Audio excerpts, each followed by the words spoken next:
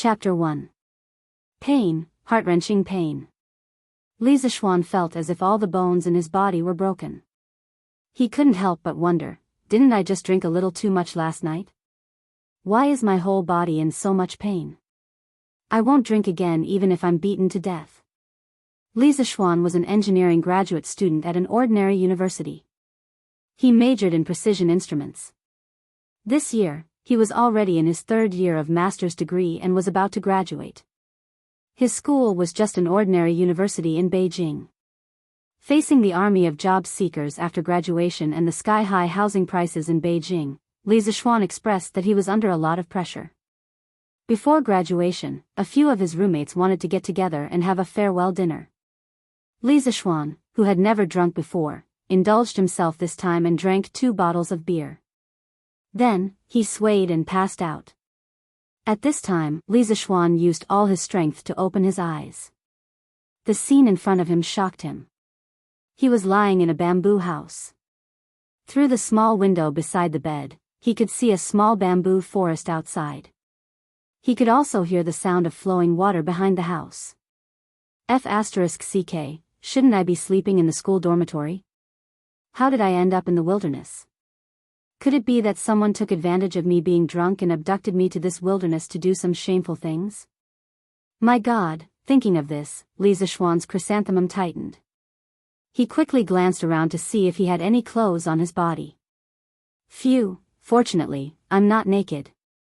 But, these clothes don't look like the clothes I wore before. Sigh, but the air here is really good.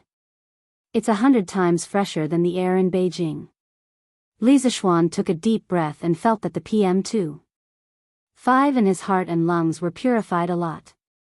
Unable to endure the thirst, Li Zixuan wanted to get up to find some water to drink. Just as he was about to use his arm to support himself, a sharp pain came from his arm.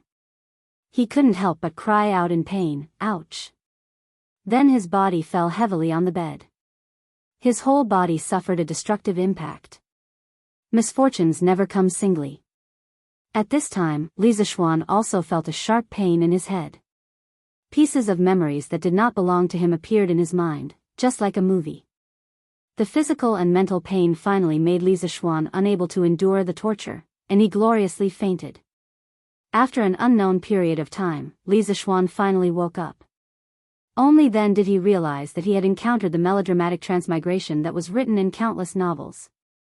Li Zixuan couldn't help but grumble, **CK, I've been reading time travel novels every day. Who would have thought I'd encounter something like time travel? After sorting out the memories of this body, he discovered that this body actually had the same name as his. He was originally the only son of a wealthy merchant in Chang'an.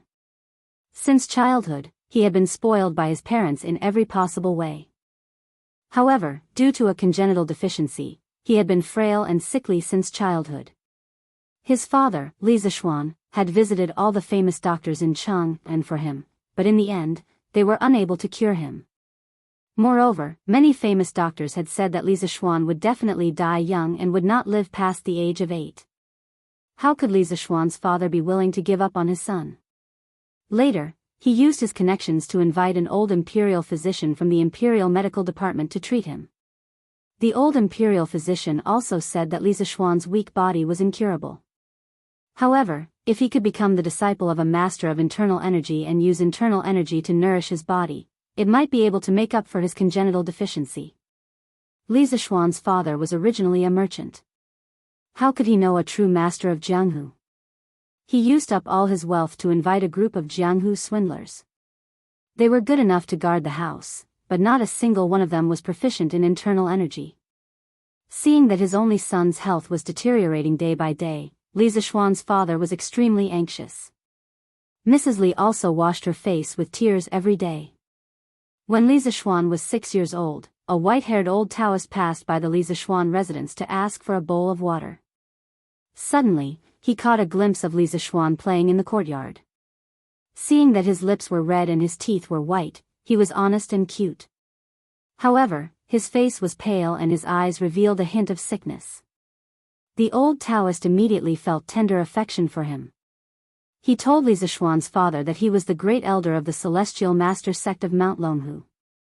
His title was Spiritual Void, Spiritual Void. He had traveled to this place and saw that Li Zishuan was congenitally deficient. He wanted to take him in as a disciple and pass on his sect's internal energy to nourish him. Although Li Zishuan's parents were reluctant to let their son go to a faraway place to learn martial arts, it was rare to see an expert of Mount Longhu. If they didn't seize this opportunity, their son's life might not be guaranteed.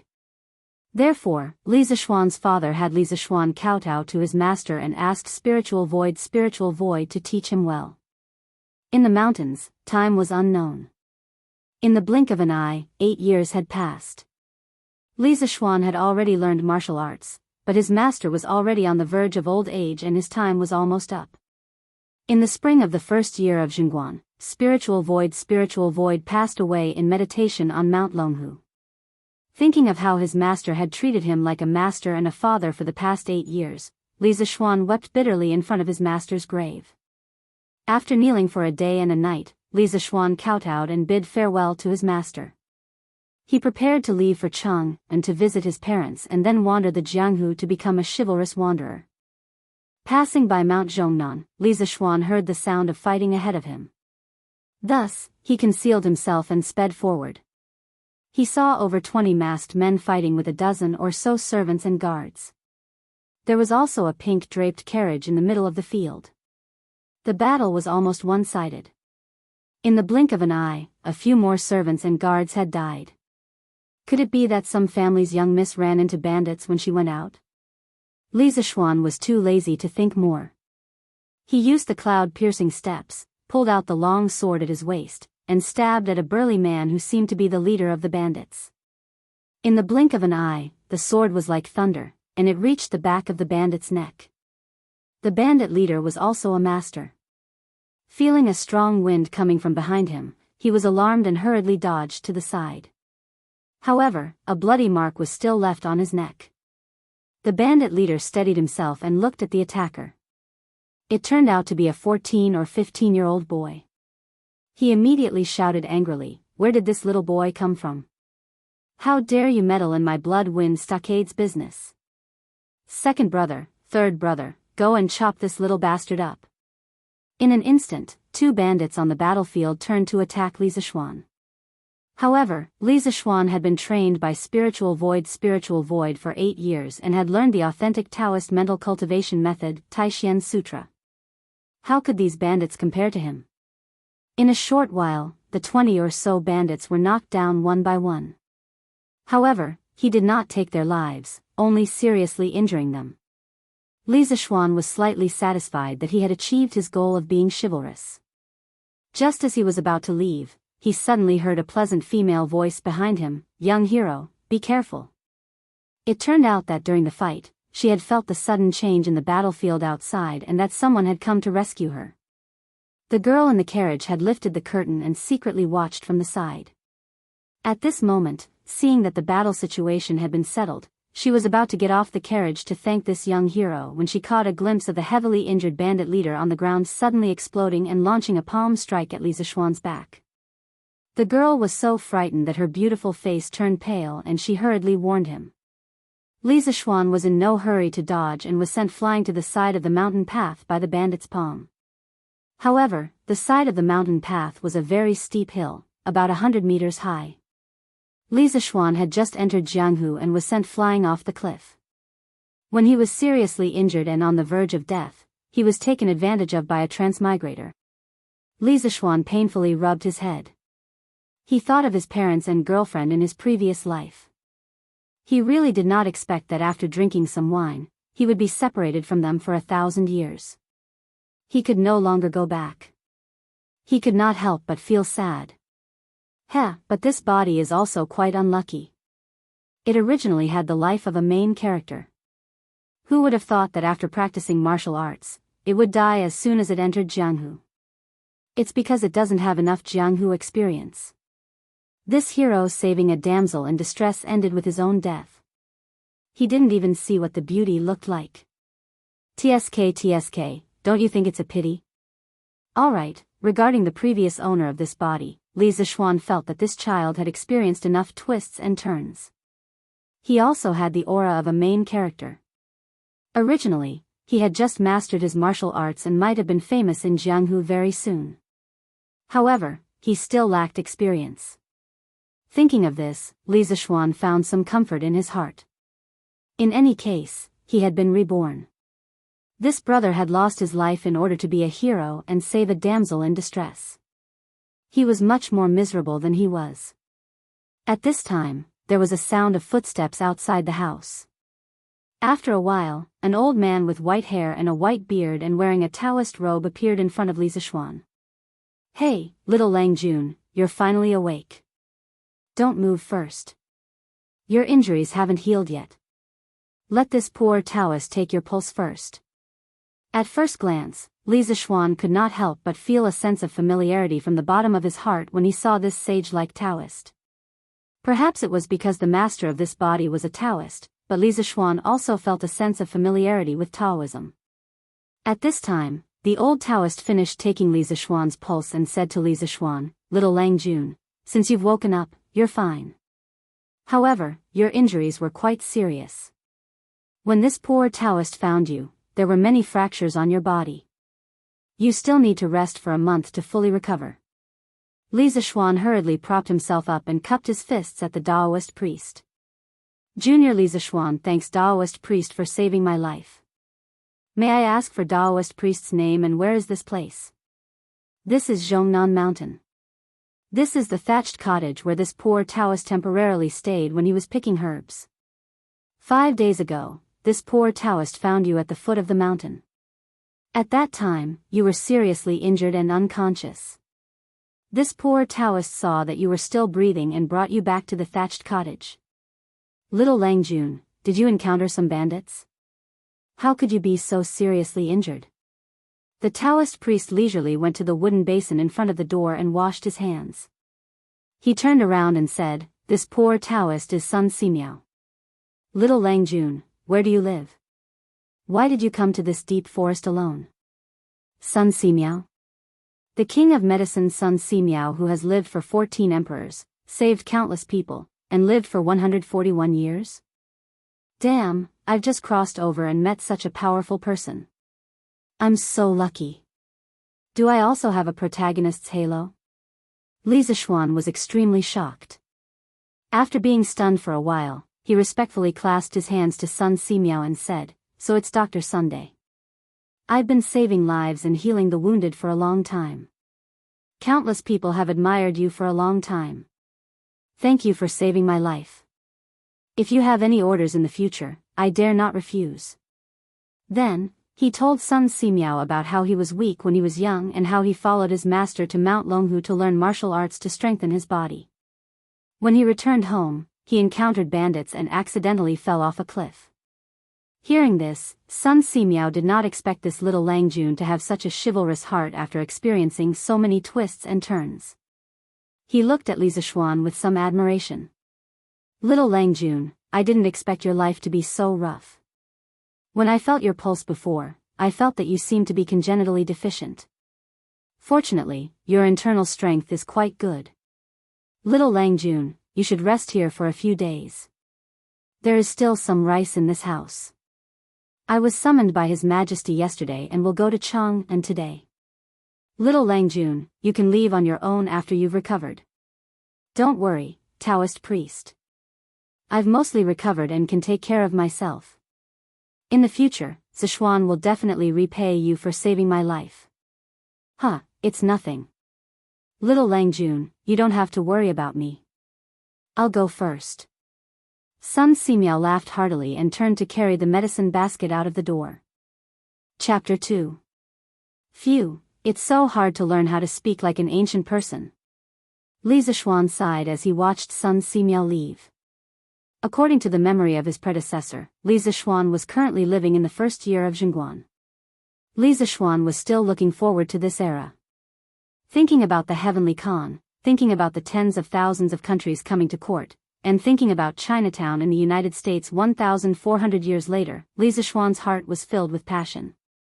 He couldn't wait to see this feudal dynasty that the Chinese people were most proud of. But why don't I have a cheat?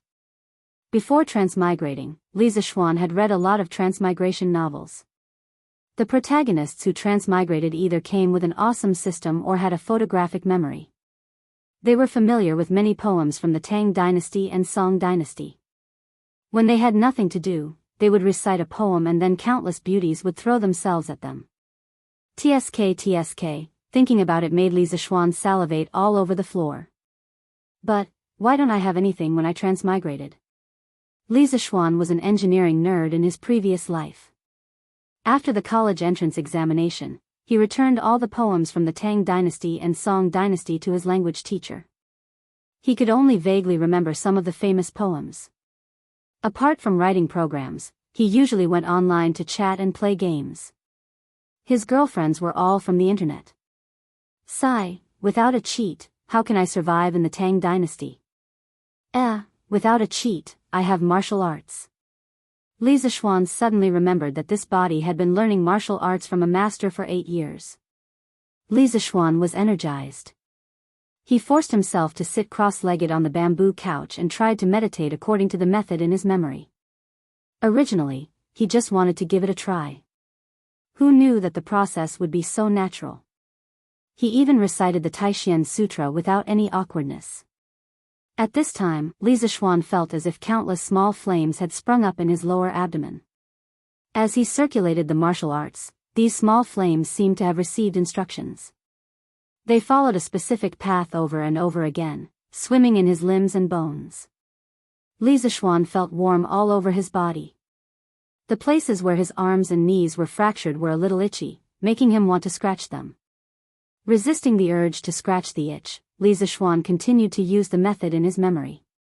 After 36 cycles, Lisa Schwann opened his eyes and spat out a mouthful of turbid air. He looked up and saw that the sky was already dark. He couldn't help but sigh at how fast time passed. Feeling his body's condition, he could not help but widen his eyes in shock. His limbs no longer hurt as much as before, and he even felt his body brimming with strength. Didn't they say that it would take 100 days to recover from a serious injury? I fell down from the mountain and suffered multiple fractures. How could I recover in a few days? Could it be that running the Taishan Sutra could speed up the recovery of the injury? Unable to find any other reason, Lisa Schwann could only attribute the recovery of his injuries to the miraculous Taishan Sutra. As a young man from the 21st century, Lisa Schwann really didn't think that martial arts really existed. According to the memories of his predecessor, the Taishan Sutra was the top internal cultivation method in Jianghu. It was divided into 10 levels. Lisa Schwann had practiced martial arts for 8 years and had already reached the 5th level. Just like that, his strength alone had the strength of 1,000 pounds. Lisa Schwann's master, spiritual master Ling Su, had already reached the 9th level. His strength was one of the top masters in Jianghu. Phew, I didn't think that there would really be martial arts masters in this world like in TV dramas. Then I can be considered a hero in the future, haha. Lisa Schwann excitedly thought. This Taishan Sutra is really a good thing. I have to practice diligently in the future and reach the 9th level as soon as possible. Then I can also go up and down. When I have nothing to do, I can go peek at some rich family's young lady. Hee hee. Goo goo. At this time, his stomach suddenly made 2 sounds of protest. Hey, I have to get up and get something to eat. Let's see what old son has here. Lisa Schwann got up and walked towards the kitchen. There's only some flour and vegetables. There's no rice, no eggs, no chicken, duck, or fish. Good Lan Ru, looks like I can only eat 2 bowls of noodle soup. In his previous life, Lisa Schwann was a child from the countryside. His family's conditions were not very good. As the saying goes, the children of the poor take charge of the family early. Lisa Schwann had no problem cooking. Usually during the holidays, when he was with his little girlfriend, Wu Xiaoqian, he would cook because she liked to eat his cooking. In a small rented house of about 30 square meters, the two enjoyed the feeling of one person cooking and the other watching from the side. It felt like a small family. There was a touch of warmth. Forget it, I shouldn't think too much. Let's fill up my stomach first. After sighing with emotion for a while, Li Zixuan skillfully began to knead the dough. He rolled the dough, cut it into slices, boiled water, and then put it into the pot. After 5 minutes, he turned off the fire and put in some vegetables and salt. There was no oil, so he just ate it. After not eating for a day, Li Zixuan ate 3 big bowls of food before he put down his chopsticks with satisfaction. After cleaning up the dishes, Li Zixuan sat on the bamboo bed and began to think about what to do in the future. Become an official? Li Shimin had a lot of talented people under him. He had Feng Mao, Du Duan, Wei Zheng, and the like. He also had Li Jing, Qin Xiong, Qing Yao Jin, and other generals. What can I do if I go? Besides, Li Zixuan was an otaku in his previous life. He was not good at interpersonal relationships. If he wanted to mix well in the government, how could he do it without some tricks of the world? Become a wanderer? This body's wish when he was alive was to go home to visit his parents and then roam the Jianghu to help the weak. Although his martial arts were not bad, there was always someone better than him. What if he met an old monster in the Jianghu who slapped him and made him die? It was not easy to be reborn, so he had to cherish his life. Besides, there were no trains or planes in this era. Going out was bumpy and tiring. Running back and forth was tiring. After thinking about it, Li Zixuan still felt that it was better to go home and be a rich family son. After being reborn, Li Zixuan had lost the love and affection of his previous life. He cherished everything he had now even more. What was the use of living so hard to earn so much money in one life? Life was only a few decades. Many people came and went in a hurry, but they neglected the scenery of their journey. Li Zixuan decided that he would live well in this life. He would protect the people he cared about and live happily for the rest of his life. From the memories in his mind, Li Zixuan knew that his parents in this life loved him very much. In order to treat his illness when he was young, they did not hesitate to use up all their wealth. This made Li Zixuan very touched. Parents in the world were pitiful. The most selfless love in the world came from parents. Their love for their children was really unconditional. He could not help but think of his parents in his previous life. His father faced the yellow soil with his back to heaven and earth, digging for money in the soil to support his education. For more than 10 years, his father had never complained of hardship or tiredness. However, time was like a butcher's knife, urging people to age. No matter how much his father persevered, time still made his father's hair turn white and bent his waist. Thinking of his aging father, Li Zixuan felt as if a knife was being twisted in his heart. Alas, it was not easy being a parent. Brother, go in peace. I will be filial to your parents. Dad, Mom, your son will not be able to go back. Take care of yourself over there. You don't have to support my education anymore. You don't have to work so hard. You have to live for yourself for the rest of your life. Zixuan is sorry. After making up his mind, Li Zixuan lay on the bamboo bed and fell into a deep sleep. Chapter 3. In the early spring morning, the moist morning breeze crept in through the window, gently caressing Li Zixuan's handsome cheeks.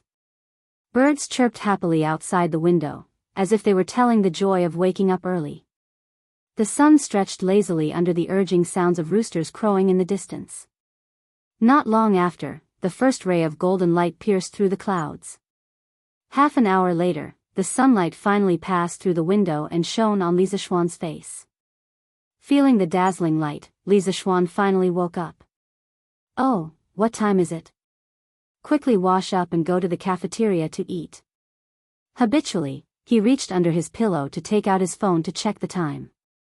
Naturally, he found nothing. I forgot that I've already transmigrated. Hey, Tang Dynasty, your brother is here. Since he was already here, Li Zixuan felt that his mental state today was quite good. He could go and see this strange world. But the bed board was really hard. Oh, my old waist. After sitting cross-legged on the bed and circulating the Taishian Sutra for 2 cycles, Li Zixuan got up and walked to the stream behind the house to wash his face. He looked down. Wow, who is this pretty boy? He's so handsome. The reflection of the handsome guy in the water had fair skin. His facial features were delicate and youthful, but they were sharp and angular. His eyes revealed a sense of fortitude, and he had a unique kind of ethereal handsomeness, unlike the male idols in the future. He was about 1.78 meters tall, and he was wearing a white suit, looking handsome and spirited. TSK. I didn't expect to be reborn as a handsome guy. This face, this body, if placed in the future, it would completely crush those little fresh meats. Life is really lonely. I can obviously rely on my face to make a living, but I have martial arts skills and a belly full of talent. How can others live with this? Li Zixuan shamelessly narcissistic for a while, then squatted down, cupped the clear water of the stream, and washed his face. After washing up, he hastily made some food. After breakfast and cleaning up the dishes, Li Zixuan picked up his long sword and went out. This sword was called wind-chasing sword. The sword was 3 feet long and weighed 42 pounds. It was made of extraterrestrial iron and could really cut iron like mud. Compared to the current smelting technology of the Tang dynasty, this sword had an absolute advantage. Wind-chasing sword was originally obtained by his master, spiritual master Lingxiu, in his later years when he traveled in Jianghu. Later, when Li Zixuan reached the primary level of the Taishan Sutra, his master passed the wind-chasing sword to him. Seeing this sword, the sword. If only his master was still here. In the early spring, Zhongnan Mountain was lush with greenery and beautiful scenery. Walking on the mountain path, one could feel the vigorous vitality of the entire mountain forest after the harsh winter. Li Zixuan rushed toward Chang'an city according to the direction in his memory. Well, I don't have a horse. This Mount Zhongnan should be at least 100 miles away from Chang'an. It would take more than a day to walk. The Tang dynasty seemed to have a curfew. If I can't reach Chang'an before dark, I can only stay outside the city for a night. Thinking of the curfew in Chang'an, Li Zixuan couldn't help but feel anxious. Although this season wasn't as cold as the winter, the early spring nights were still quite cold. Yes, I'm someone who knows martial arts. How could I forget?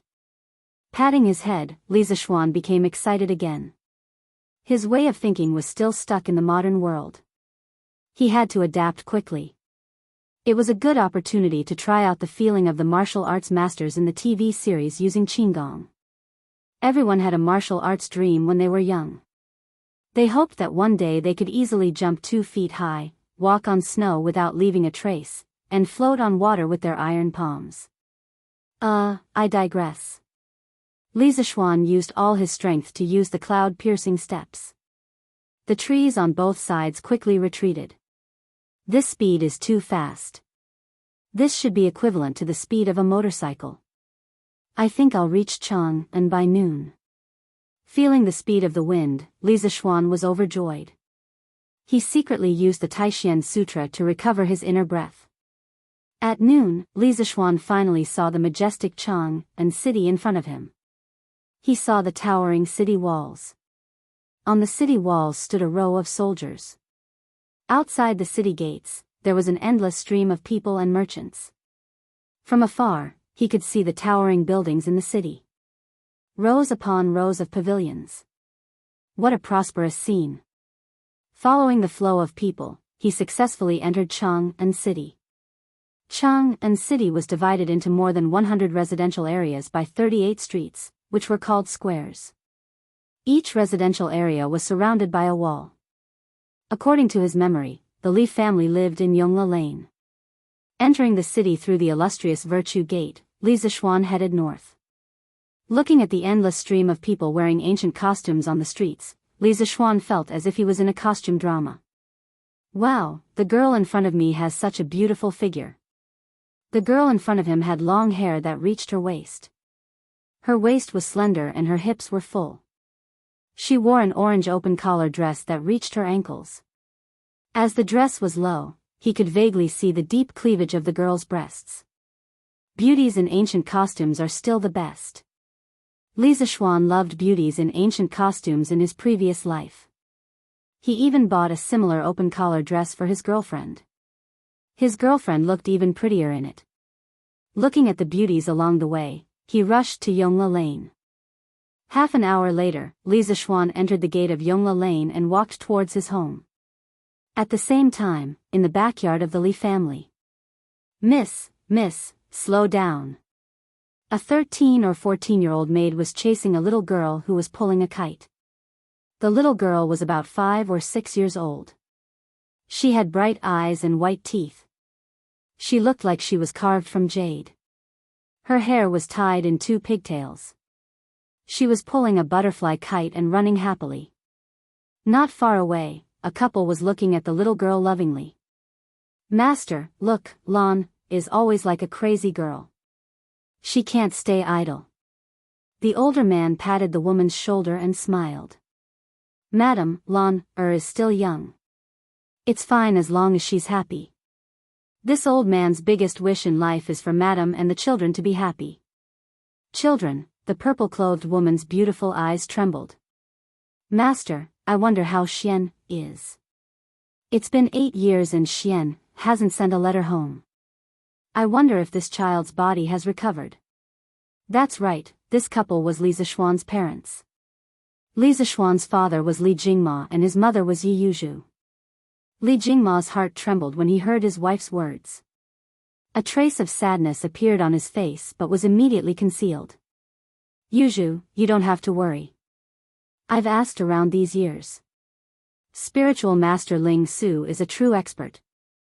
I heard that he's one of the top internal experts in Jianghu. It's a rare opportunity for Xian to be his disciple. If he can't save Xian I don't think anyone else in this world can. At this moment, a young servant hurriedly ran over and bowed. Master, Madam, there's a young man outside the manor. He says he's Li Zixuan and wants to see you. Who? What did you say that young man was called? Madam Li asked the young servant with a face full of excitement. Her voice trembled. He said he was called Li Zixuan. The servant was also frightened by his wife's excitement and replied reflexively. Xian my Xian Madam Li ran excitedly to the manor door. At this moment, she didn't care about anything else. She just wanted to see her child as soon as possible. Even Li Jingma couldn't keep up with her speed. Sometimes, a mother's love could make a mother burst forth with immeasurable strength. The little girl called Lan also noticed the commotion.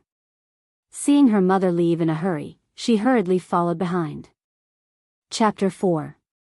A quarter of an hour ago, Li Zixuan had been standing in front of the Li mansion for a long time. His emotions were complicated. He was excited to return home, but he was also worried about meeting his parents in this life. Although his soul didn't belong to this era, he couldn't give up the family bond of blood.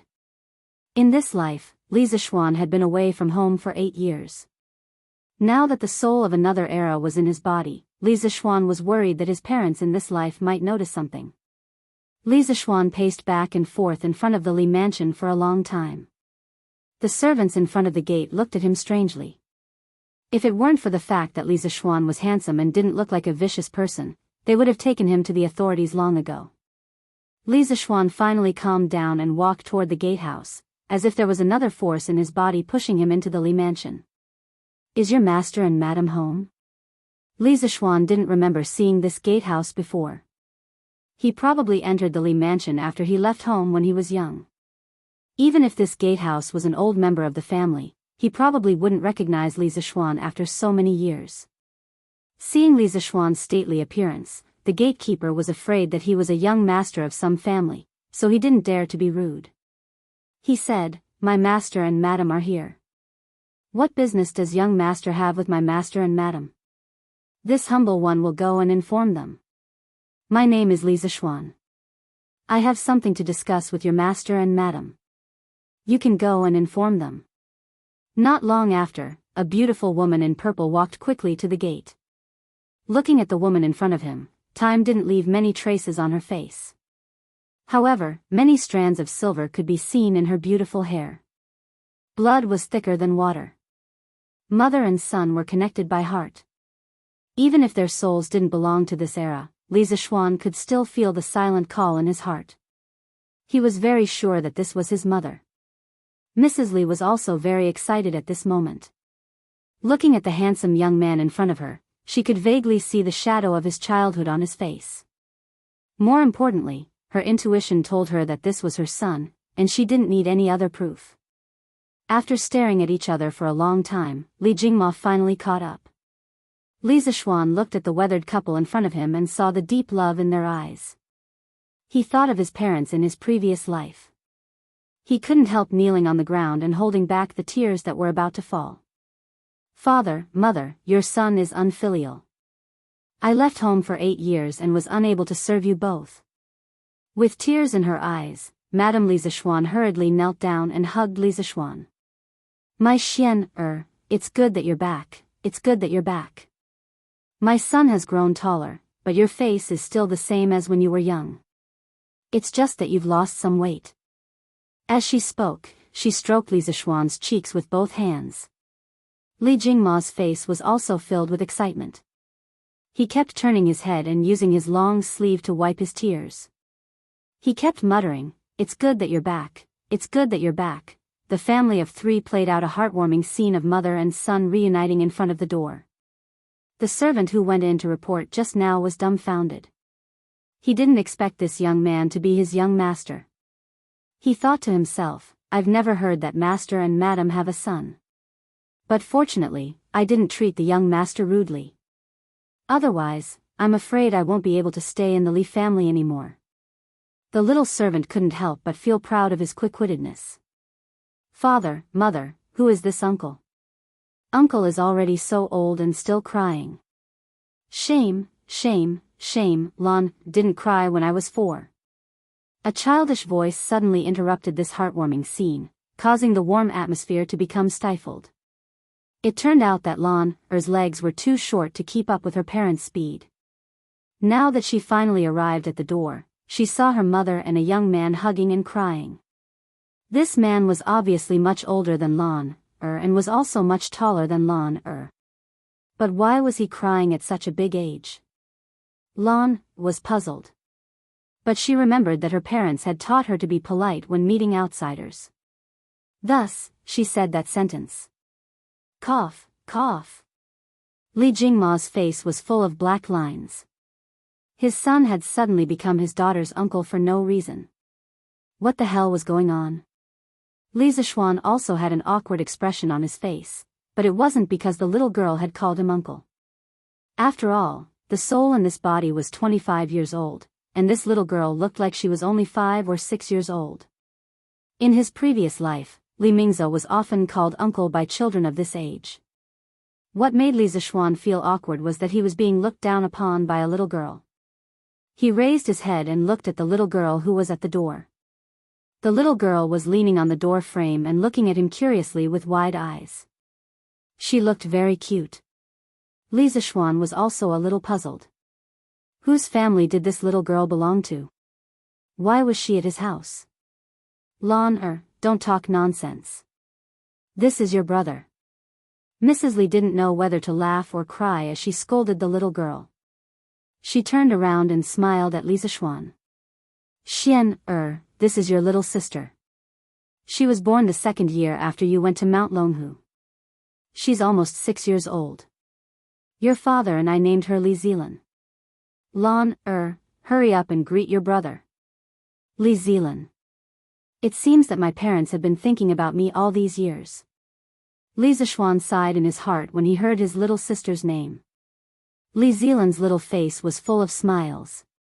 She ran over and grabbed her mother's hand. She pointed at Li Zixuan and said, Mother, is this Lan's brother?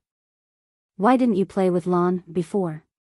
Why is brother so much taller than Lan? Li Zixuan's 1.78-meter height didn't look like a 14 or 15-year-old boy. Looking at this cute little sister in front of him, Li Zixuan's heart also melted. He also secretly blamed the previous owner of this body.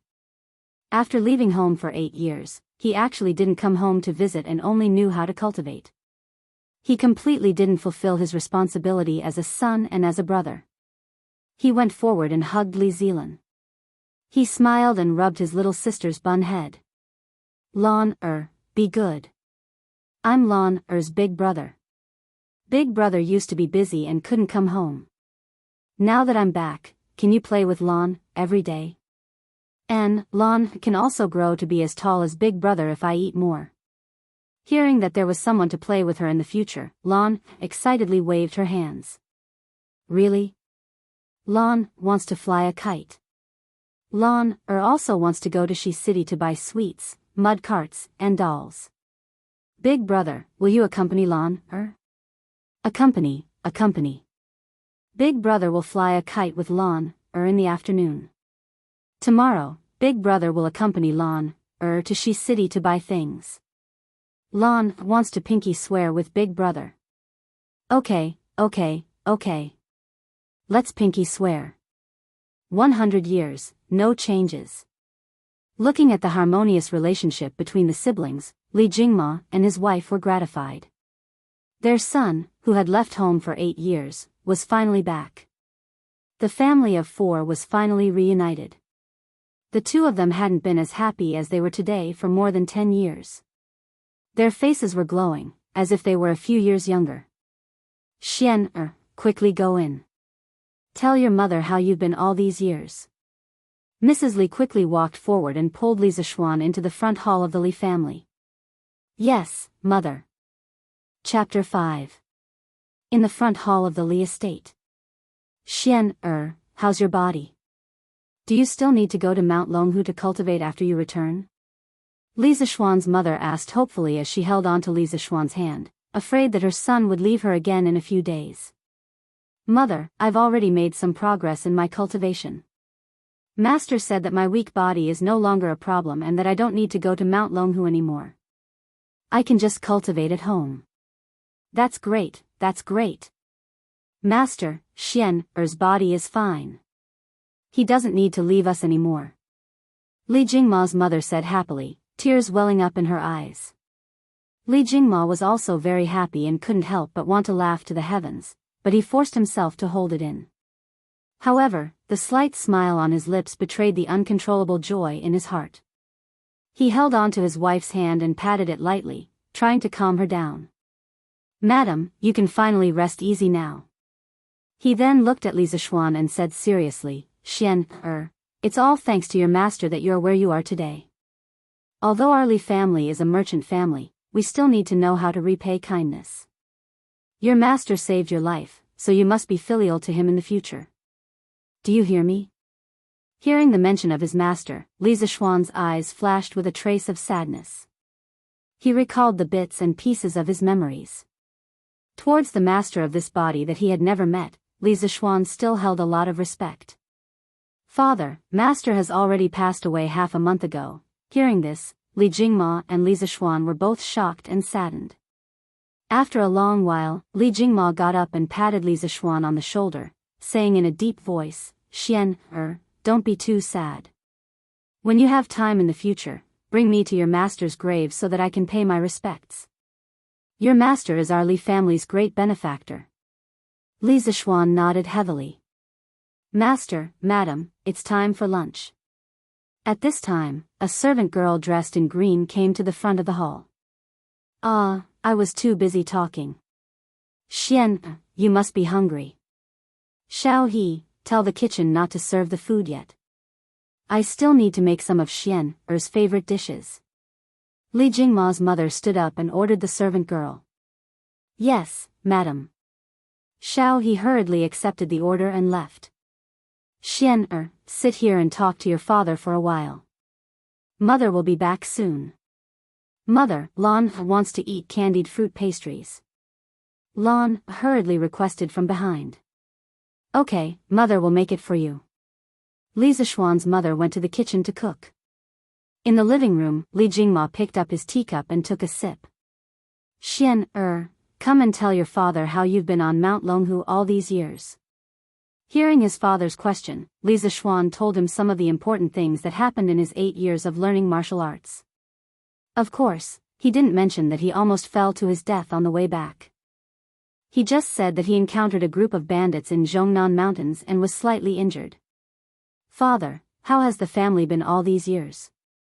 Father spent so much money to treat my illness when I was young. Has the family business been affected? Hearing that his son was concerned about him, Li Jingma's father felt gratified. He slowly recalled, back then, your health was deteriorating day by day.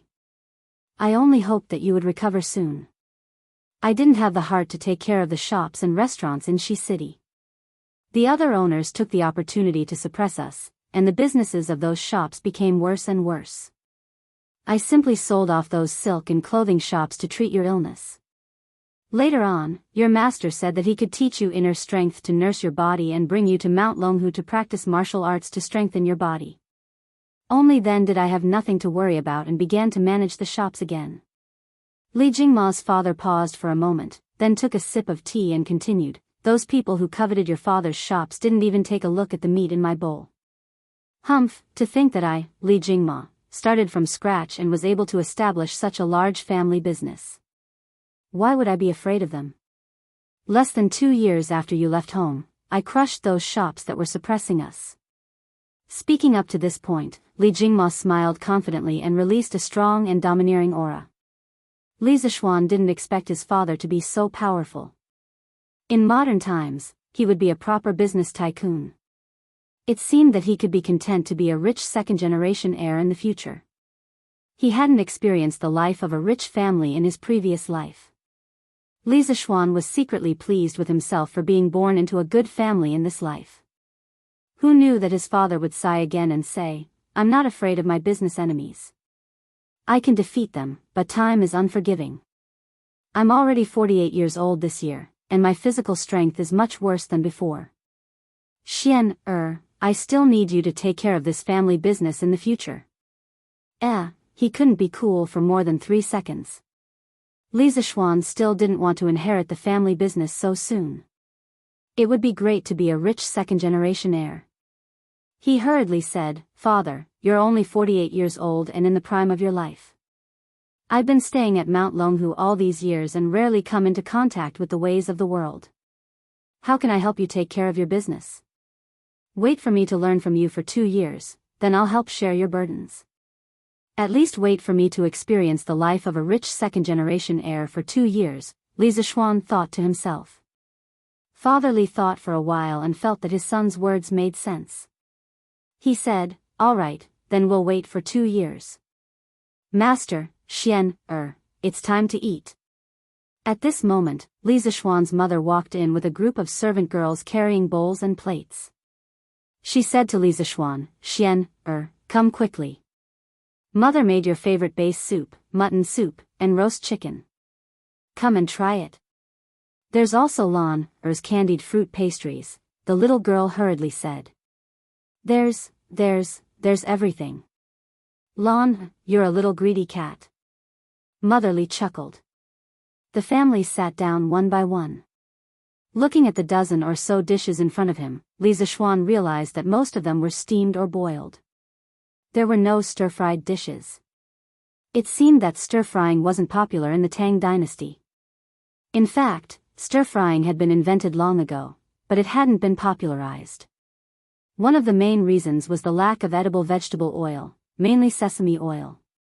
The earliest introduction of sesame oil could be traced back to the Western Han dynasty, but it hadn't been popularized. The main cooking methods of the Tang dynasty were still roasting, steaming, and boiling. Although they weren't stir-frying, these dishes smelled pretty good. Li Zishuan hadn't eaten properly when he was unconscious for a few days. Seeing these dishes stimulated his appetite, he lowered his head and began to eat. Big brother, try Lan's candied fruit pastries. Mother's candied fruit pastries are delicious. The little girl picked up a piece of candied fruit pastries and stood up. It took her a lot of effort to place it in Li Zishuan's bowl. Of course, there was a trace of reluctance on her face, like a child giving away her favorite food to someone else. It was very cute. Thank you Lan. What do you want to eat? Big brother will help you get it. Looking at the candied fruit pastries in the bowl and the expression on his little sister's face, Li Zishuan was very happy. It was good to be home.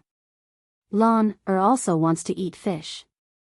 Mother's fish is also very delicious, but there are bones in the fish. It will hurt Er's throat. Looked at the fish on the table. She had an expression of wanting to eat it, but she was also afraid. Hey, what's so difficult about that? Look at Big Brother. Li Zishuan picked up a piece of fish breast. There were fewer bones here. He infused his internal energy into the chopsticks. With a light shake, a few fish bones flew onto the table. Then, he dipped the fish into the fish soup and placed it in his little sister's bowl. Here, eat quickly. This piece of fish has no bones. The maids and servants at the side opened their mouths in shock.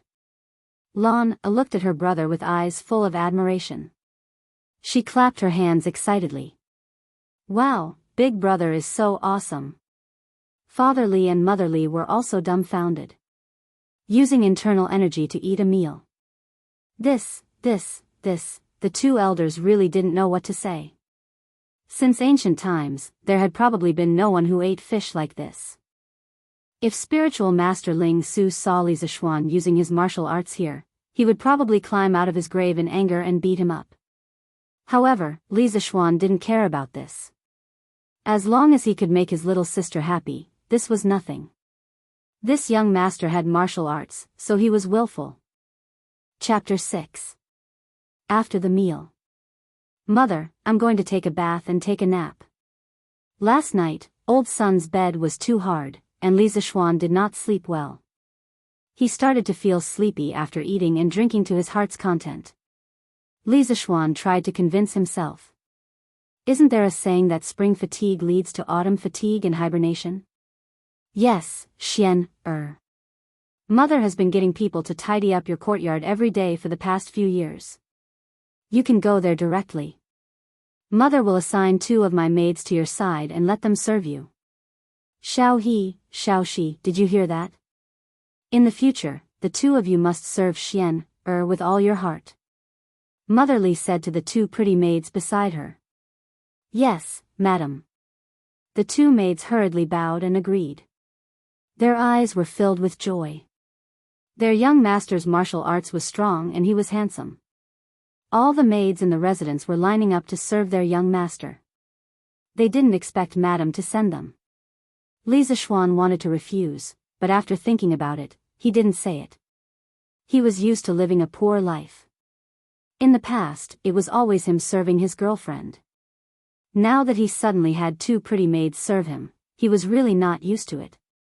However, this was a feudal society. He didn't want to be too different.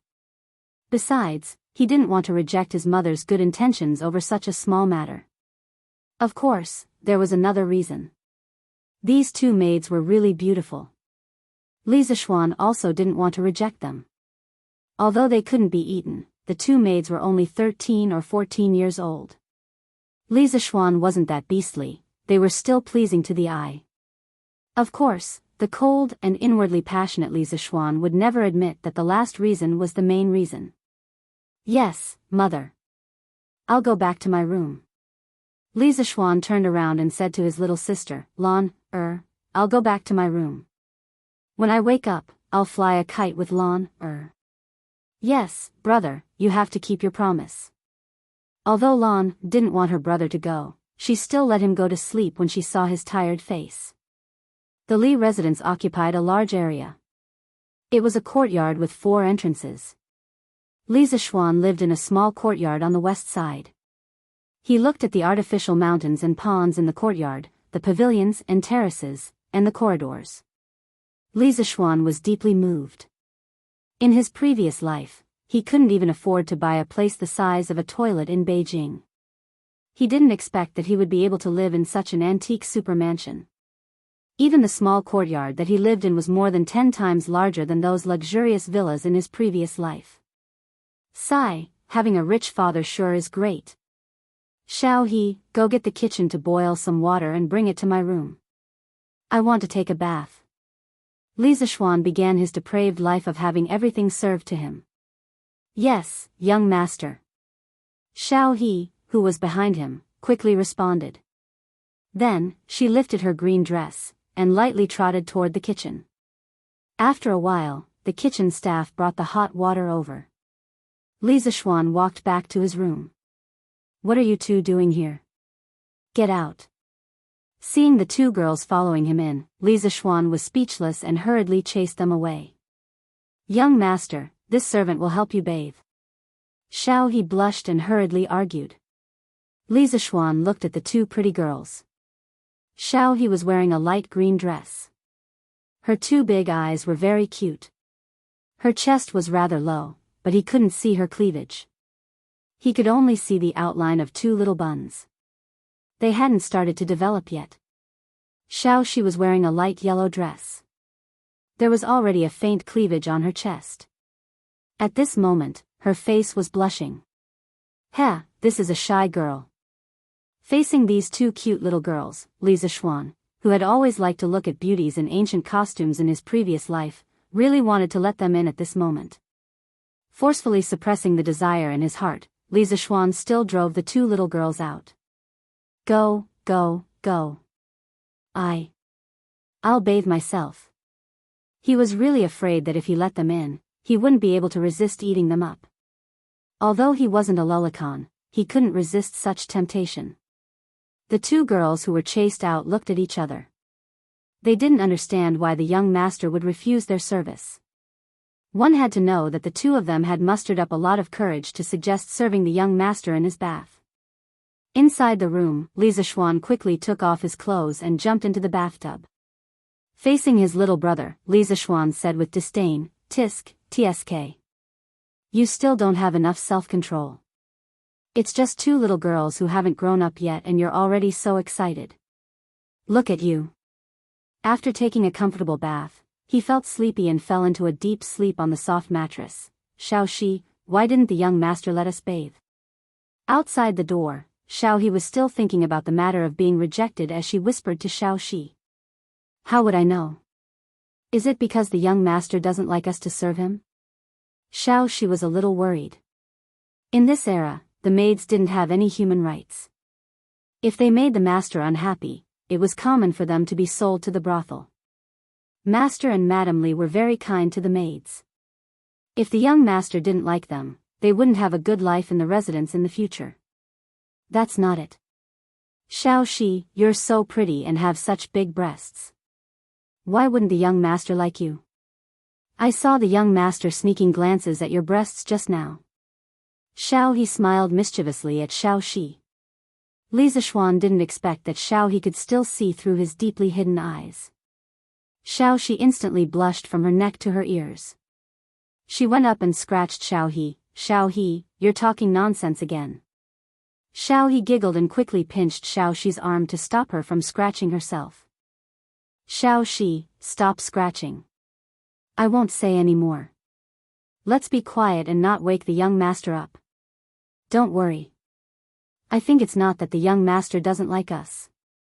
He's just shy. I saw the young master blushing just now. Li Zishuan had a dream. In the dream, his girlfriend was crying. No matter how he coaxed her, she wouldn't stop crying. He was so anxious that he was sweating. His heart ached.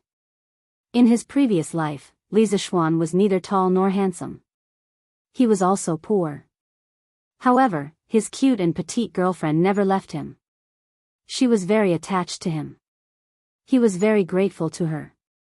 They were together for 5 years. He had always doted on his girlfriend. Even if they quarreled sometimes, Li Zishuan would definitely apologize to his girlfriend and make her happy within an hour. Looking at his girlfriend in front of him crying without saying anything, Li Zishuan was really heartbroken. He couldn't stop his tears anymore. Brother. Why are you crying again? Brother, don't cry. Lan will give you all my delicious food. A crisp and tender voice woke Li Zishuan up from his dream. It turned out that Lan was bored by herself. She was very excited when she thought that her brother would accompany her to fly a kite in the afternoon. However, when she saw that her brother hadn't woken up yet, she came over to take a look. Who knew that her brother's eyes were closed but he was still crying? Lan immediately became anxious. Looking at his cute little sister in front of him, Li Zixuan realized that he was just dreaming. He couldn't help but think of the dream just now. He thought of his girlfriend's helpless crying. Perhaps that dream was real. He had transmigrated to the Tang dynasty.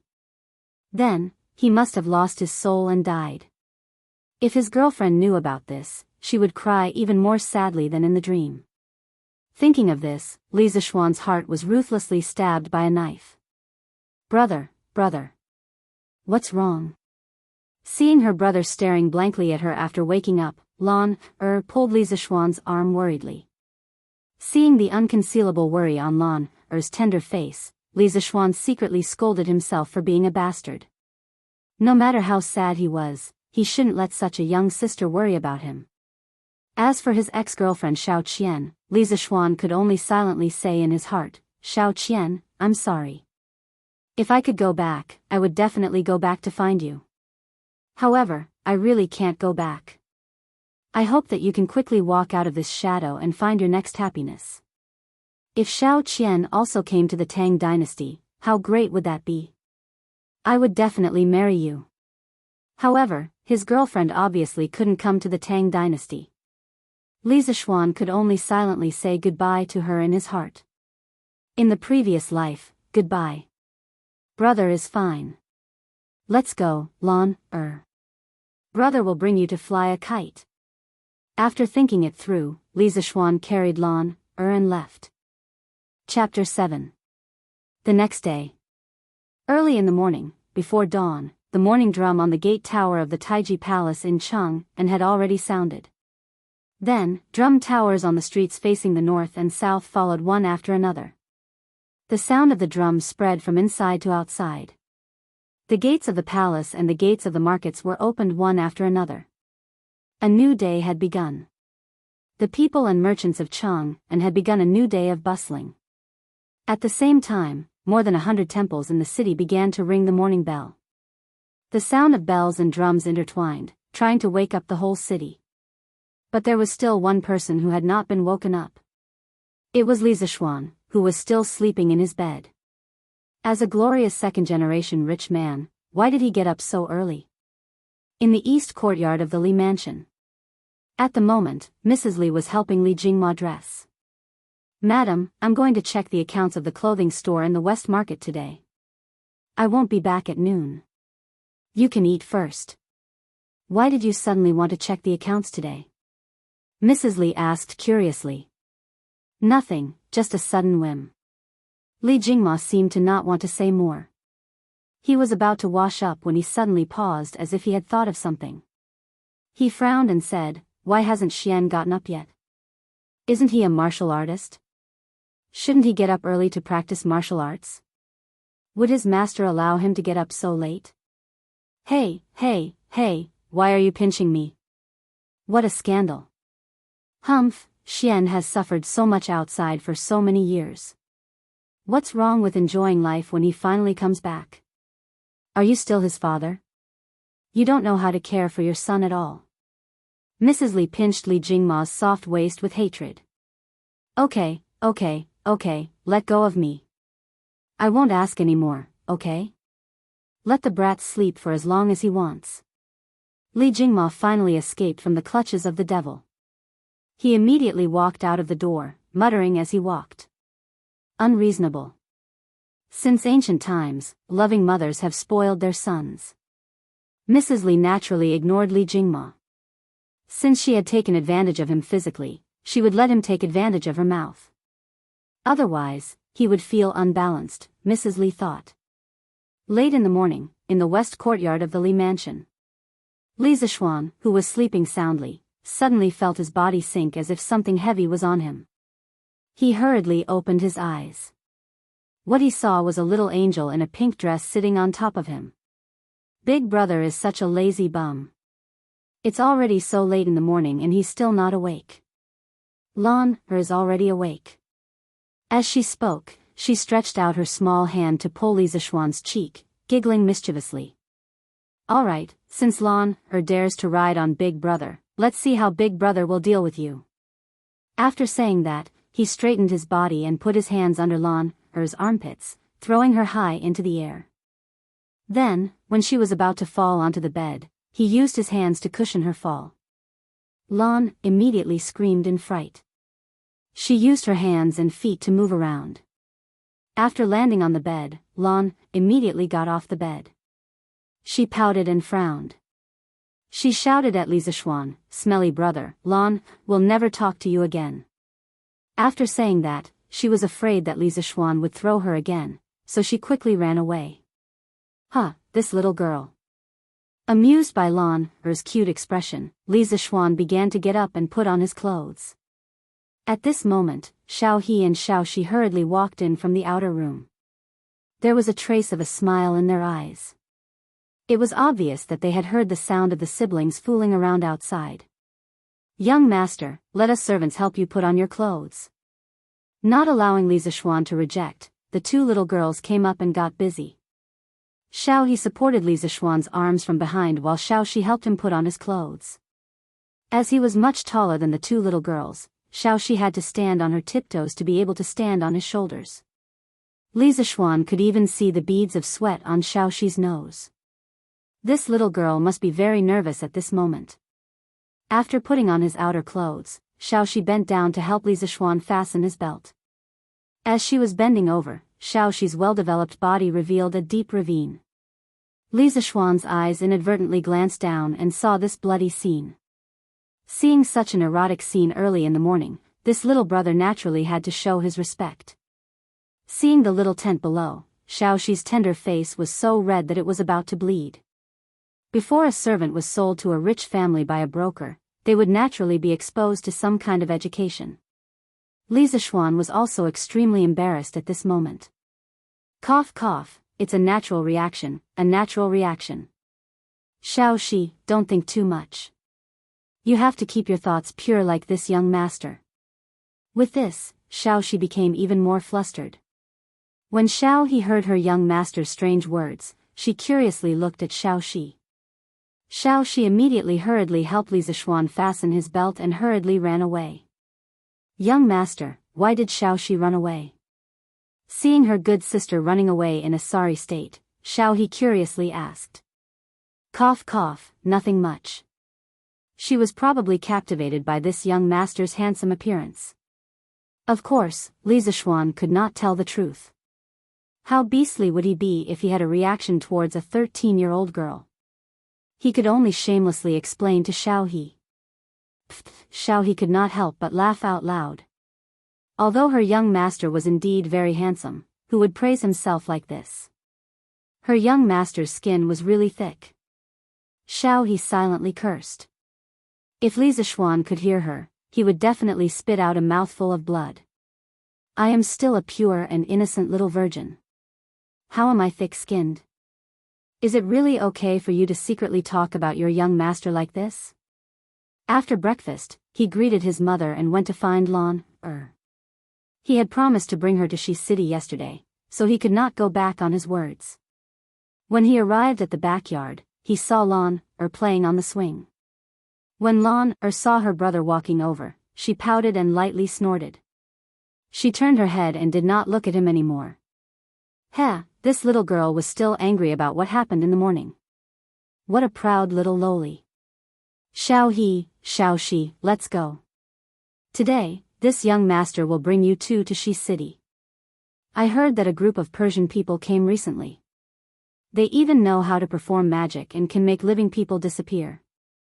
Let's go. I will bring you two to broaden your horizons.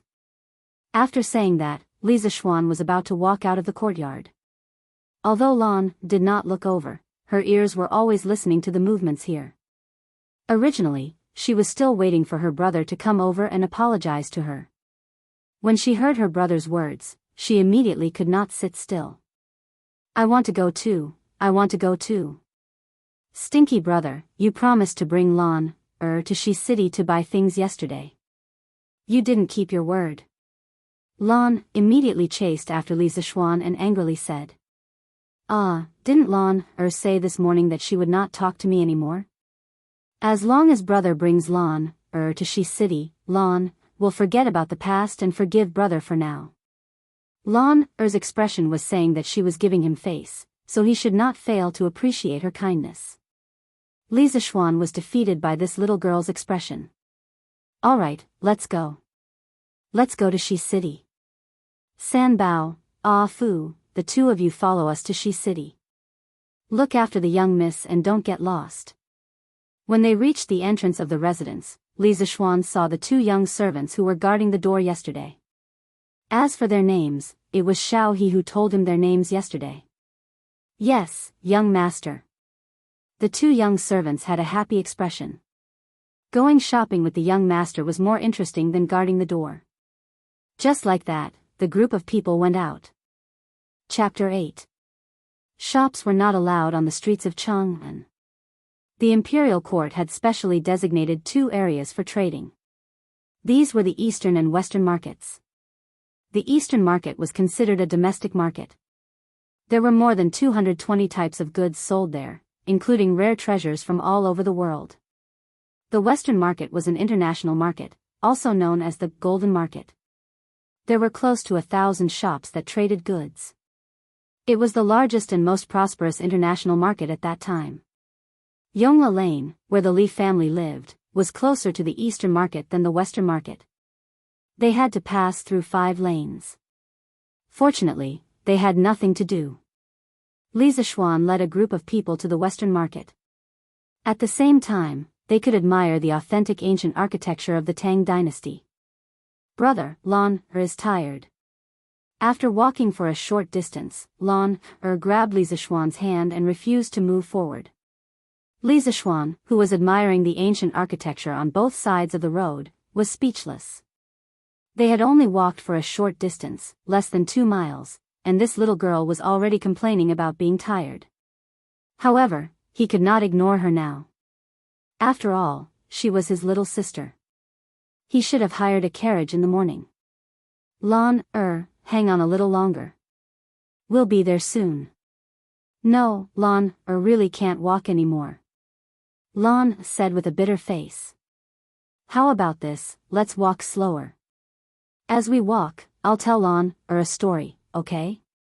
Li Zishuan slowly tempted her. He had no choice. There was no way to hire a carriage here. He could not possibly carry Lan to the western market. When Lan heard that her brother was going to tell her a story, she immediately perked up. Her legs were no longer tired. She quickly stood up and held her brother's hand. Okay. Brother, tell me quickly. Li Zishuan smiled faintly. He held his little sister's hand and slowly walked forward. As he walked, he recalled, legend has it that a long time ago, the world was divided into the Dongxing Divine Continent, the Aparagodania Continent, the Nanbu Continent, and the Uttarakuru Continent. In the Dongxing Divine Continent, there was a mountain of flowers and fruits. There was a celestial stone on the mountain. One day, the celestial stone cracked and an egg rolled out of the stone. The egg turned into a stone monkey when it was exposed to the wind. The monkey's eyes shot out rays of golden light and worshipped in all directions. The monkey could walk and run. When it was thirsty, it would drink some spring water from the mountain stream. When it was hungry, it would eat some fruits from the mountain. He had a great time playing with the animals in the mountains all day long. One day, the weather was particularly hot. In order to avoid the hot weather, the monkeys ran to the mountain stream to take a bath. When they saw the spring water flowing, they walked along the stream to find its source. Li Zishuan planned to tell his little sister, Journey to the West. He had watched it countless times when he was a child, and he could still remember many of the plots very clearly. Moreover, the story was very long, and he could make it a long-term serial for his little sister. This way, he wouldn't have to worry about how to coax his little sister for a long time.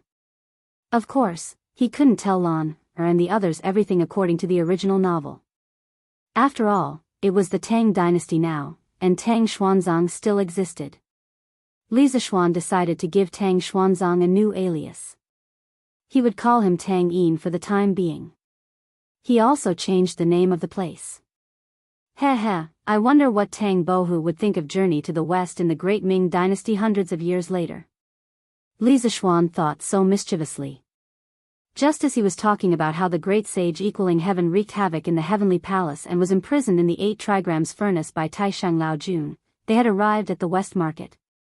Alright, let's stop here for today. Let's go. Big brother will bring you to buy sweets and watch the juggling. Li Zishuan was prepared to experience this ancient market. Ah, we're here already? The little girl obviously hadn't heard enough and looked reluctant. Behind her, Xiao He, Xiao Shi, Ah Fu, and San Bao obviously didn't have enough and looked regretful. Dear friend, please wait a moment. May I ask which story you told me earlier came from?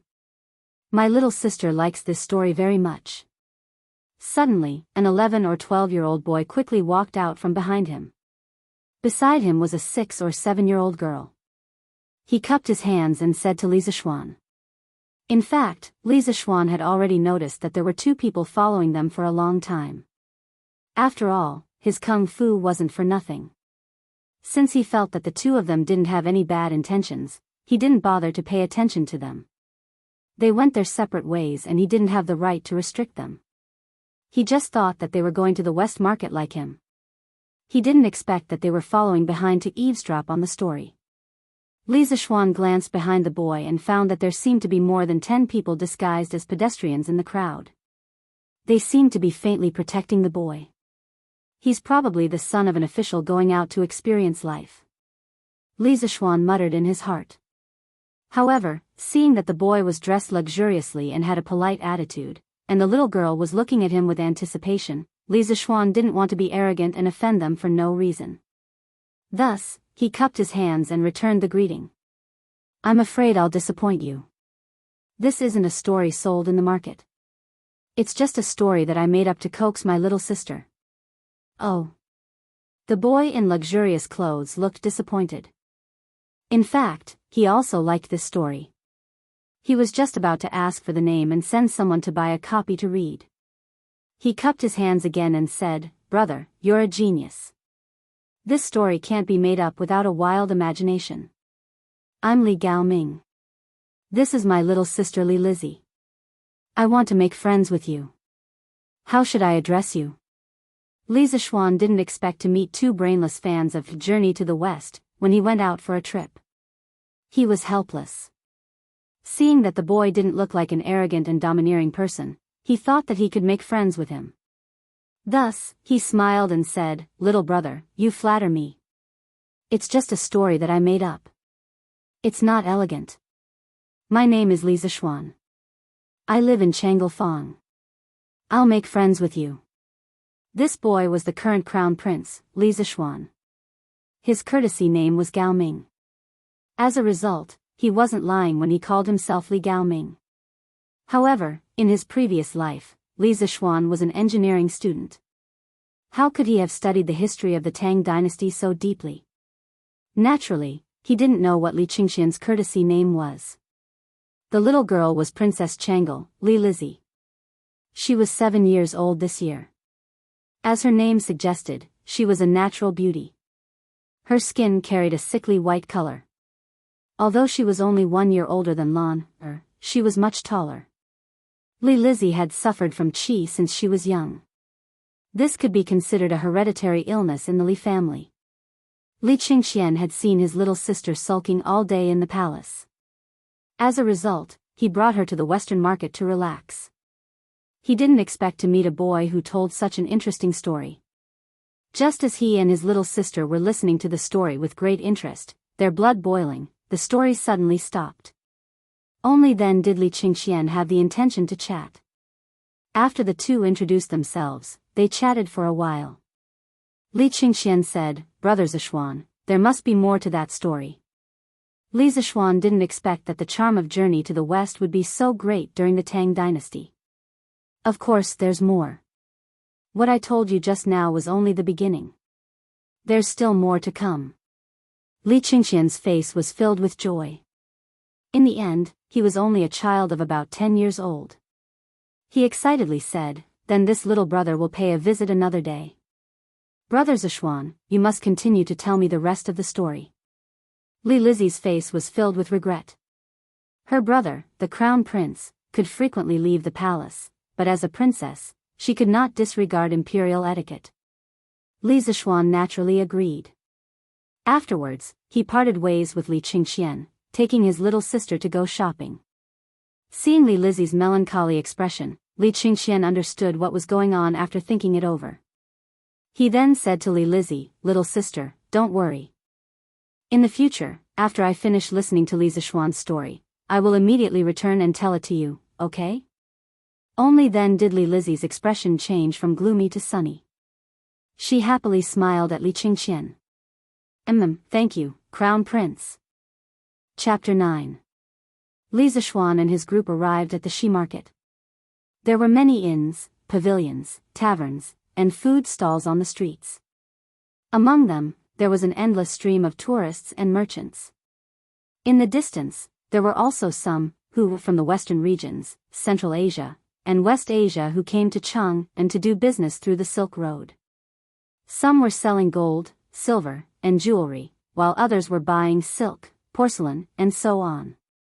Looking at the bustling market in front of him, Li Zishuan was also a little shocked.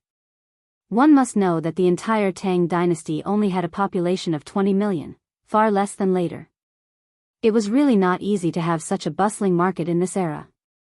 In a few years, the people of the Tang dynasty will welcome an unprecedented prosperity. Li Zishuan sighed in his heart. He accompanied Lan to buy sweets, dolls, and her favorite toys. He even brought her to see the Persian juggling show that she had been talking about for a long time. It was already noon.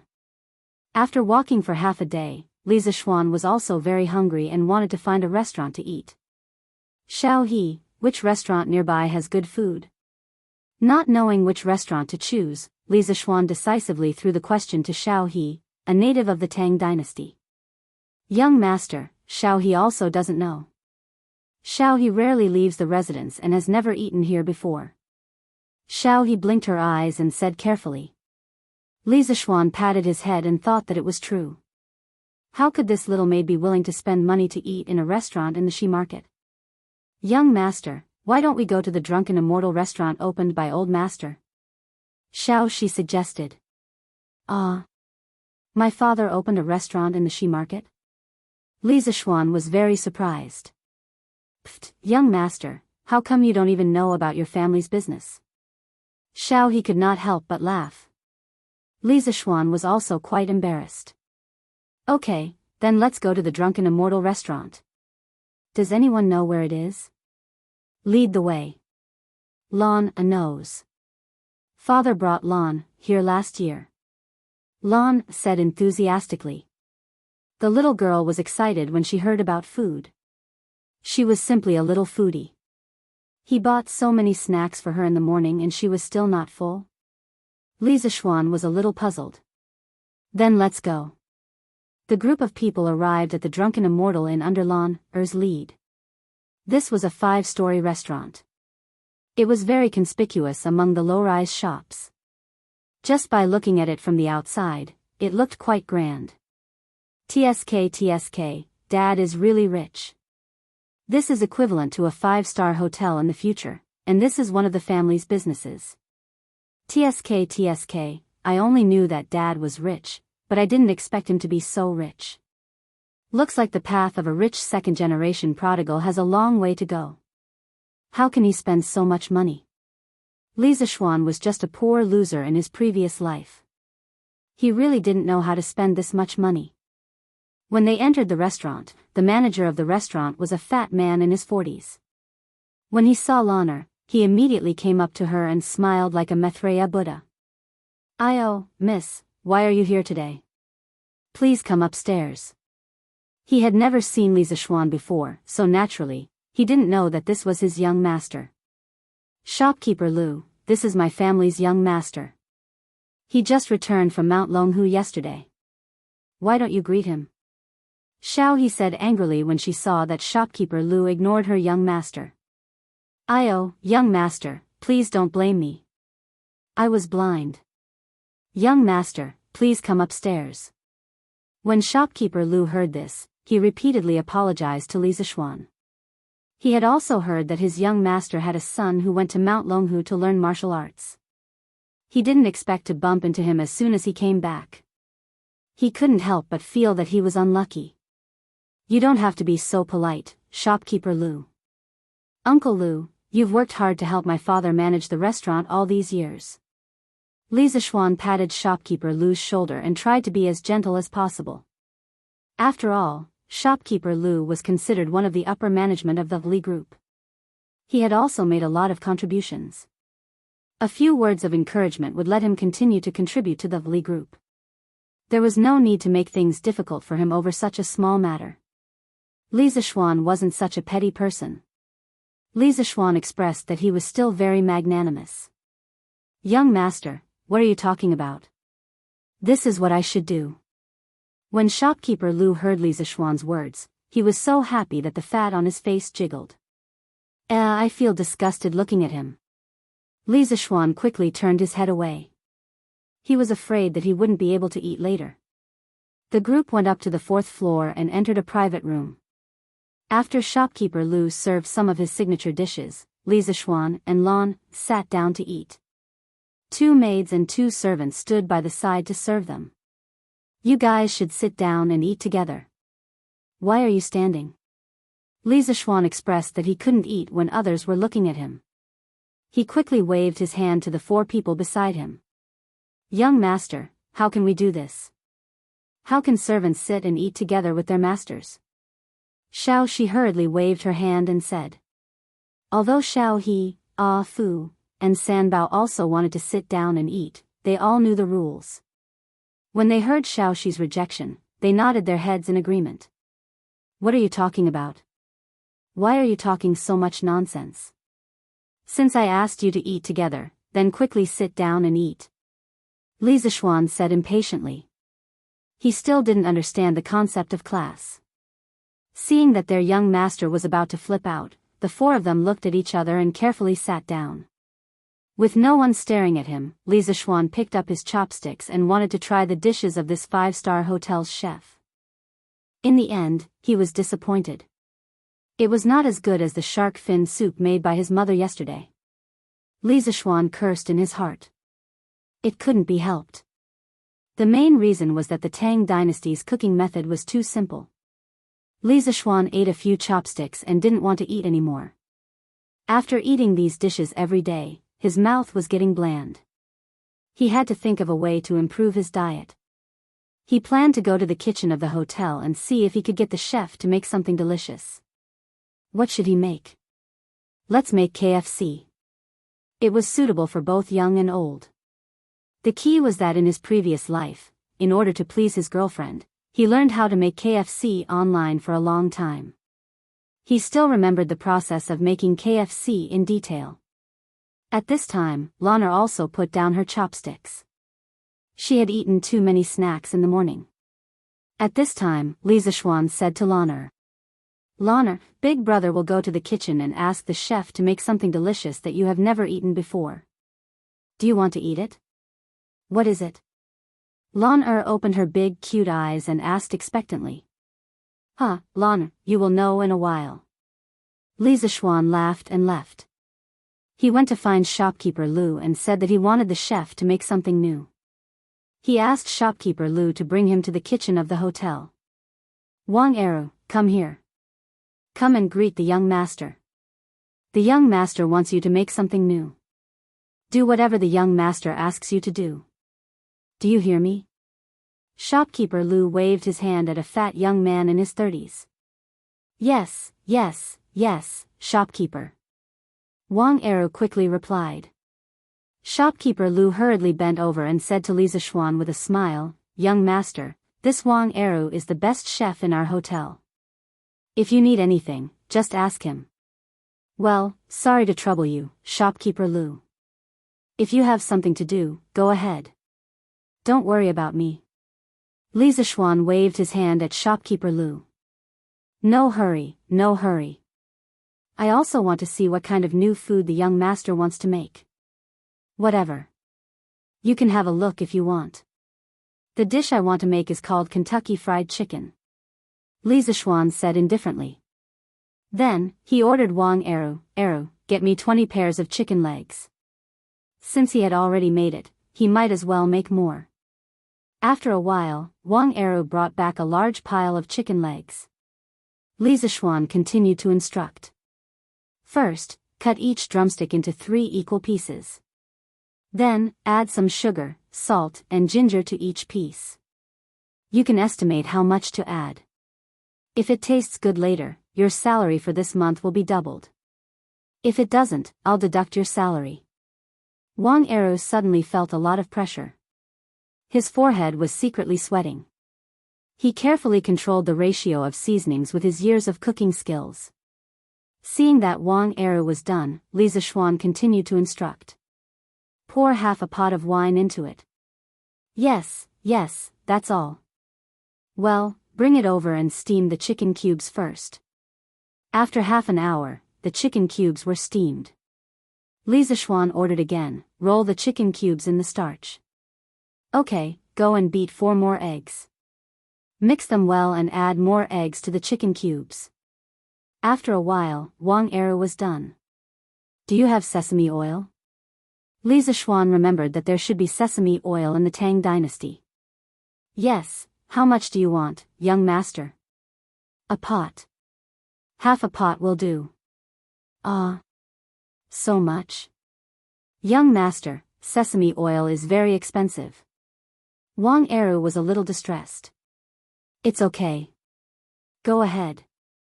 I don't lack money. Li Zishuan said that he was so poor that he only had money. Wang Eru had no choice but to get the sesame oil. Under Li Zishuan's instructions, he poured the sesame oil into the pot and boiled it. After that, he put the chicken cubes in and fried them until the skin was golden brown. Suddenly, a fragrant and crispy chicken smell filled the kitchen. The other cooks looked over and secretly swallowed their saliva. Wang Eru was also a little dumbfounded. Looking at the golden chicken cubes in front of him, he couldn't believe that it was made by him. Li Zishuan picked up the chopsticks and couldn't wait to pick up a piece. It was crispy on the outside and tender on the inside. The key was that it was neither salty nor bland. The taste was just right. It was not much different from KFC in the future. He happily patted Eru's shoulder and said, Eru, well done. Manager Lu, Eru's salary will be doubled in the future. Eru, work hard in the future. My Li family will not treat you unfairly. Don't think about changing jobs. I can give you what other families can give you. Li Zishuan valued a talent like Eru very much. After saying that, he ignored Eru's continuous declarations of loyalty and left with the KFC. Passing through the hall on the first floor, the fragrant smell of the fried chicken cubes immediately attracted the attention of all the diners. They all looked at the food plate in Li Zishuan's hand. They all fiercely sniffed and secretly swallowed their saliva. Seeing that Li Zishuan was about to go upstairs, a dark and thin young man stood up and said, Wait a minute, little brother. What food are you holding in your hand? Why haven't I seen it in the Drunken Immortal restaurant? Li Zishuan heard this and stopped. He looked at the dark and thin young man and said, This is KFC. It's a new dish from the Drunken Immortal restaurant. It will be available tomorrow. Today is only a trial. If you want to try it, you can try it tomorrow morning. In a while, I'll ask Manager Lu to add this dish to the restaurant's menu. Perhaps it will increase the restaurant's income. Li Zishuan was inwardly pleased with himself as he thought to himself, this can be considered as increasing my dad's income. After saying this, Li Zishuan ignored everyone's reaction and quickly went upstairs.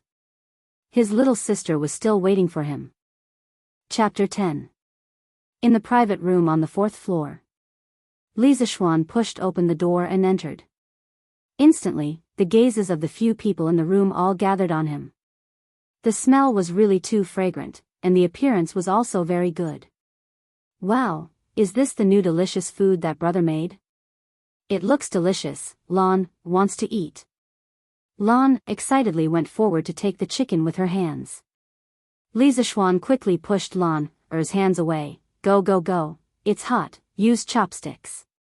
Come, Xiao He, Xiao Shi, Ah Fu, San Bao, try it too. After saying that, he placed a large plate of fried chicken on the table. Lan impatiently picked up a piece of chicken and put it into her mouth. Her small mouth bit on the fragrant and soft chicken, and her cute big eyes narrowed into a line. While eating, she exclaimed, it's really delicious. Brother, what's the name of this? Brother named this food Kentucky Fried Chicken. Lan, don't speak when you eat, be careful not to choke. After saying that, he dotingly rubbed Lan's little head and said to the other 4 people, don't just stand there, come and try it. There's so much, Lan can't finish it all by herself. Don't care about so many rules, follow young master and you will have meat to eat. Xiao He, Ah Fu, and Sanbao impatiently picked up a piece of chicken and began to wolf it down. Only Xiao Shi was more reserved, and she ate in small bites. This little servant girl had always been more gentle and quiet, but from her slightly raised lips, it could be seen that she was eating happily. Sob, young master, this is the most delicious thing that Sanbao has ever eaten in her life. This chicken is really too delicious. The uncultured Sanbao suddenly cried while eating. Then why are you crying? If it's delicious, eat it. No one is stopping you. Li Zishuan was rather speechless. Eating a piece of fried chicken could actually make someone cry. Young master, but Sanbao can't eat anymore. Xiao He and Ah Fu at the side nodded with a bitter face. In fact, this was also difficult for the 3 of them.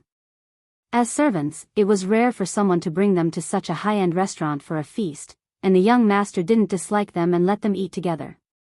The food in this restaurant might not be considered delicious in the eyes of Lan and Li Zishuan, but in the eyes of these people, it was a delicacy. Therefore, when Li Zishuan and Lan put down their chopsticks and did not want to eat anymore, they opened their stomachs and ate boldly. When Li Zishuan came back from the kitchen, more than a dozen dishes on the table had basically been finished. Now, facing the even more delicious fried chicken, they really wanted to cry but had no tears. Li Zishuan looked at the dozen or so empty plates in front of him and understood what was going on. Oh, that's a pity. Such a delicious thing is unique in the Great Tang. Lan little Shi, since they can't eat it, let's destroy it, haha. Lan's face was also filled with joy. Fortunately, she didn't eat too much just now. She didn't have time to talk and just kept eating. Xiao He and the other 2 looked at the tempting chicken and drooled. Although they were full, they still couldn't bear to part with such delicious food. The 3 of them resolutely attacked the fried chicken. With such delicious food, it was worth it even if they were stuffed to death. Sanbao thought so tragically. After a while, the 6 of them really couldn't eat anymore, but there were still 5 pieces of chicken left on the plate. At this moment, a voice came from the door. Little brother, since you can't eat anymore, why don't you give the rest to me? Li Zishuan turned his head and saw that it was the dark and thin man he met at the Drunken Immortal restaurant. Although his clothes weren't gorgeous, he had an intimidating aura. Li Zishuan didn't dare to underestimate him and cupped his hands. Old brother, if you really want to eat, why don't you wait until tomorrow and let old brother eat the leftovers? This little brother is truly lacking in manners. It's fine, it's fine. Old Qing doesn't care about these things. Oh, this one is Qing Chumo. How should I address you, little brother? Qing Chumo repeatedly waved his hands to show that he didn't care. In truth, he didn't want to thicken his skin and come here. He was the eldest son of the Qing clan, so how could he be so shameless? But after smelling the fragrance of the fried chicken, he felt like his heart was being scratched by 100 claws. Looking at the plate in front of him, he found it tasteless. So this fellow was Qing Chumo, the son of the demon king of chaos Qing Yaojin. He couldn't offend him. Li Zishuan was inwardly alarmed and hurriedly cupped his hands. This little brother is Li Zishuan. This is my little sister, Li Zilan. Since brother Qing doesn't mind, then sit down and eat together. It's truly lacking in manners to let brother Qing eat this today. Tomorrow, I'll set up another banquet and treat brother Qing to a good meal. How about it? Hearing this, Qing Chumo grinned and heavily patted Li Zishuan's shoulder. Brother Li is straightforward. I, old Cheng, will definitely take you as a brother. Hey, little sister Lan, is really beautiful. Today, Brother Cheng didn't bring a gift, I'll make it up to Lan, or tomorrow. After saying this, he found a seat and sat down. He laughed and said, "Ha, just now you were imitating those literati words." It was so sour. Li Zishuan was speechless. No wonder he felt that the style was wrong. How could Qing Yaojin's son be so scholarly? After being praised by Qing Chimo, Lan shyly hugged Li Zishuan's arm and lowered her head, not saying a word. Qing Chimo saw that Li Zishuan was still unperturbed after being patted twice, and he was a little surprised. His 2 pats just now had the intention to test Li Zishuan, so he used 30% of his strength. Ordinary people would not be able to withstand it, so he praised, "Brother Li's skills are not bad." Li Zishuan smiled slightly. "I know a little about martial arts. Brother Qing seems to be a straightforward person. Quickly sit down and eat together." At this moment, Qing Chimo remembered the purpose of coming over. He immediately shifted his target to the golden crispy fried chicken. He didn't hold back and immediately put a piece of chicken into his mouth. After chewing twice and tasting the flavor, he immediately swallowed it in big mouthfuls like a cow chewing on peonies. He even gave a thumbs up and praised. "This is really a delicacy. I've eaten so much food for so many years for nothing." Not long after, the pieces of fried chicken were completely devoured. Qing Chimo obviously wanted more and said, "It's really delicious. This is the most delicious thing I've ever eaten in my life." Then he asked doubtfully, "Brother Li, why did the Drunken Immortal restaurant let you taste the new food they released today?" After eating the delicacy of his dreams, this guy's intelligence finally returned to normal and he thought of the crux of the problem. Li Zishuan smiled and said, "I won't hide it from Brother Cheng. This Drunken Immortal restaurant is my father's business. Today, this little brother suddenly had an idea and taught the chef to make this new food. I wanted to try it and see if it was delicious. Oh, so that's how it is. Brother, next time you make a new food, don't forget about me, haha." Qing Chimo patted Li Zishuan and said. At this moment, shopkeeper Lu came in and cupped his hands towards Li Zishuan. "Young master, this old man just tasted the chicken. It's really a delicacy. I just don't know if young master can sell this chicken in the Drunken Immortal restaurant." Old Lu looked at Li Zishuan with a hopeful expression. When Li Zishuan left, he impatiently asked Wang Eru to make some fried chicken for him. After tasting it, he almost swallowed his tongue. He had eaten many delicacies over the years, but he had never eaten anything that could be compared to this fried chicken. Thus, old Lu thought that if this chicken was sold in the Drunken Immortal restaurant, it would definitely cause a great sensation. Thus, he eagerly ran over and asked for Li Zishuan's opinion. "Yes, Uncle Lu, I was just about to talk to you about this matter. Tomorrow, you can put this KFC on the restaurant's menu. There will be a limit of 200 servings per day. It's first come, first served." Yes, young master is wise. Old Lu had been doing business for many years. He immediately understood Li Zishuan's intentions and his face was full of admiration. Then he asked, "Young master, how much is the price of this chicken?" Li Zishuan thought for a moment and asked, "Uncle Lu, do you have a rough estimate of the cost of each serving?" Only then did shopkeeper Lu notice Qing Chimo in the room. He hesitated for a moment. Li Zishuan waved his hand and said, "Don't worry. This is my brother. If he comes to the Drunken Immortal restaurant in the future, Uncle Lu, you must treat him well." Qing Chimo was touched. Shopkeeper Lu then said, "Young master, the process of making this chicken is not difficult. The main problem is that the sesame oil used is quite expensive. The cost of each serving is about 200 copper coins. Well, then let's set the price as usual. Don't set it too high. I want all the people in Cheng and city to be able to eat this delicacy." Haha. Everyone in the room was speechless. A serving of this chicken was not expensive.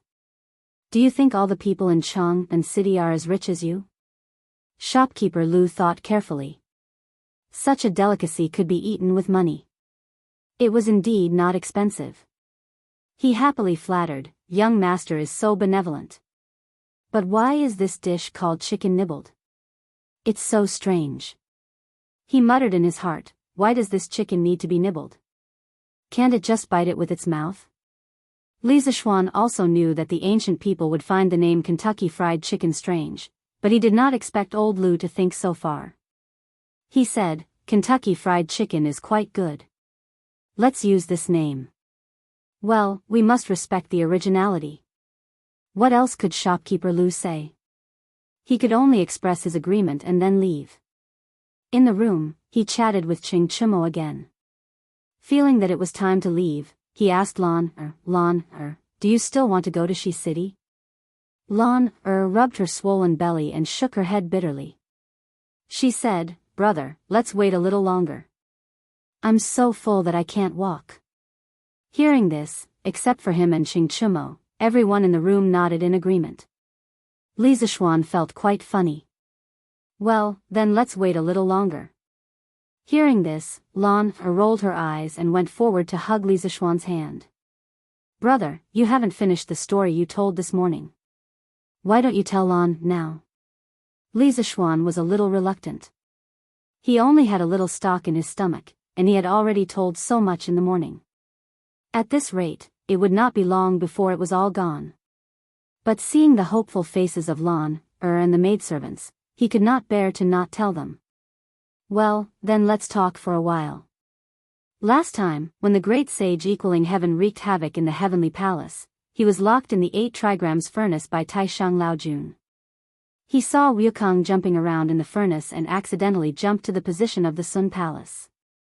There was only smoke and no fire, so the smell was very strong. He bent down and squatted inside.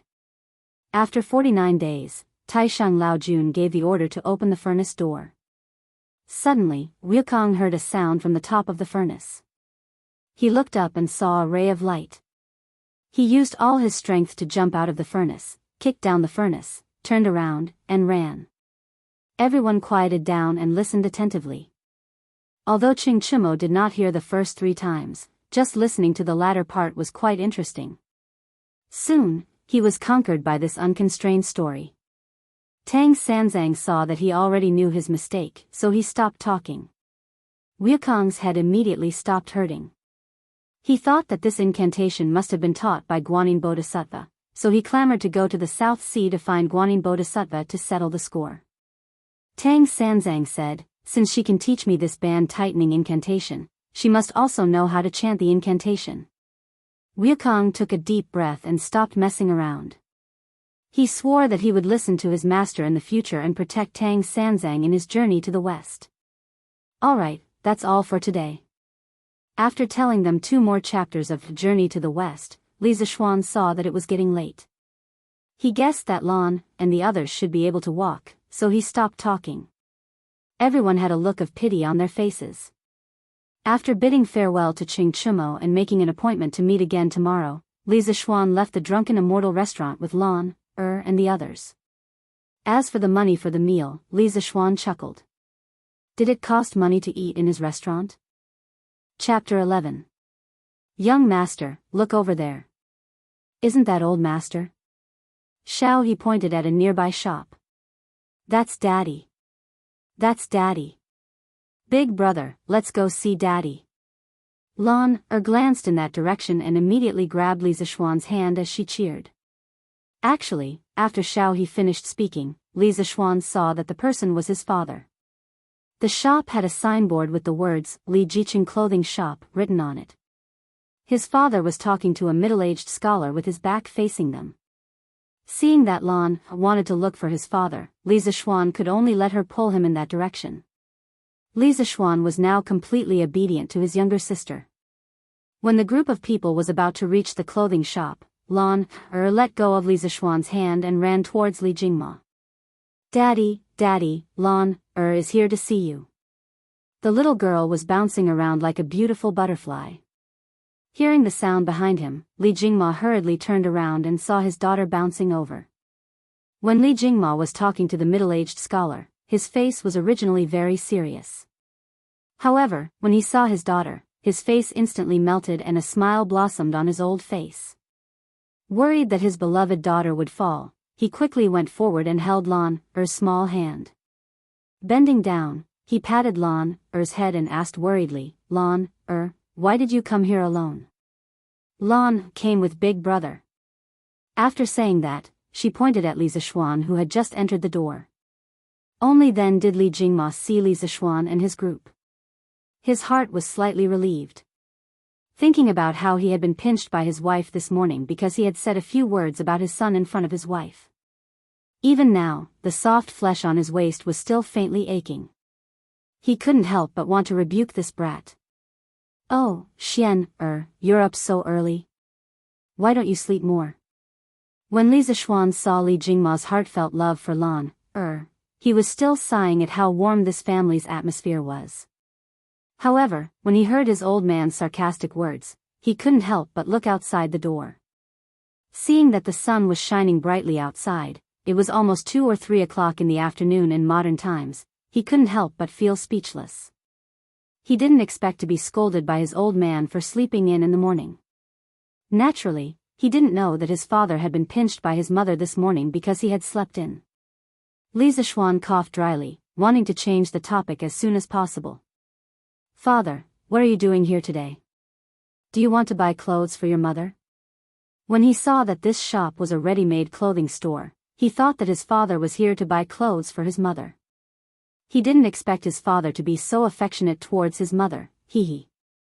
Brat, this is my family's shop. Do I need to buy anything here? When Li Jingma heard Li Zishuan's teasing words, he knew that this brat was up to no good, so he said angrily. Lan Xiao He and Xiao Shi at the side couldn't help but laugh. Ah Fu and San Bao didn't dare to be too presumptuous, so they lowered their heads to hold back their laughter while looking at the ants on the ground. Li Zishuan was even more embarrassed. He quickly said, then why did father come here today? After scolding his son, Li Jingma's mood improved a little. When he heard that, he said, Father came to Shi City today to check the accounts of our family's shops. This is the last shop. You guys wait at the side first. Once I'm done, we'll go home together. Although Li Zishuan wasn't willing to wait, he didn't want to provoke his father now, so he quickly agreed. At this moment, the middle-aged scholar walked over with the account book and said to Li Jingma, Brother Li, I've already checked the accounts of this shop. Brother Li, this Su has just finished checking the accounts of this clothing store, but there's still something that doesn't match up. As for where exactly it doesn't match up, this foolish brother really can't find out. I'm ashamed. When Li Zishuan heard this person call his father Brother Li, he was a little surprised. He thought that this person was the bookkeeper of the shop. Li Zishuan then introduced him to Li Zishuan. Xian this is Mr. Su Hongji. He's an old friend that I made when I traveled to Cheng and in my early years. Mr. Su studied under Dr. Liu of the Imperial College. He's a real master of mathematics. You have to learn from Mr. Su. I also invited him to help me check the accounts today. When he heard that it was his father's good friend, Li Zishuan also gave his father some face. He quickly cupped his hands and bowed, looking as if he had been looking forward to meeting him for a long time. Hello, Mr. Su. I've admired Mr. Su's talent for a long time. Mr. Su smiled reservedly and said, You flatter me. However, his expression clearly showed that he enjoyed Li Zishuan's flattery. Scholars were always somewhat arrogant. After seeing that his son and Mr. Su had finished greeting each other, Li Jingmo returned to the topic at hand.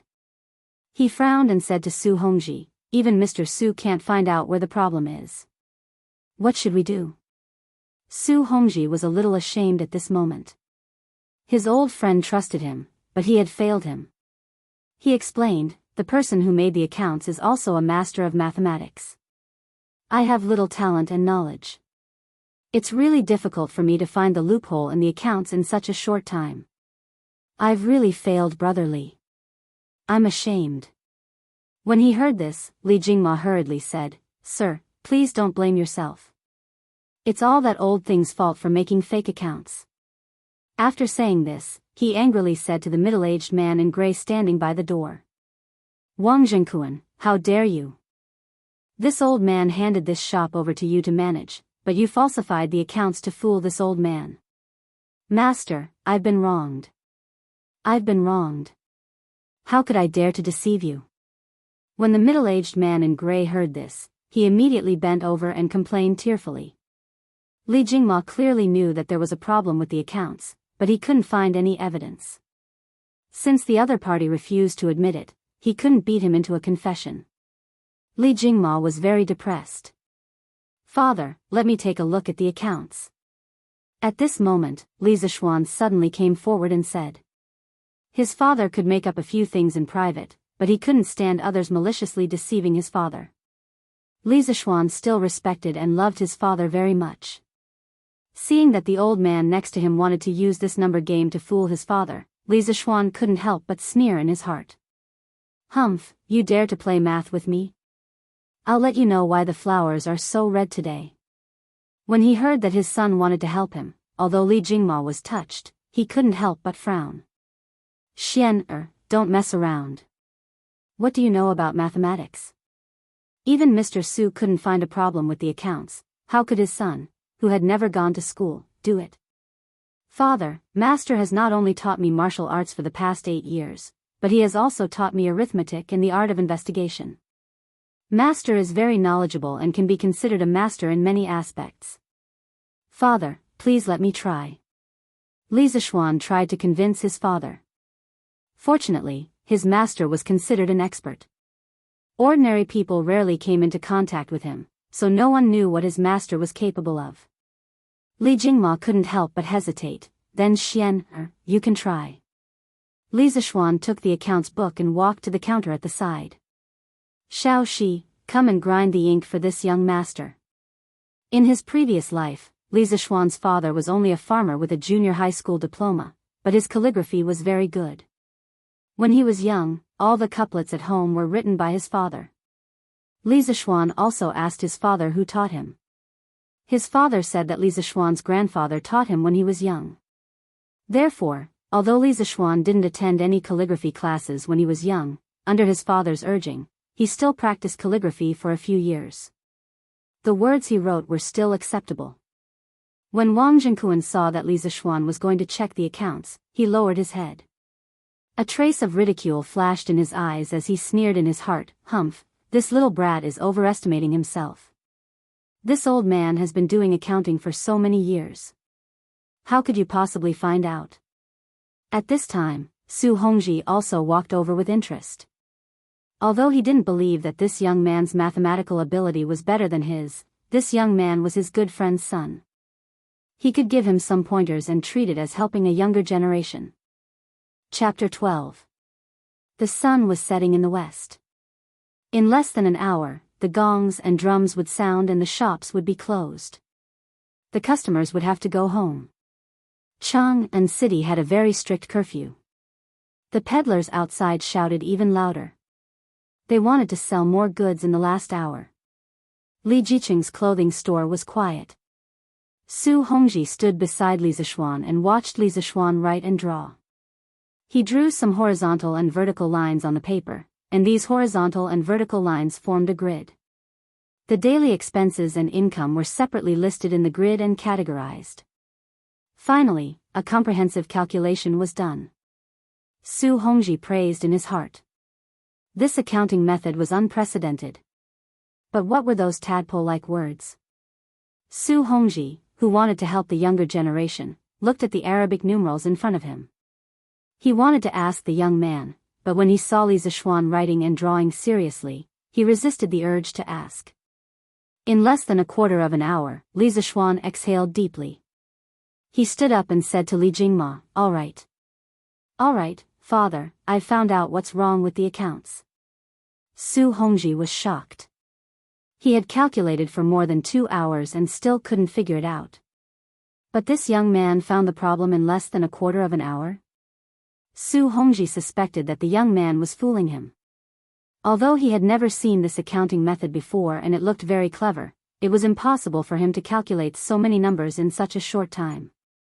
Of course, he didn't know that these simple operations were a piece of cake for Li Zishuan, who was always bombarded with power series calculus and even more complicated matrix convolution operations. Wang Jingquan panicked when he heard this, but then he sneered inwardly. In less than a quarter of an hour, he found the problem with his accounts. Who was he trying to fool?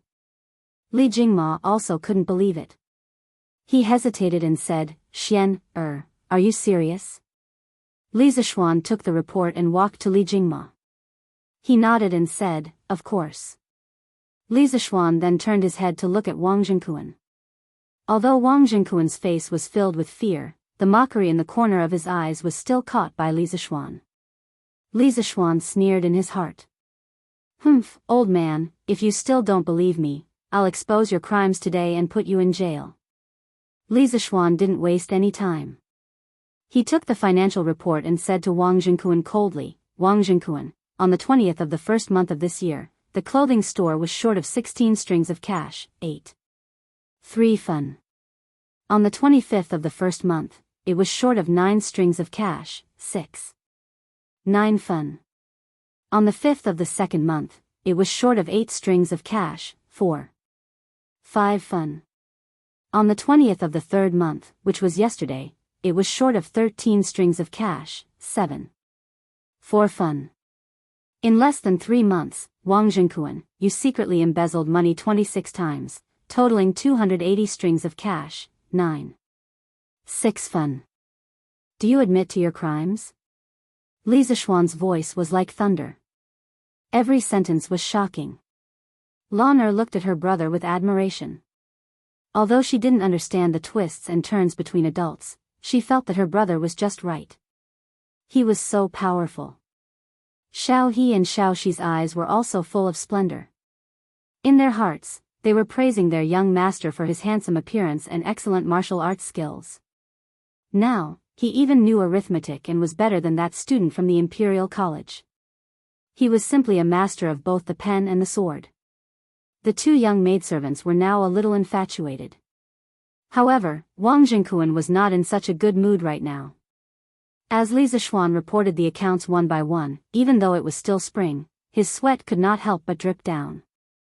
The ridicule in his eyes was no longer there, replaced by endless fear. When Li Zishuan finished, his back was completely wet and his legs were trembling. He couldn't help but kneel down in front of Li Jingma and cry, "Master, master, I know.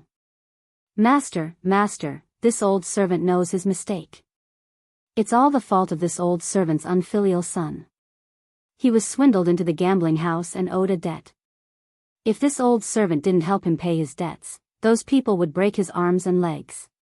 This old servant only has one son. Master, this old servant was blinded by greed. Master, please forgive this old servant this time for the sake of this old servant's conscientious work in the clothing store." At first, Su Hongji didn't believe that Li Zishuan found the problem with the accounts.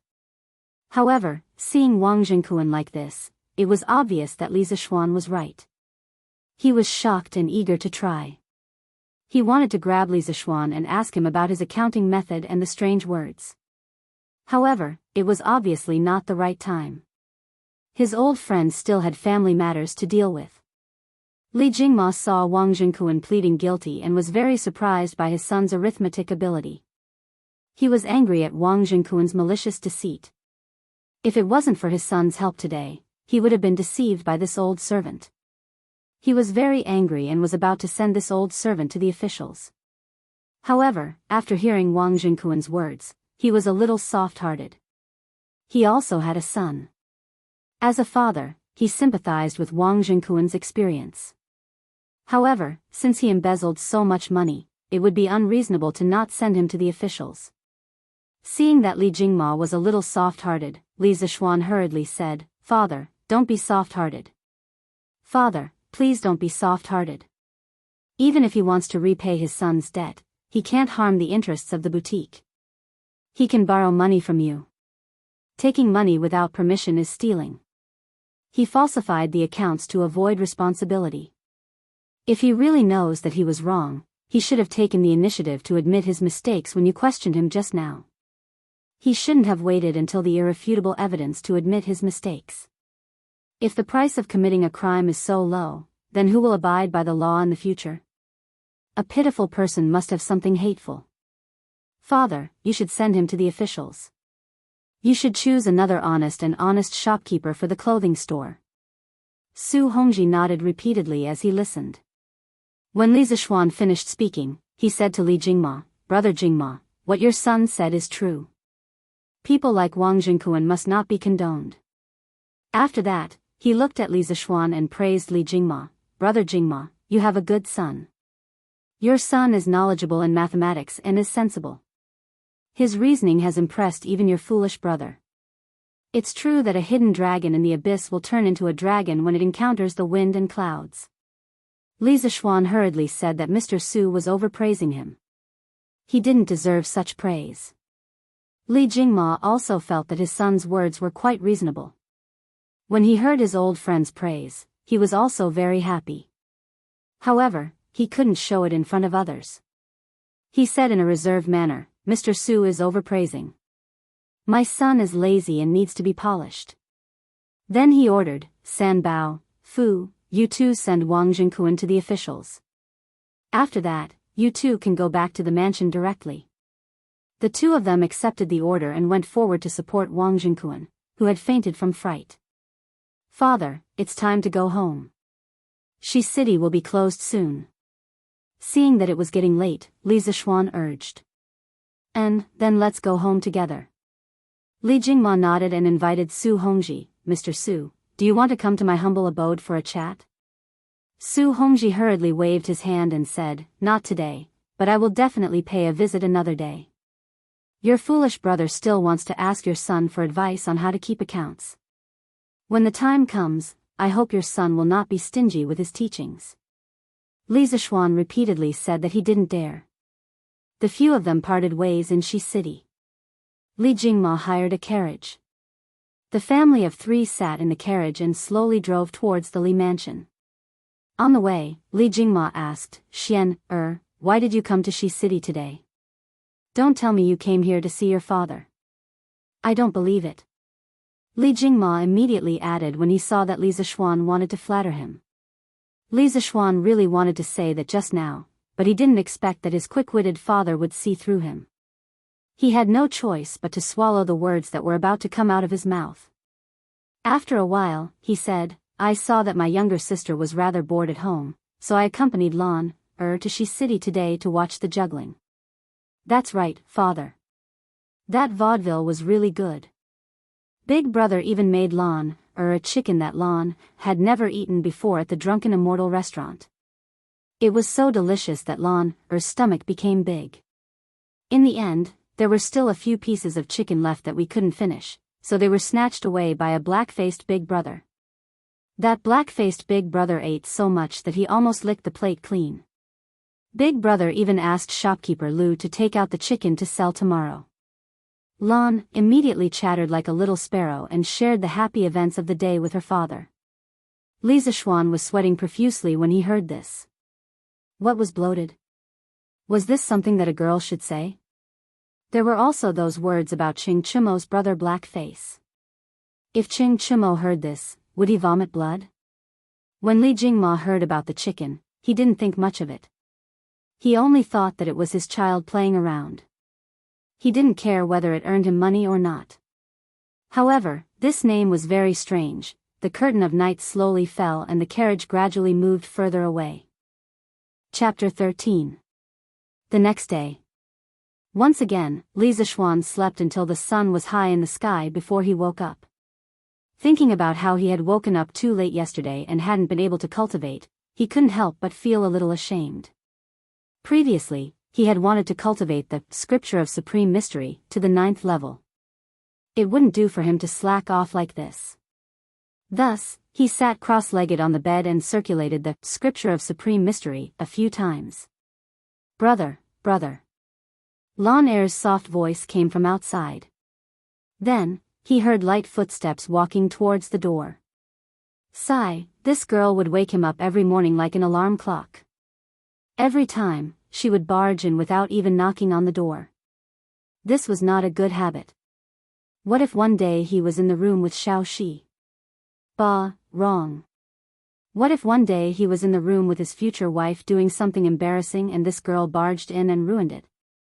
Li Zixuan would never admit that he had feelings for Xiao Shi. Xiao Shi was still a 13-year-old child. He was definitely not a lolicon. In order to get rid of his sister's bad habit, Li Zixuan decided to punish her a little. In a flash, he hid behind the door. Just then, he heard Lan Er's footsteps walking towards the door. As expected, Lan Er didn't have the habit of knocking on the door. She directly pushed the door open and ran towards the inner room. "Brother, big lazy worm, wake up quickly." Lan Er started shouting before she reached the bed. When she reached the bed, she naturally found that it was empty. Where is brother? Why is he gone? Lan Er was about to turn around and ask Sister Xiao He when she suddenly saw a face with white eyes. Naturally, it was Li Zixuan who was rolling his eyes. A big tongue was sticking out and moving towards her little face. After 3 seconds, an ear-piercing scream suddenly rang through the Li residence west courtyard. "Ah!" Lan Er screamed in horror. She closed her eyes and used her hands to hit the monster in front of her. She didn't want him to eat her. She prayed that her brother would come quickly to save her. Lan Er, what's wrong?" Li Zixuan was shocked by Lan Er's reaction. He was afraid that Lan would be too scared, so he quickly held Lan Er's shoulders with both hands and spoke gently to Lan Er. Lan Er only dared to open her eyes when she heard her brother's voice. When she saw that her brother was really in front of her, she hurriedly ran over and hugged her brother. "Big brother, where did you go?" Just now, there was a demon with a big tongue who wanted to eat Lan Er. Li Zixuan didn't expect that he would scare Lan Er to tears. He secretly blamed himself, but now that things had come to this, he could only make the best of it. Otherwise, Lan wouldn't let him off easily. "Lan Er, did you not knock on the door when you came in?" No. Lan Er sobbed. "Lan Er, the monster you saw just now is actually a door demon. If you don't knock when you enter the room, he will come out if he's in a bad mood and will only eat young ladies." Li Zixuan began to trick her. Don't eat Lan Er. Lan doesn't taste good. Lan will knock on the door next time. Lan immediately became scared. As long as Lan knocks on the door, the demon won't come out. Lan Er, don't cry." Li Zixuan was very happy to trick children now, but when Lan Er grew up and remembered this incident, he would regret what he did today. But that's a story for the future, so let's not talk about it for now. After coaxing Lan Er, Li Zixuan went to wash up and eat breakfast. Li Zixuan woke up late every morning, so Mrs. Li told the kitchen to leave a portion of breakfast for the two of them and Lan Er, who woke up early, to eat together. At this moment, Li Zixuan was eating breakfast alone in the front hall. He happened to see his parents walk in. His father even had dark circles under his eyes. "Father, mother, why are you here? Let's eat together." Li Zixuan greeted his parents as he ate. "Xian Er, hurry up and eat. Your father and I have already eaten," Mrs. Li said with a smile as she and Li Jingma sat on the bench next to him. Mrs. Li sat down and looked at Li Zixuan with a smile. Her face was full of love, and the more she looked at him, the wider her smile became. Li Zixuan felt his hair stand on end under his mother's gaze. He thought to himself, "I haven't done anything bad recently. Mother, if you have something to say, just tell me. I can't eat with you staring at me like that," Li Zixuan said helplessly. He really couldn't eat with his mother staring at him. It's nothing. I just came to ask if you're short on money recently." Li Zixuan was stunned. He didn't expect that his parents were here to give him pocket money. Generally, people would ask their parents for pocket money. Which parents would take the initiative to give pocket money to their children? Li Zixuan was a little touched at this moment. He smiled and said, "Mother, I don't lack pocket money recently." Mrs. Li was a little disappointed. Last night, she heard her husband tell her everything about Li Zixuan at the ready-made clothing store. As a mother, she was happier than anyone else that her son was successful. However, she was a little too happy. She was so excited that she didn't sleep well the whole night. She kept asking Li Jingma about the details. Li Jingma had already told her about it 7 or 8 times, but she still didn't get tired of it. Just like that, Li Jingma was tormented the whole night and woke up with dark circles under his eyes. Hearing that her son had woken up, Mrs. Li hurriedly pulled Li Jingma over. She wanted to give her son some motherly love. After all, her son had been away from home for so many years. As a mother, she was trying her best to treat her son better. Xian, if you're short on money, just tell me. You have to spend money to eat and drink with your friends. Don't embarrass yourself. Don't worry about money. Your father has plenty of money. He earns so much money for you to spend. Don't be afraid of spending money. Mrs. Li got up and patted Li Zishuan's back. Her face was full of love as she encouraged him to be a prodigal son. Hearing this, Li Jingma almost spat out a mouthful of blood. Just as he was about to object, he was glared at by Mrs. Li. Of course, Li Jingma didn't dare to glare back. He could only glare fiercely at his son. He thought angrily in his heart. Ever since this brat came back, his status in the family had plummeted. Yesterday, he told Mrs. Li that this brat knew how to do mathematics. After that, this brat's status rose again. Now, he was the ancestor of the family. In the future, he definitely couldn't tell Mrs. Li about this kind of thing. Li Zishuan was also dumbfounded after hearing his mother's words. What does this mean? Is she telling me to quickly become a prodigal son? Li Zishuan felt that the world was changing too quickly. He couldn't understand it. He muttered to his mother. Thank you, mother. If I'm short on money, I'll ask mother for it.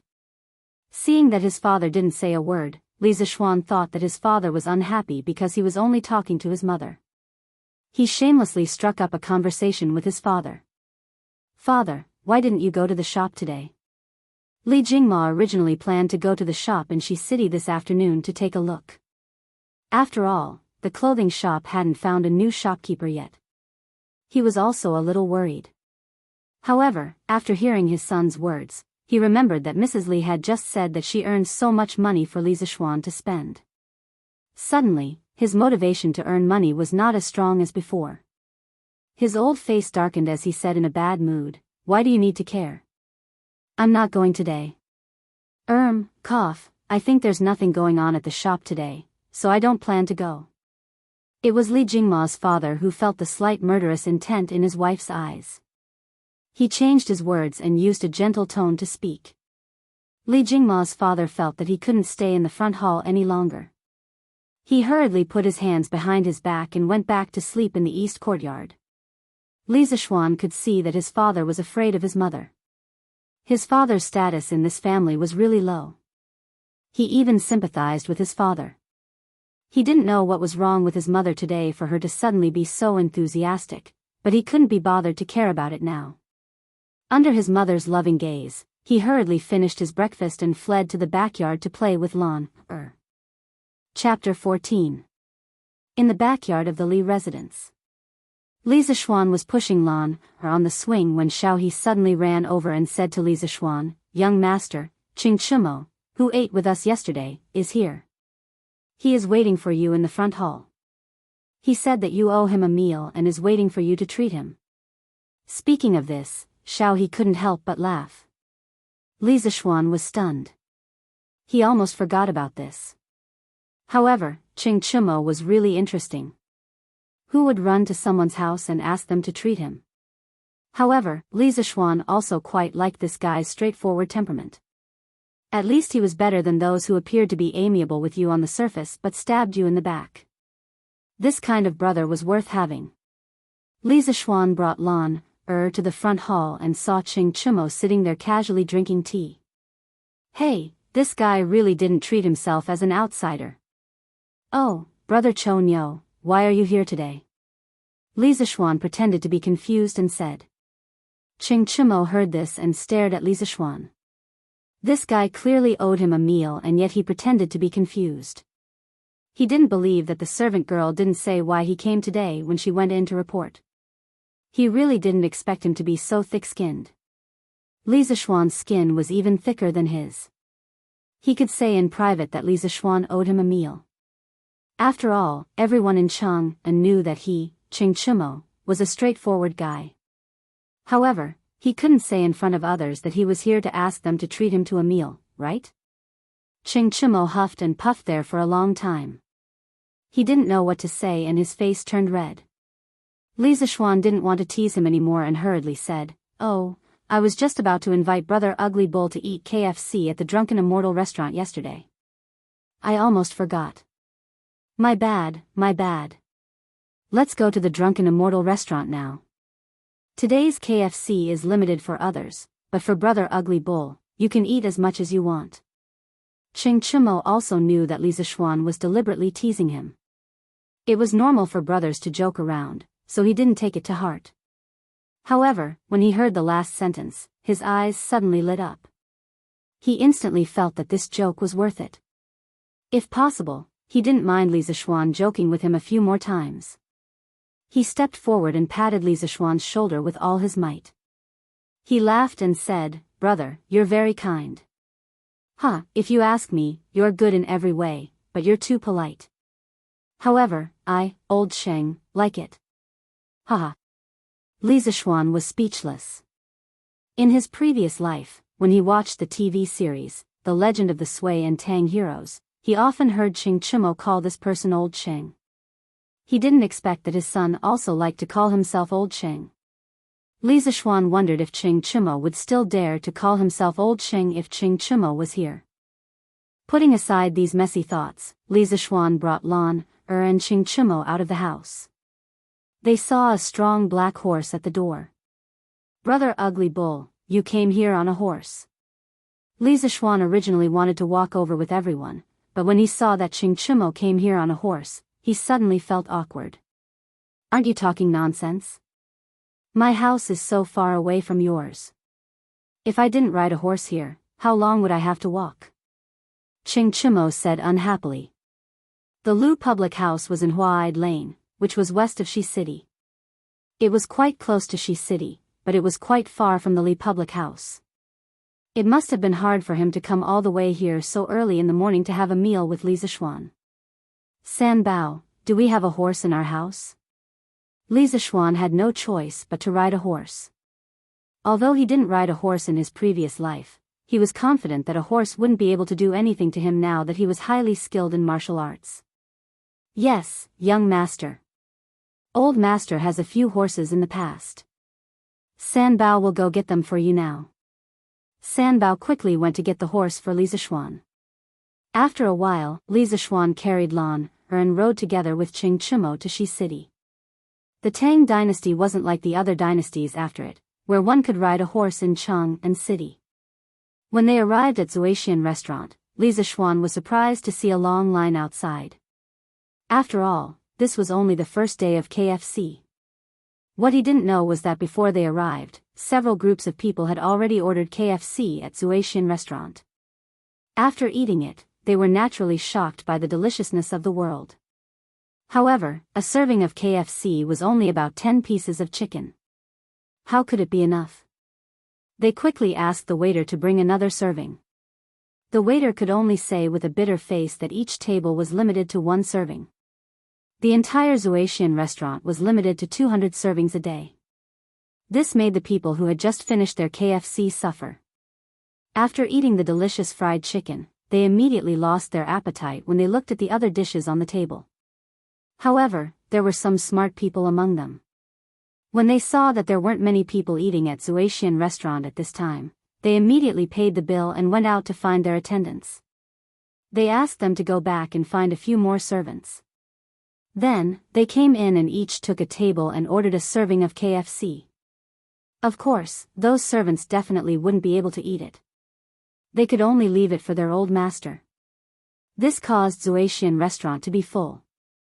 There was a long line outside. Some passers-by who didn't know what was going on asked around and also joined the line out of curiosity. The line became longer and longer. Shi City was originally a place with a lot of people. With such a long line, it naturally attracted everyone's attention. 1 spread to 10, 10 spread to 100. Just like this, KFC became completely popular on the first day of its launch. Ching Chumo looked at the long line and couldn't help but be dumbfounded. He secretly rejoiced that he found Li Zishuan to eat with him. Otherwise, he would also have to painstakingly wait in line. Don't think that just because he was the son of Lu Guogong, he could cut the line as he pleased. It must be known that those who could afford to eat at Zuaxian restaurant were generally rich and respectable. If he went up and cut the line and offended the second generation of the imperial censor, everyone would make a fuss. Naturally, he couldn't avoid being impeached. Although the emperor wouldn't do anything to him for such a small matter, from another point of view, if he were to be reprimanded by the emperor for such a small matter, wouldn't it be worth it? Li Zishuan naturally didn't need to wait in line. It didn't make sense for him to have to wait in line when he was going to his own restaurant. Therefore, he directly held Lan Er's hand and pulled the horse along with Ching Chumo as they bypassed the crowd and walked towards Zuaxian restaurant.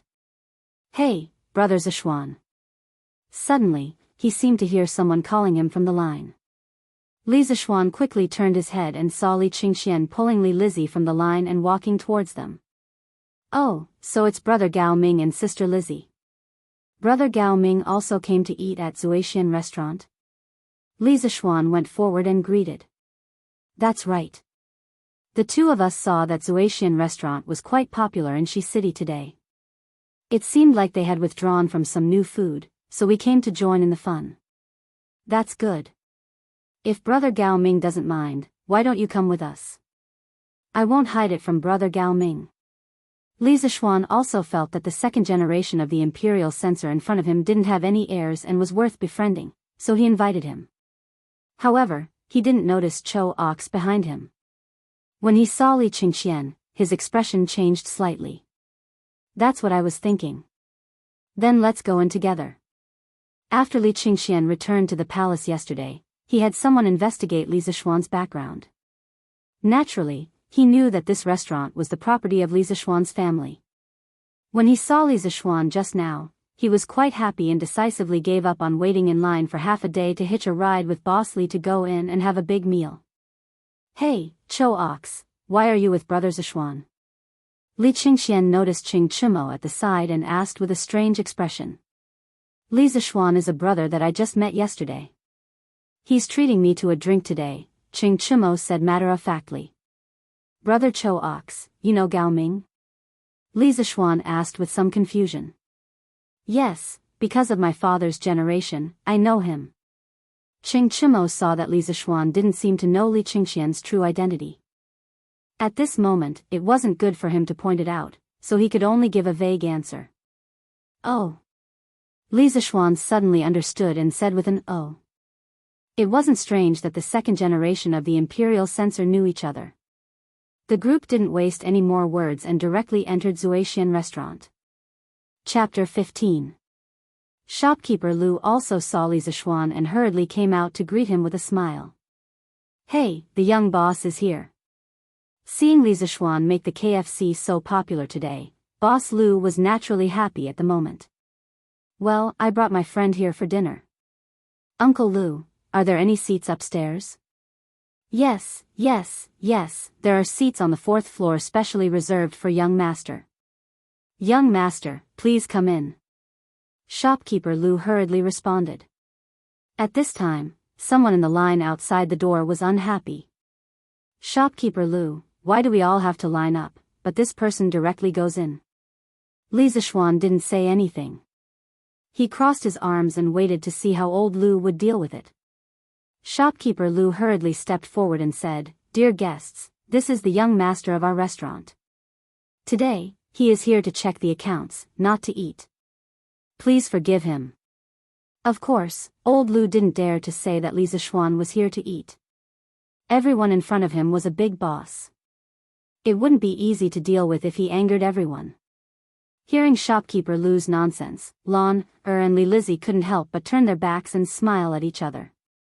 Everyone knew that Shopkeeper Lu was talking nonsense. Who would bring two little girls to check the accounts? However, they couldn't say anything. The restaurant was his business. It seemed that there was no need to line up to eat in his own restaurant. Shopkeeper Lu deliberately lied to give face to everyone. The people in the line weren't so unappreciative. When they entered Zoatian restaurant, Li Zishuan saw that there was a new dish on the hanging plate. It said, nibbled chicken. Li Zishuan was a little dumbfounded. Only then did he realize that old Lu had misheard. Forget it. Nibbled chicken is nibbled chicken. It's troublesome to change it again and again. Li Zishuan was too lazy to correct him. After entering a private room on the 4th floor, they all sat down. Li Zishuan waved at shopkeeper Lu and said, Uncle Lu, give us 10 servings of gnawed chicken, 8 light side dishes, and a pot of good wine.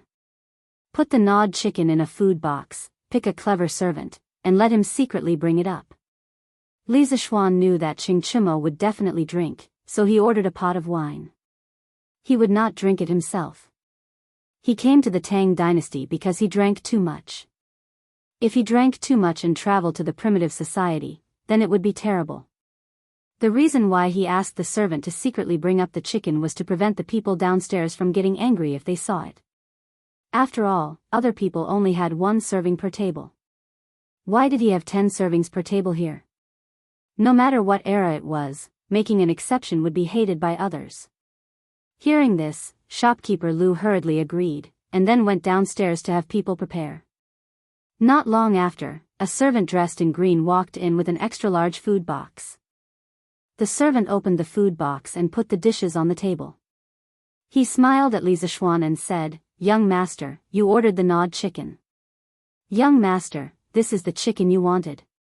Because there were too many of them, 1 plate couldn't fit all of them, so I packed 4 plates for you. I was very careful when I came up so no one noticed. Well done. I'll ask shopkeeper Lu for a reward later. Li Zishuan praised. In modern times, he was used to not bringing money when he went out, so he didn't have any money on him now. It was not good for him to reward people directly, so he could only be generous. Naturally, the servant left happily. After a few pleasantries, everyone started to eat. It was the first time Li Qingxian and Li Lizzie had eaten the gnawed chicken. Just looking at the appearance made them drool. The 2 siblings couldn't help but pick up a piece and taste it. After tasting it, Li Qingxian couldn't stop and said that it was delicious. Although Li Lizzie also felt that the gnawed chicken was delicious, she didn't like greasy food. After eating a few pieces, she stopped eating and turned to eat the light side dishes. Although Lana ate a lot yesterday, she obviously didn't get tired of it. Her small mouth was constantly chewing. Li Zishuan had eaten yesterday, so he wasn't so addicted now. After eating a few pieces, he also ate the light side dishes with Li Lizzie. Ching Chimo didn't know what was polite. When he saw the gnawed chicken on the table, his eyes lit up.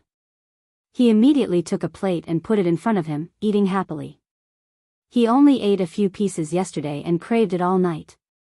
Now that he had an unlimited supply of food from Li Zishuan, he immediately turned into a glutton. His cheeks were like small motors that kept trembling. Just as Ching Chimo's mouth was dry from chewing, the servant in green came over with a jar of wine.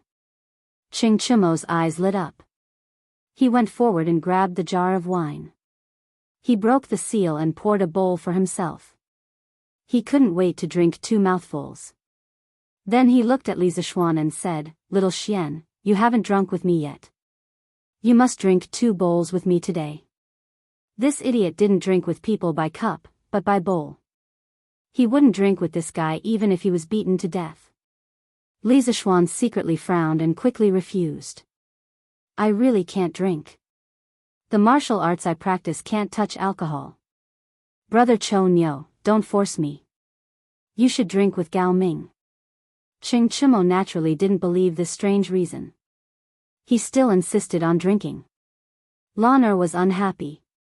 Brother Blackface, you can't let brother drink. If brother gets drunk, who will tell Lana stories? Hearing the story, Li Lizzie's eyes lit up. She quickly agreed.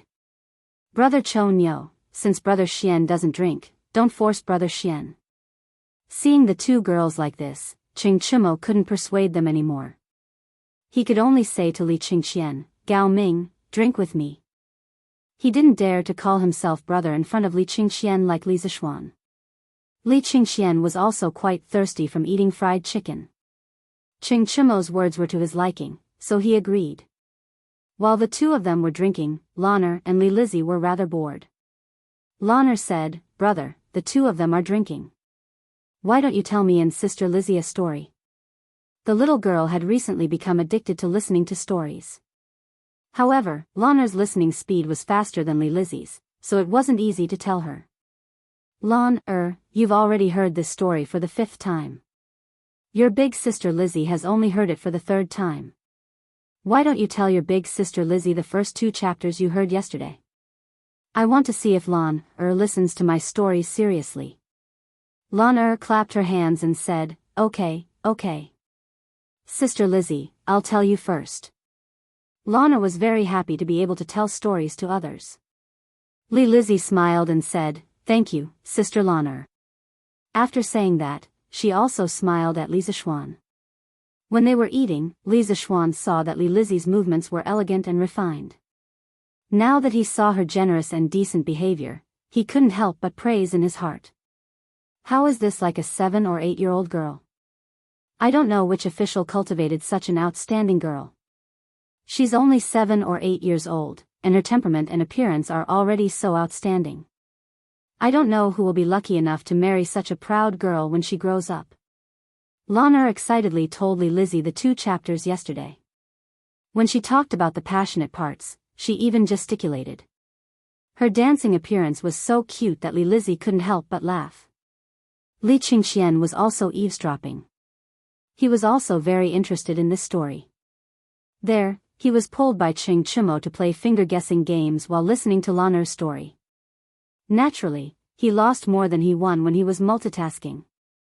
Ching Chimo forced him to drink a lot. Ching Chimo was unbearably thirsty, but he couldn't lose even if he wanted to.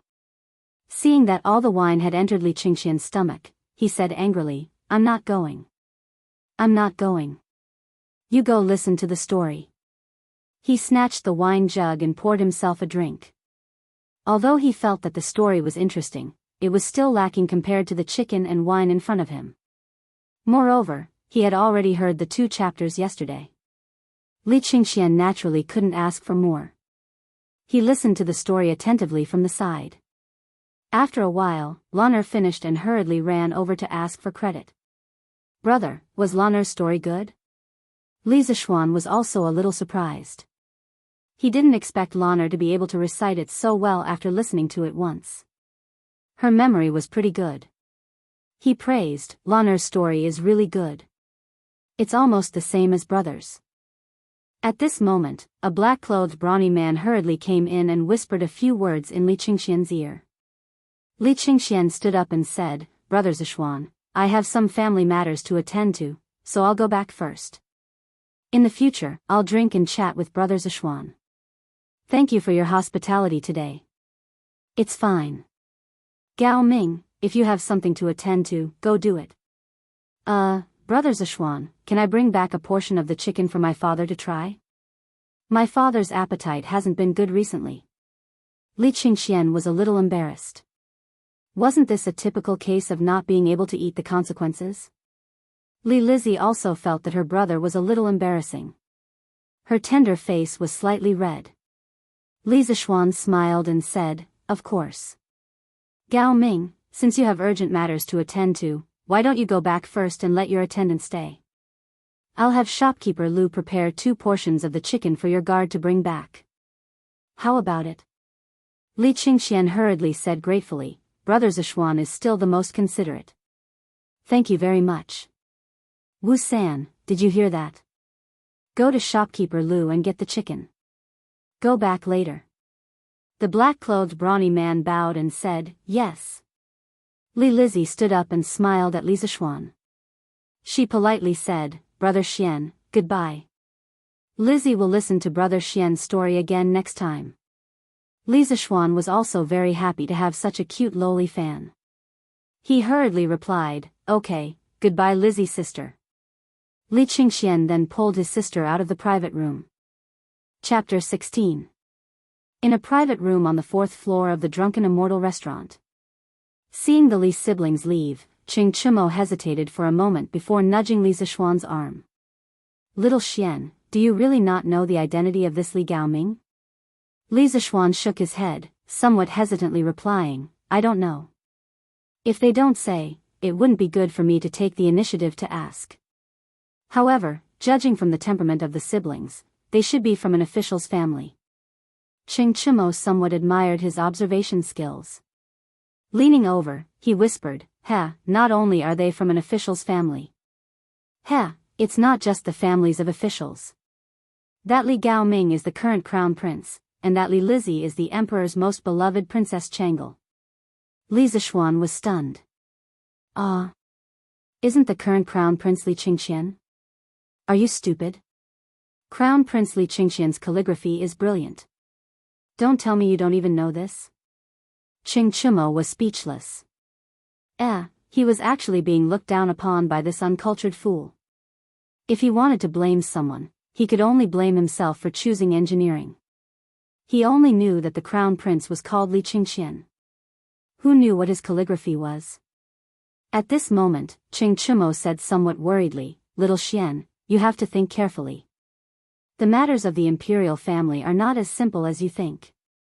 The waters are deep. It's best if you don't get too close to the crown prince. My father has told me to stay away from the crown prince and the Prince of Wei. His attitude towards them is to not offend them, nor to cling to them. Moreover, His Imperial Majesty is still in the prime of his life. If you get too close to the crown prince, the Prince of Wei, and the others, it will not be beneficial to your future. Li Zishuan was somewhat moved. For Qing Chimo to say these words to him, it proved that he truly regarded him as a friend, a brother. Smiling, he patted Li Zishuan's shoulder and said, Brother Chimo, don't worry. Don't worry, Brother Cho Nyo. I've been cultivating in the mountains with Master for 8 years, and I've long since become indifferent to these fights for fame and fortune. Leaving the mountain this time, I have no intention of pursuing an official career. I only want to stay at home and be a rich man, accompany father and mother, tease Lon, or drink with Brother Cho Nyo. If I'm tired of staying at home, then I'll go to the pugilistic world and find a confidant. Isn't life like this wonderful? Qing Chimo also admired his open-mindedness, but he couldn't live such a life. He was the kind of person who couldn't stay idle. Letting him stay at home was worse than killing him. Little Xian, since you already know how powerful it is, then I won't say any more. Li Zishuan nodded. Thank you for your reminder, Brother Cho Nyo. If the Crown Prince continues to treat me as a friend like this, I'll naturally still treat him as a brother. If he feigns civility and wants to use me to achieve his own goals, then there's no point in having such a friend.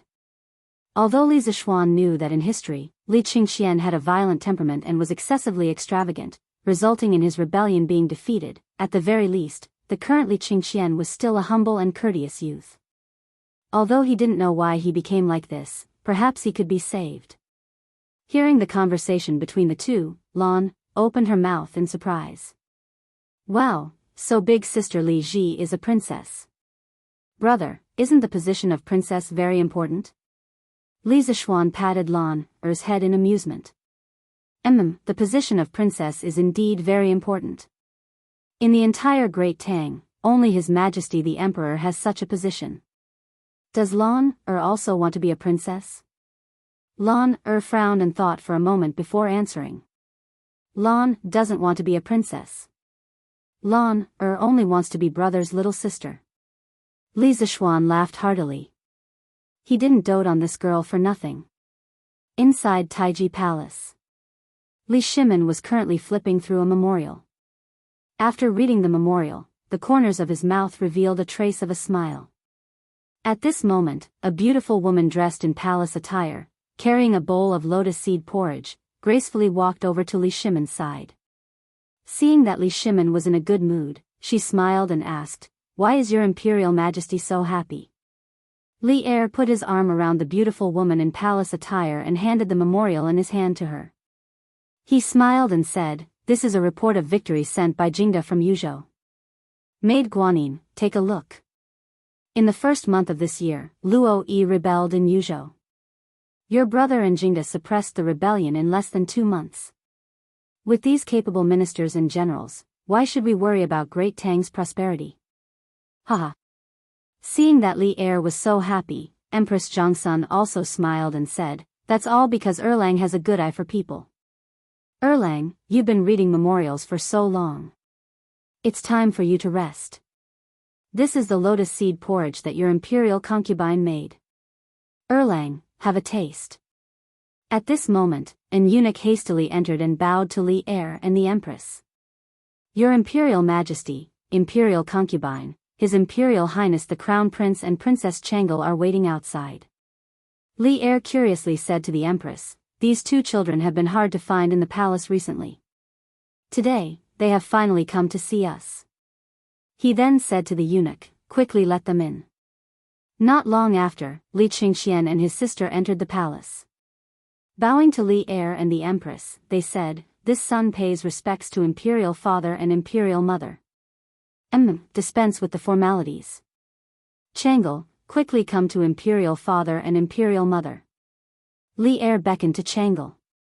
He doted on this eldest daughter of his. When Changle was born, Li Er viewed her as the apple of his eye and named her Li Lizzie. The history books were full of praise for Princess Changle, praising her as bright as the night moon illuminating the jasper forest, rotten as the morning glow reflecting the pearls. At this moment, Li Er saw the box of food in Li Qingxian's hand. Curious, he asked, Qingxian, what is that in your hand? Li Qingxian promptly bowed and replying to Imperial Father, this is a delicacy that this son and younger sister Changle encountered at a restaurant in the Western market today. The price of this item is the same as usual, with a limit of 200 servings per day. However, many people are scrambling for it like a flock of ducks. By the time this son arrived, there was already a very long line in front of the restaurant. This son asked a friend that this son had just met to obtain 2 servings. Seeing that Imperial Father's appetite has not been good recently, this son wanted to bring it over for Imperial Father and Imperial Mother to try. Li Er and Zhongsun glanced at each other, smiling with gratification. Li Er said, it is rare for Qingxian to show such filial piety. Hearing you say this, we are rather curious. What is so miraculous about this delicacy? Despite the price being so expensive, it still causes so many people to scramble for it. Zhao Song, go and bring out the box of food. An old eunuch behind Li Er bowed and accepted the order. At this moment, Changle, who was beside Empress Zhongsun, also smiled at Li Er and said, Imperial Father, the method of cooking this food is indeed rather peculiar. This son has also tasted it. It is indeed delicious. This son also saw Qing Chimo of Duke Lu's family in the restaurant. He ate 16 servings by himself. Finished speaking, he couldn't help but cover his mouth and chuckle. Changle naturally did not know that not long after the 2 of them left, Qing Chimo had almost eaten 20 servings. At this moment, Zhao Song brought out the box of food and was about to test it for poison when Li Er waved his hand to stop him. No need. Would Qingxian harm us? Finished speaking, he looked at the box of food. Inside, he saw pieces of golden and tender chicken lined up on a plate. Bursts of crispy chicken aroma wafted into his nostrils. Li Er couldn't help but feel his appetite increase. He picked up a piece of chicken and sent it into his mouth. The charred aroma of egg and starch mixed with the freshness of the chicken. Li Er couldn't help but smack his lips and praise, this thing is indeed delicious. Guanyin maid, you should also try it. The crispness of this fried chicken will be paired with the Empress's lotus seed porridge in a moment. It doesn't appear greasy. It really whetted our appetite. Seeing that the Emperor finally had an appetite, Zhongsun was also happy. She picked up a piece and tasted it. The taste was indeed rather peculiar. In the future, she could have the royal chef try it and see if they could make it. Zhongsun was not a greedy person. After eating 2 pieces, she put down her chopsticks. It was rare for Li Er to have an appetite, so she left the rest for the Emperor to eat. The empress turned her head and looked at Li Qingxian. Qingxian, what is the name of this delicacy? Imperial mother, this food is called nibbled chicken. Li Er interjected as he ate. Nibbled chicken? This name is very strange and rather inelegant. After eating the piece of chicken in his hand, Li Er asked again, Qingxian, where have you and Chang'e been these 2 days? Li Qingxian hurriedly replied, Imperial father, I saw Sister Chang'e in the palace a few days ago. Furthermore, Chang'e's health has always been poor. I was worried that she would fall ill from boredom, so I took Chang'e out of the palace to relax in Chang'an. Hearing this, a rare trace of warmth appeared on Li Er's face. After the Xuanwu Gate incident last year, although he had taken the throne, he had also lost a lot at the same time. There was no familial love in the royal family, but he really needed it. He was most worried that his children would live under the shadow of the Xuanwu Gate incident. Now that he saw his eldest son's heartfelt care for his eldest daughter, he was very gratified. Li Er said to Li Qingxian, Yes, Qingxian, as the elder brother, you should indeed be more concerned about your younger siblings. However, you must not neglect your studies. You are the future crown prince, so you should prioritize your studies. You can leave first. Chang'e will stay with Imperial father. Li Qingxian hurriedly excused himself from Li Er and the empress. Zhang Sun smiled and nodded. She had seen the warmth in Li Er's eyes just now. She and Li Er were husband and wife and had helped each other in difficult times for 15 years.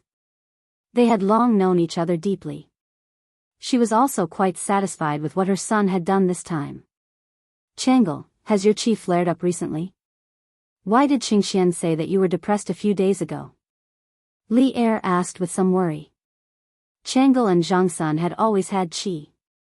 The imperial physicians in the palace were all helpless. A few days ago, they had asked Sun Simiao to enter the palace to treat the two. Sun Simiao had also said that he could only help the empress and princess recuperate, but could not cure them completely. The two's qi had now become Li Er's mental illness. Imperial father, my qi has not flared up recently. However, a few days ago, I did feel that my chest was stuffy. These 2 days, brother crown prince has taken me out of the palace. I have seen many interesting things, and my mood has improved a lot. Imperial father, don't worry. Thinking of the stories she had heard outside the palace these 2 days, the delicious food she had eaten, and the interesting siblings she had seen, the corners of Chang'e's mouth could not help but curl up slightly. Li Er saw that his daughter was in a good mood and was truly happy. He said, Chang'e, then tell Imperial father what interesting things you have seen these 2 days. It just so happens that your Imperial mother is here today. Chang'e, you haven't chatted with Imperial father and Imperial mother for a long time. Yes, Imperial father. Chapter 17. Drunken Immortal Restaurant. Private room on the 4th floor. There were already a dozen plates in front of Qing Chimo. Lan and Li Zishuan had already put down their chopsticks and were watching Qing Chimo eat and drink to his heart's content. According to Drunken Immortal Restaurant's portions, 10 chicken pieces were counted as a portion. Li Zishuan estimated that Qing Chimo alone had eaten 18 portions. Without Li Qingxian and Li Lizzie by his side, he had even less scruples and ate as if he was flying. Lan asked curiously, Big brother black face, you've eaten so much. Why hasn't your stomach gotten bigger? Where did you put those gnawed chickens? Pfft. Qing Chimo had just taken a sip of wine, but upon hearing this, he choked and spat it out.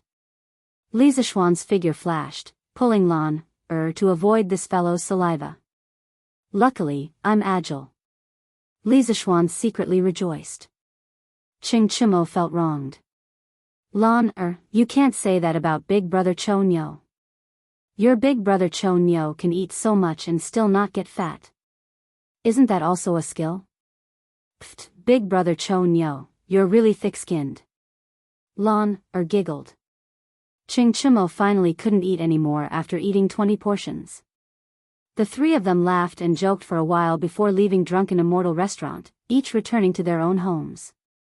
When they left, shopkeeper Lu looked bitterly at Qing Chimo. This fellow had eaten 20 portions of gnawed chicken by himself.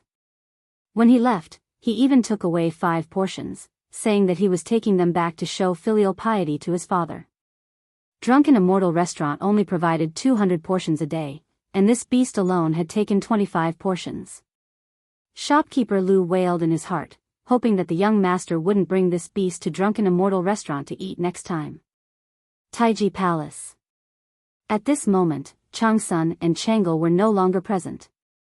Li Er sat alone on the dragon throne, frowning and deep in thought. The hall was silent. After a long time, Li Er's voice rang out in the hall. Zhao Song, send someone to investigate Li Zishuan's background, especially his activities in the past month. See if he deliberately approached Qingxian and Chang'e.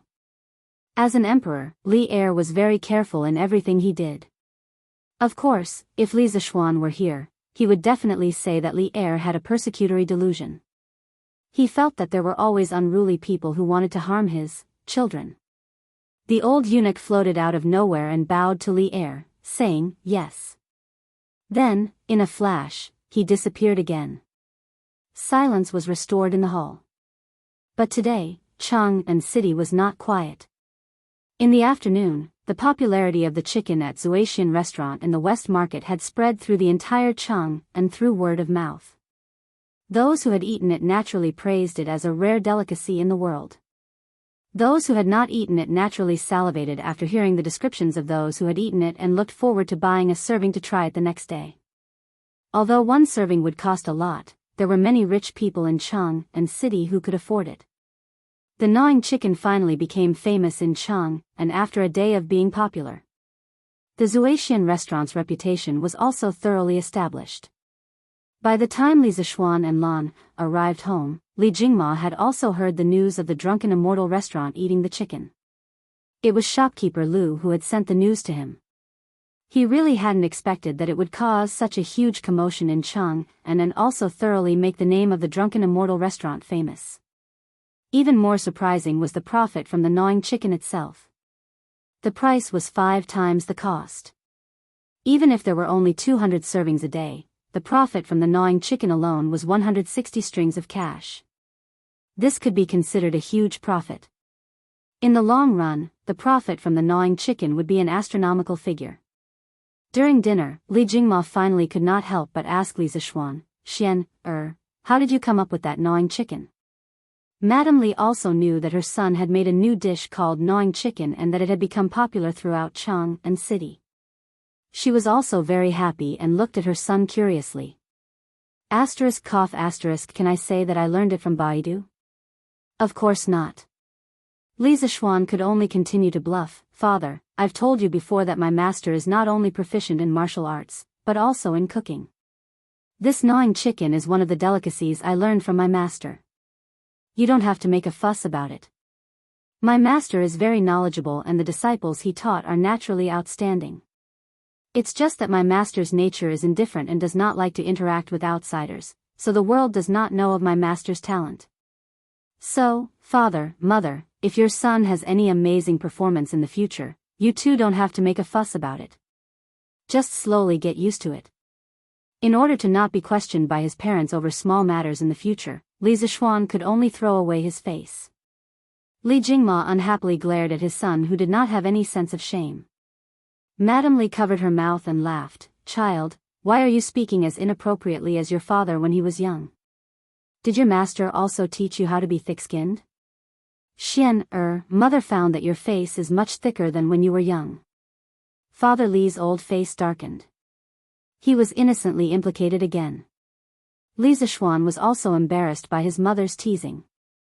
At this moment, Lan, also jeered, brother is thick-skinned, hee. Duke Lu's estate. A black-faced man with a face full of beard was eating gnawing chicken and drinking wine in the front hall. He was extremely satisfied. Chonyo, where did you buy this thing? How come I, old Cheng, have never eaten it before?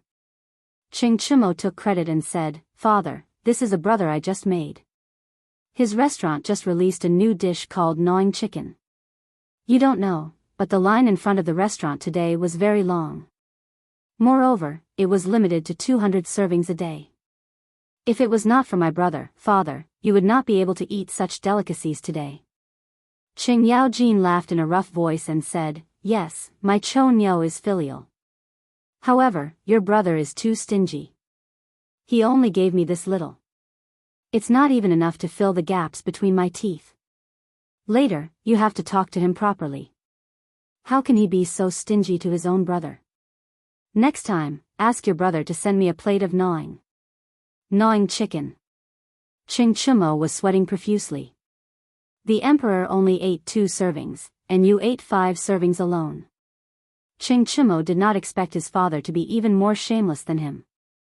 Qing Yaojin said again, Chonyo, tell your father about your brother. Old Qing is quite interested in the person who can think of this gnawing chicken. Qing Chumo knew that his father wanted to check him out.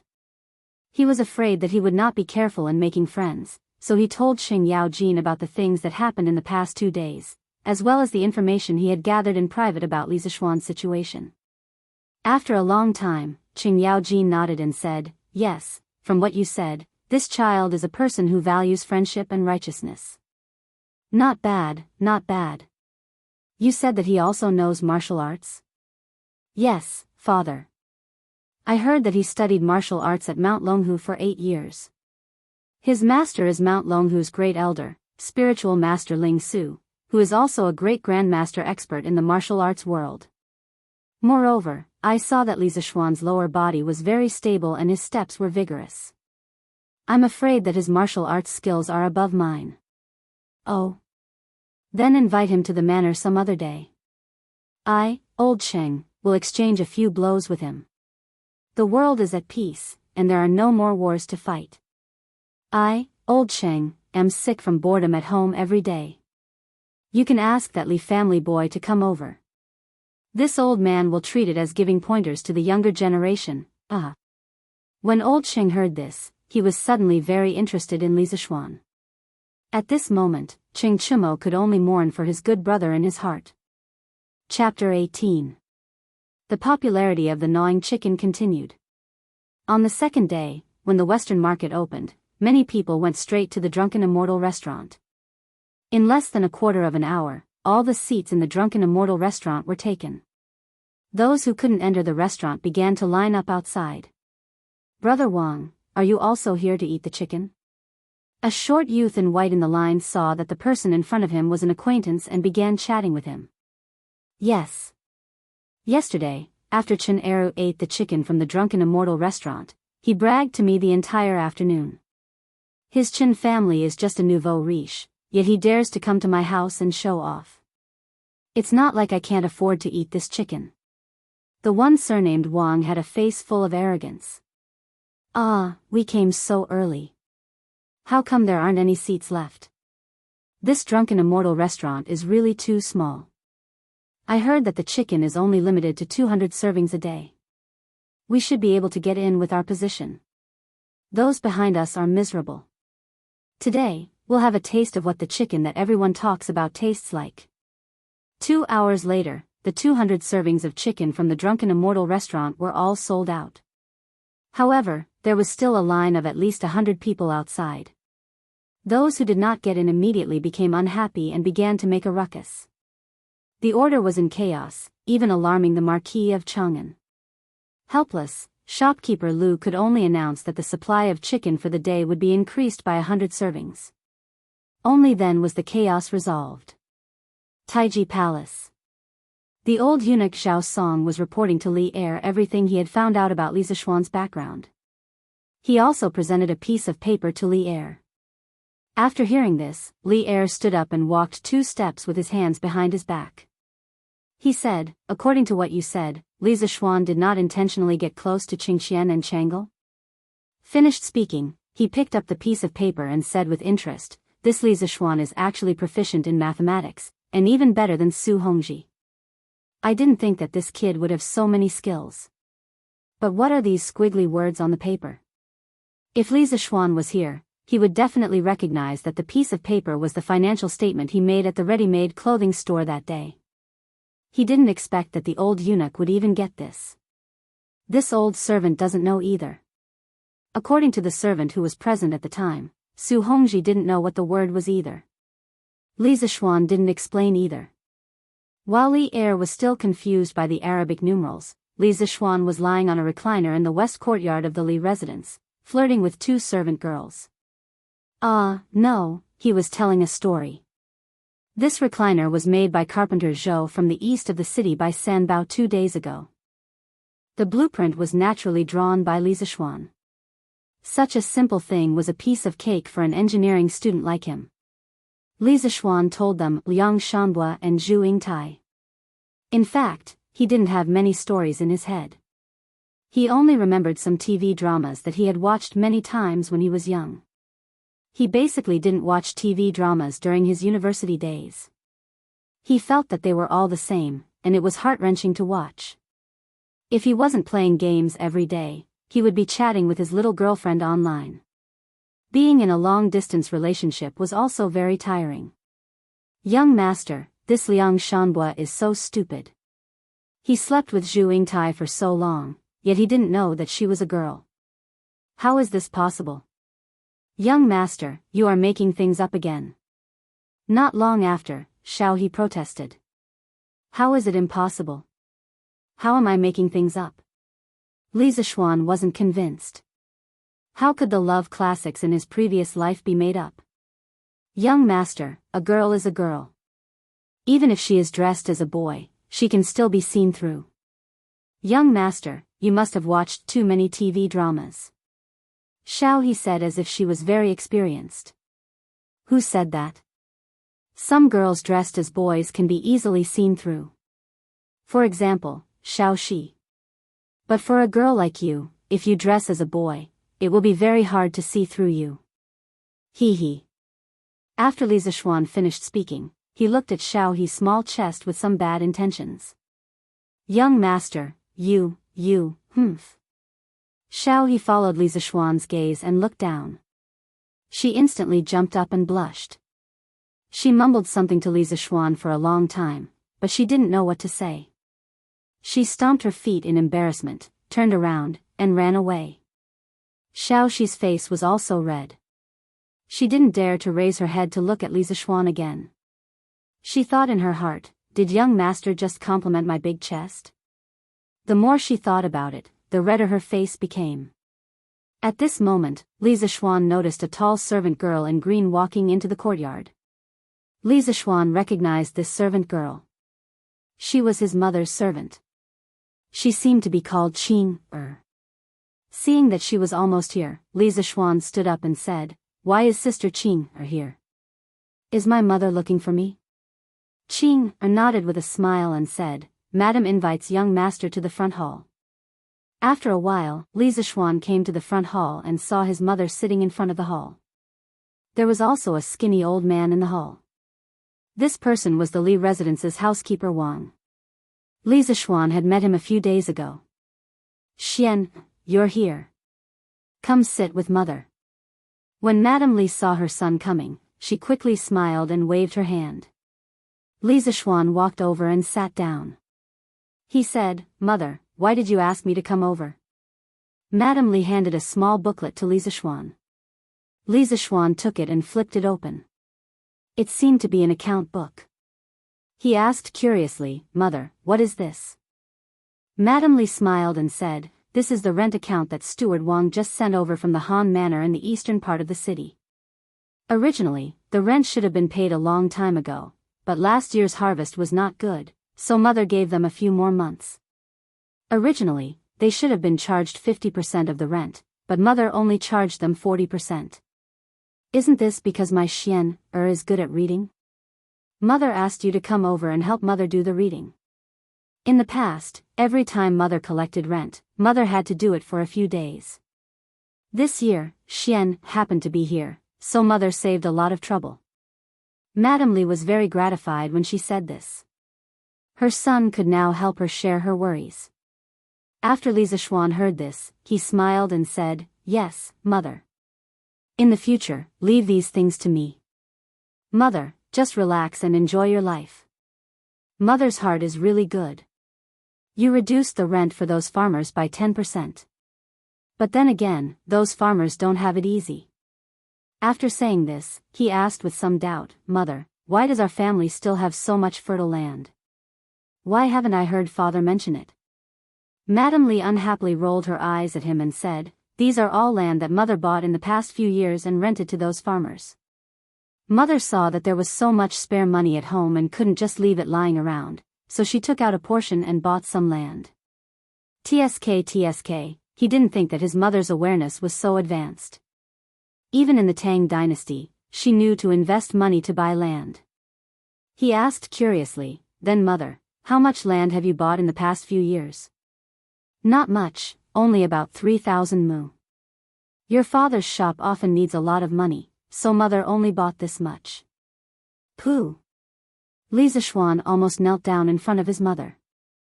3,000 mu wasn't a lot, but he didn't think that he could be considered a big landlord.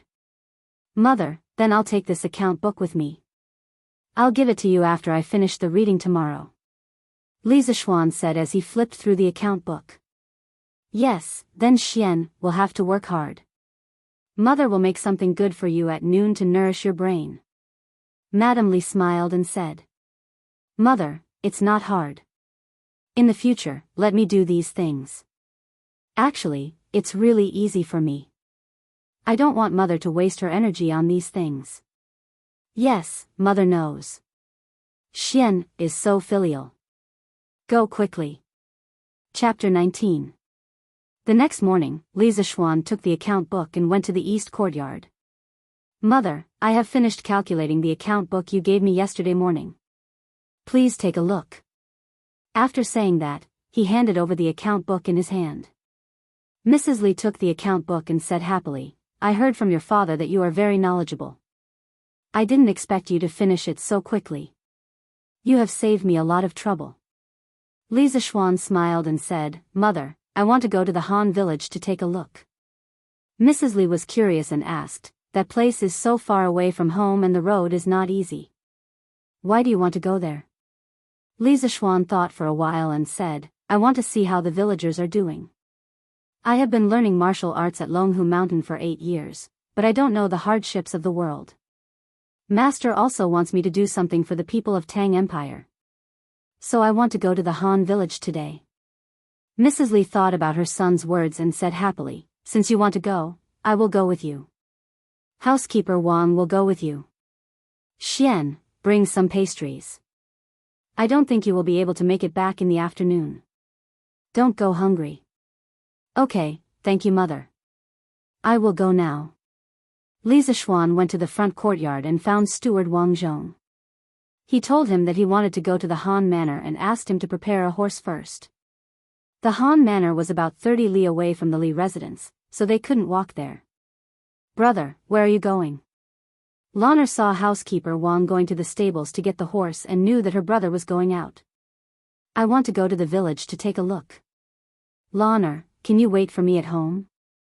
Li Zishuan said helplessly. This sister of his was too clingy. No, Lanner is bored at home alone. Mother doesn't want to play with Lanner. Lanner wants to go to the village with brother. Lanner shook her head like a rattle drum. Okay. Xiao He and Xiao Shi, you two go too. Take care of Mississippi San Bao, go get a carriage.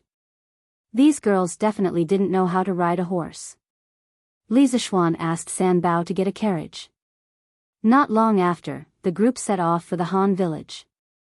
They left Chang and city from Yanqing Gate and headed east. The road became more and more difficult. Li Zishuan and Wang Zhong didn't feel anything on their horses, but the carriage behind them kept shaking, which made the 3 maidservants cry out in surprise. San Bao, slow down. Don't overturn the carriage. Li Zishuan didn't know if San Bao was an experienced driver, but he was afraid that the carriage would overturn. He and steward Wang slowed down the speed of the horse so that San Bao could drive slower. Just like that, the group walked for more than 2 hours on the 30-something mile road.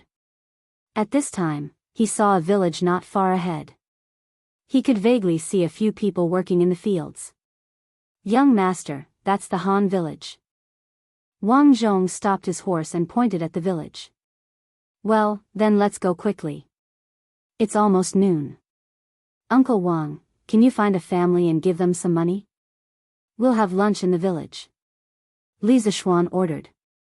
Wang Zhong was more familiar with this place than him. His family often sent him to collect rent, so it was best for him to arrange it. Yes, young master. Why don't we go to Han Lijing's house at noon? Every time madam sends me here to collect rent, Han Lijing is very cooperative. Wang Zhong suggested. Okay, then Uncle Wang, you lead the way. The group of people rode into the village. It was the spring plowing season. At the entrance of the village, they could see many people pulling oxen to plow the fields. There were also 2 or 3 children chasing and playing on the ridges of the fields. Occasionally, there would be a few roosters and dogs barking in the village. Li Zishuan often saw this scene in his previous life. He was born and raised in a village. Lan was very new to this scene. She had been the little princess of the family since she was born. She had never seen such a scene in a village before. She got off the carriage and held her brother's hand, looking around as they walked. Li Zishuan left the horse and carriage at the entrance of the village and asked San Bao to take good care of them. He led the group into the village, and under Wang Zhong's lead, they went straight to Han Lijing's house. Young master, we're here. This is Han Lijing's house. After a while, Wang Zhong pointed to a rundown farmhouse in front of them. Li Zishuan was a little surprised. In his opinion, if this place was in the future, it would be equivalent to a village chief. How could the place be so run down? Since they were in front of someone's house, it was not good to say much. He immediately walked in with Wang Zhong. Oh, Butler Wang, you're here. A dark-skinned middle-aged man in the courtyard saw Li Zishuan and the group and quickly went up to greet them. However, Li Zishuan noticed that the man's right leg seemed to be a little disabled, and he was limping as he walked. However, from the thick muscles on his arm, it was obvious that this middle-aged man's body contained a lot of strength. Han Lijing, this is my family's young master and young mistress. My madam has calculated the rent that your farmstead paid this year, and there's no problem. Today, my young master wants to come to the Han Manor to take a look. Wang Zhong introduced to Han Lijing. When Han Lijing heard this, he quickly bowed respectfully to Li Zishuan and Lan, and said, "Greetings to young master and young mistress." Li Zishuan quickly returned the greeting, and said, "Uncle Han, you don't have to be so courteous. We'll be bothering Uncle Han later. Seeing that it's almost noon, I'll bring this group of people to Uncle Han's house for lunch. Uncle Han, don't worry, we've brought our own ingredients and pastries. We only need to borrow Uncle Han's kitchen to heat them up, and we'll pay the corresponding remuneration." When Han Lijing heard this, his face instantly turned red, and he straightened his neck and said, "Young master, you're flattering me. My Han Manor's harvest last year wasn't good, and not only did Madam Li reduce our rent by 10%, she also extended the deadline of half a year. If it weren't for Madam Li's benevolence, who knows how many people in my Han Manor would have starved to death. Now that young master is coming to my house for a meal, how could I let young master bring his own ingredients? How could I dare to take young master's money? If the villagers knew, they'd poke at my spine. Young master, you must never say such things again. Although I, Han Tianhu, am a boor, I still know how to repay kindness." Well, he accidentally hurt the other party's self-esteem. Li Zishuan quickly explained, "Uncle Han, don't misunderstand. I don't have any other intentions by giving you money. This is what you deserve. There's no such thing as not paying for a meal in this world." Seeing that Han Lijing straightened his neck and wanted to decline again, Li Zishuan hurriedly said, "Since Uncle Han doesn't want to accept it, I won't force you. Thank you for your hospitality today, Uncle Han. If the Han Manor has any difficulties in the future, Uncle Han can look for Steward Wang. I'll try my best to solve it. Use our ingredients for lunch. After all, the ingredients we brought will definitely spoil if we don't eat them. It's just that we'll have to use some of Uncle Han's firewood." Only then did Han Lijing reluctantly accept. He waved his hand and said, "It's just some firewood, it's not worth much money. Young master, use it as much as you can. Once you're done, I'll go to the mountains to chop some more. Young master, young miss, please come in and have a seat." The group of people then entered the house. Chapter 20. My humble abode is too simple and crude. I'm sorry for neglecting young master and young mistress. After entering the house, Han Lijing said embarrassedly. Li Zixuan looked around. It was indeed very simple and crude. The only valuable thing was probably the Mo sword hanging on the wall. However, Li Zixuan was a little confused.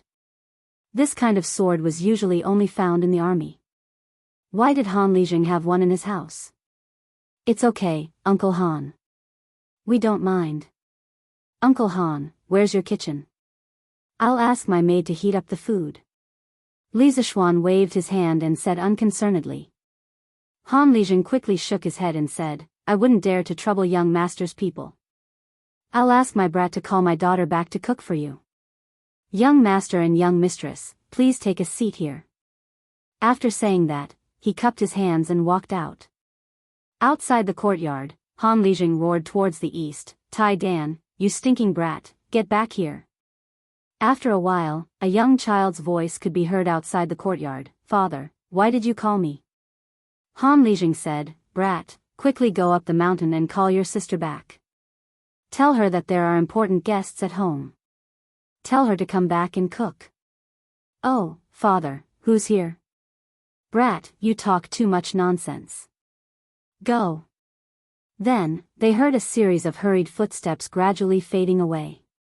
Han Lijing returned to the house and smiled apologetically at Li Zixuan.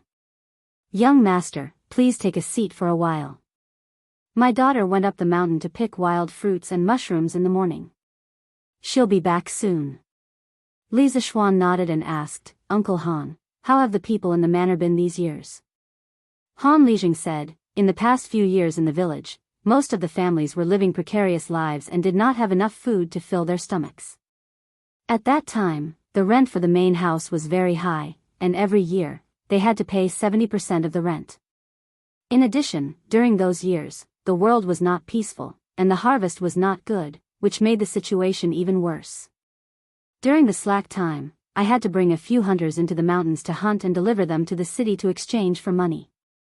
3 years ago, young master's family bought the land of the Han family manor. Not only did Madame Li allow us to continue farming, she even reduced the rent to 50%. In addition, in recent years, the world has gradually become peaceful, so life in the manor has become much better. At the very least, no one will starve to death now. This is all thanks to Madame Li. After saying that, Han Lijing's eyes were filled with gratitude. Li Zixuan was somewhat speechless. These villagers weathered wind and rain year after year, working themselves to death just so that they wouldn't starve to death, just so that they could survive. It was such a simple request, but it was difficult to satisfy in this era.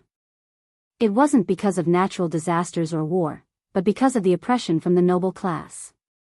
Li Zixuan felt that it was unfair for these villagers, and his heart was very vexed. Perhaps it was because he was also the son of a farmer in his previous life. At that moment, a very clear and pleasant voice came from outside the house. Father, your daughter is back. Then, he heard a series of footsteps coming into the house. At the door, a young girl of 13 or 14 years old came in.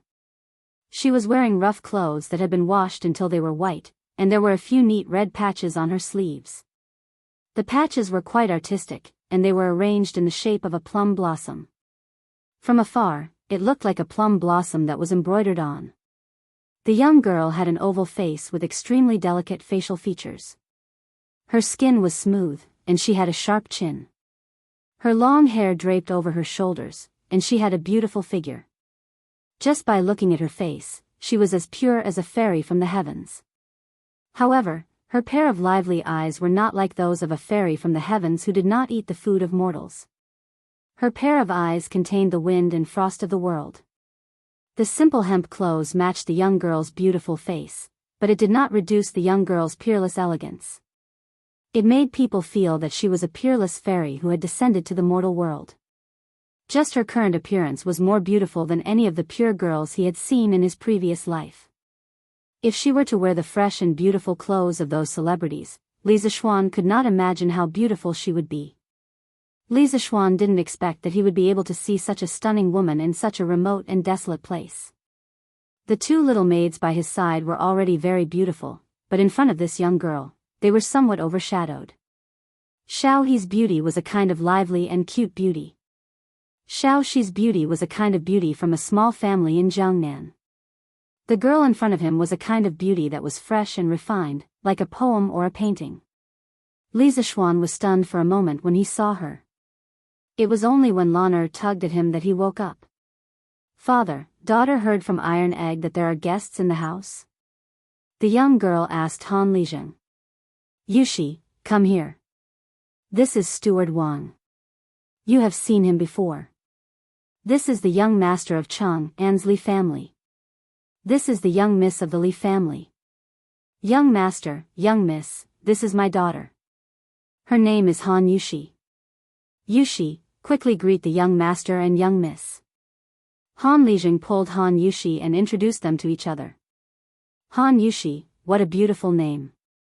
Li Zixuan inexplicably praised in his heart.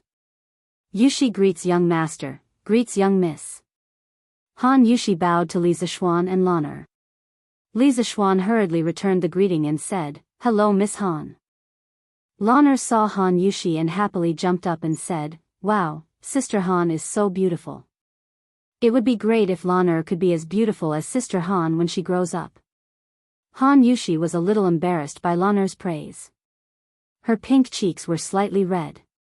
However, seeing that Lana was really cute, she couldn't help but like this little girl. She squatted down and touched Lan'er's little face.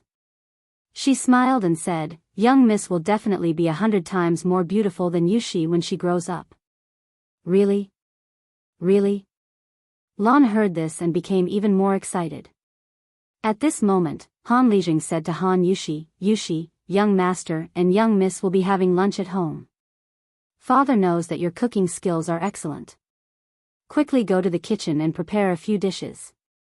Stew the pheasant that father hunted yesterday. Go quickly. Don't let the guests wait for too long. Okay, father. I will go now, Han Yushi responded crisply. She then turned to Li Zixuan and Lan'er and said, Young master and young miss, please take a seat. Yushi will be back soon. Listening to her gentle voice, Li Zixuan felt that his heart was about to melt. It was as if the dry land was moistened by the spring rain. Xiao He, quickly go to the carriage and get the ingredients and pastries that we brought. Send them to the kitchen and let Miss Han heat them up, Li Zixuan said to Xiao He. Xiao He was about to accept the order and leave when she heard Han Lizheng say to the door, Brat, quickly come in. What are you hiding outside the door for? A little boy with a strong head walked in. He was about 6 or 7 years old. When he saw so many strangers, he was still a little shy. The little boy said to Li Zixuan and Lan'er, Hello, young master and young miss. Obviously, he had been eavesdropping outside for a long time. Li Zixuan nodded at him. Lan'er smiled mischievously at him. When the little boy saw this, he became even more shy. He then said to Han Lizheng, Father, you called me. Han Lizheng pointed at Xiao He and said to him, This young miss is going to the carriage at the entrance of the village to get something. Accompany her. Be careful and don't run around. Do you hear me? Yes, father. I got it. Li Zixuan smiled. This Han Lizheng was quite thoughtful. Xiao He might really get lost in the village alone. He smiled kindly at Han Lizheng and said, Thank you, Uncle Han. He then said to Xiao He, quickly go with Iron Egg. Be careful. Yes, young master. Xiao He will go now. Chapter 21. After Li Zixuan chatted with Han Lizheng for a while, he saw Han Yushi and Iron Egg coming in with dishes. Young master, young miss, father, it's time to eat. Han Yushi placed the dishes on a square table that was very old but very clean. She smiled and called for everyone to eat. Young master, young miss, sit down and eat. Han Lizheng quickly greeted. Well, Uncle Han, you don't have to be so polite. Sit down too. Miss Han, you have worked hard cooking. Come and sit with Iron Egg, Li Zishuan said. Han Yushi was a little hesitant, but Iron Egg was very happy. He had been drooling over the pheasant meat on the table and the chicken that Li Zishuan brought over. He had not eaten meat for a long time. When he saw the golden and crispy chicken, he could not control himself. Just now, he wanted to stretch out his hand to steal a bite in the kitchen several times, but he was discovered by his sister and was chased out of the kitchen. Now that he heard Li Zishuan invite him to eat together, he could not hold back anymore. He lifted his foot and was about to walk over, but Han Lijing glared at him fiercely. He was so scared that he immediately retracted his foot.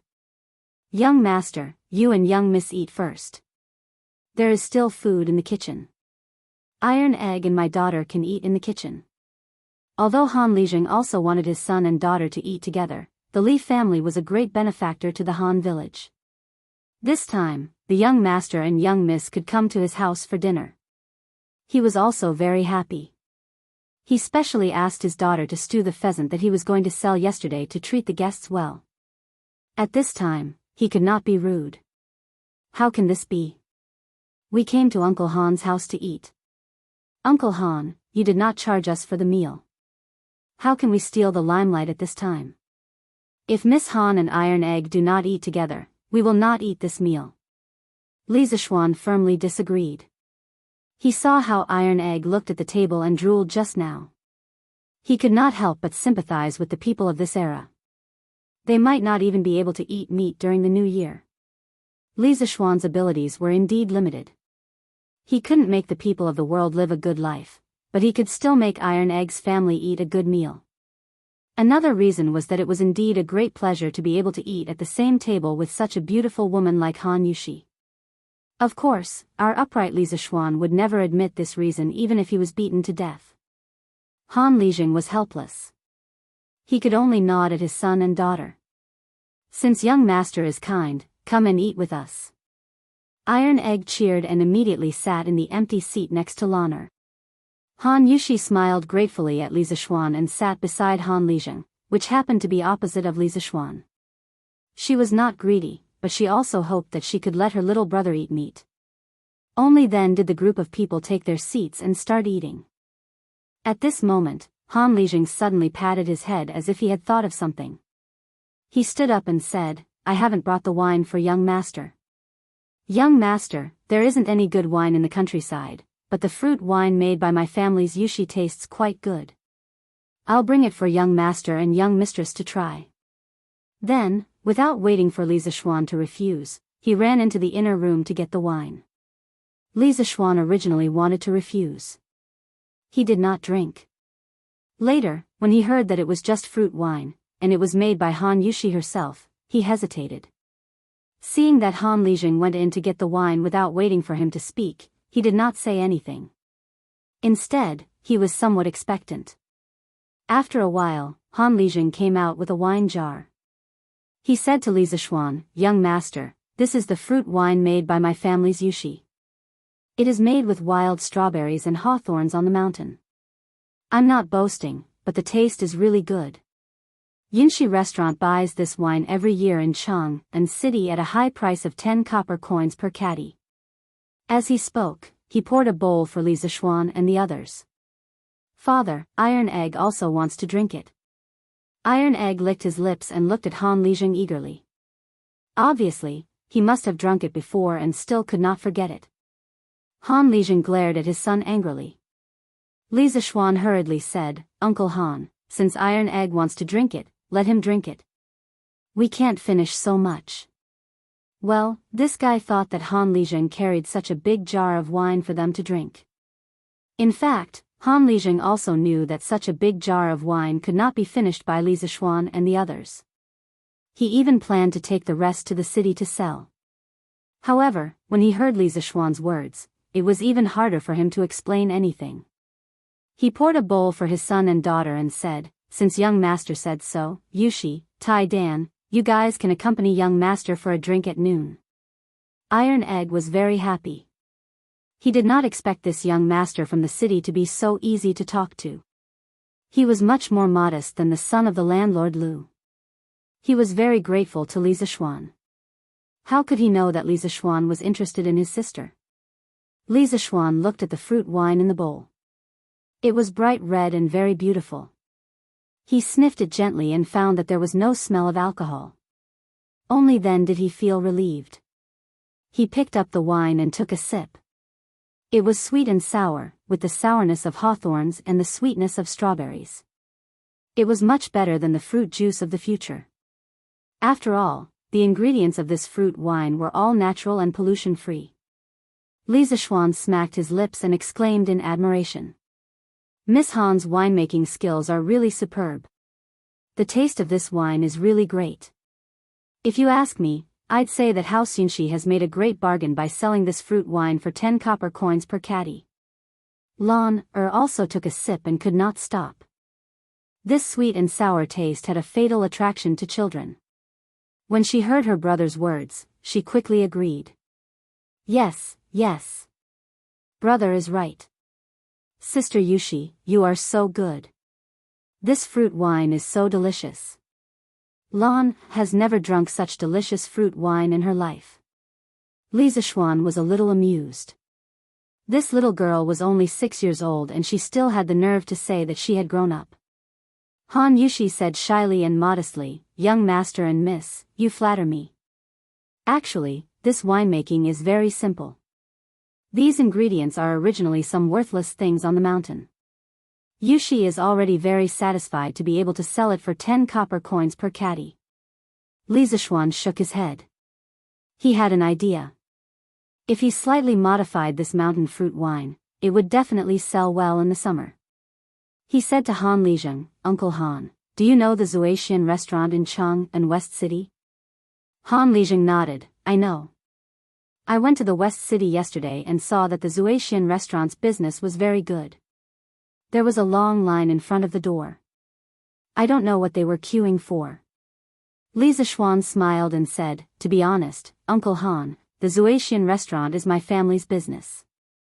Those people queuing in front of the Zuaxian restaurant yesterday were precisely to buy this gnawed chicken." Li Zishuan pointed to the plate of gnawed chicken and saw that there were only a few pieces of chicken left on the plate. It turned out that Iron Egg saw that the adults were talking happily at the side. After he tasted a piece of the golden gnawed chicken, he could no longer stop. While the few of them were talking, this brat wretchedly developed at the side and gorged himself on the food. Han Lijing was instantly furious. "Iron Egg, you little bastard." After saying that, he stood up and was about to beat him up. Li Zishuan quickly pulled Han Lijing back. "Uncle Han, don't be impulsive. This gnawed chicken is not something valuable. I have a lot of it at home." Iron Egg ate it. "Today, everyone is eating happily together. Don't be angry." Li Zishuan persuaded Han Lijing for a long time before he finally stopped. Han Lijing sat down and glared at Iron Egg fiercely. When Iron Egg saw that his father was angry, he was about to run away. Seeing that Li Zishuan stopped his father, he didn't want to run away. He was a little embarrassed and whispered, "Thank you, young master." Lan Er was watching from the side and was quite interested. She said to Iron Egg, "Brother Iron Egg, what do you want to eat? Call me sister and I will get it for you. Then, your father won't be angry at you." Seeing that such a beautiful and cute little girl like Lan Er was talking to him, Iron Egg instantly blushed and said, "Miss Lan Er, you might not be older than Iron Egg, right?" Lan Er picked up a piece of chicken and stared at Iron Egg when she heard what he said. She shook the piece of chicken in her hand and threatened him. Iron Egg looked at the piece of chicken and swallowed his saliva. He had never eaten such delicious chicken before. After hesitating for a long time, he bitterly shouted, "Sister Lan Er." Lan Er smiled and replied, "Brother Iron Egg, good boy." After saying that, she put the piece of chicken into Iron Egg's bowl. Iron Egg looked at the piece of chicken in his bowl and thought to himself, "It's worth it to call me sister." Li Zishuan ignored his little sister's nonsense and continued to talk to Han Lijing. "Uncle Han, as you can see, Drunken Immortal Restaurant's business is very good. In the future, if you sell fruit wine to Drunken Immortal Restaurant, we will buy it for 30 copper coins per caddy. We will buy as much as you have. You can also ask the villagers to go up the mountain to help you pick wild fruits. You can give them some compensation. After all, Miss Han can only pick a limited amount, and if there are wild beasts in the mountain, Miss Han won't be safe alone. Don't you think so? Han Yushi heard that Li Zixuan was faintly concerned about her and felt happy for some reason. She lowered her head and ate without saying anything.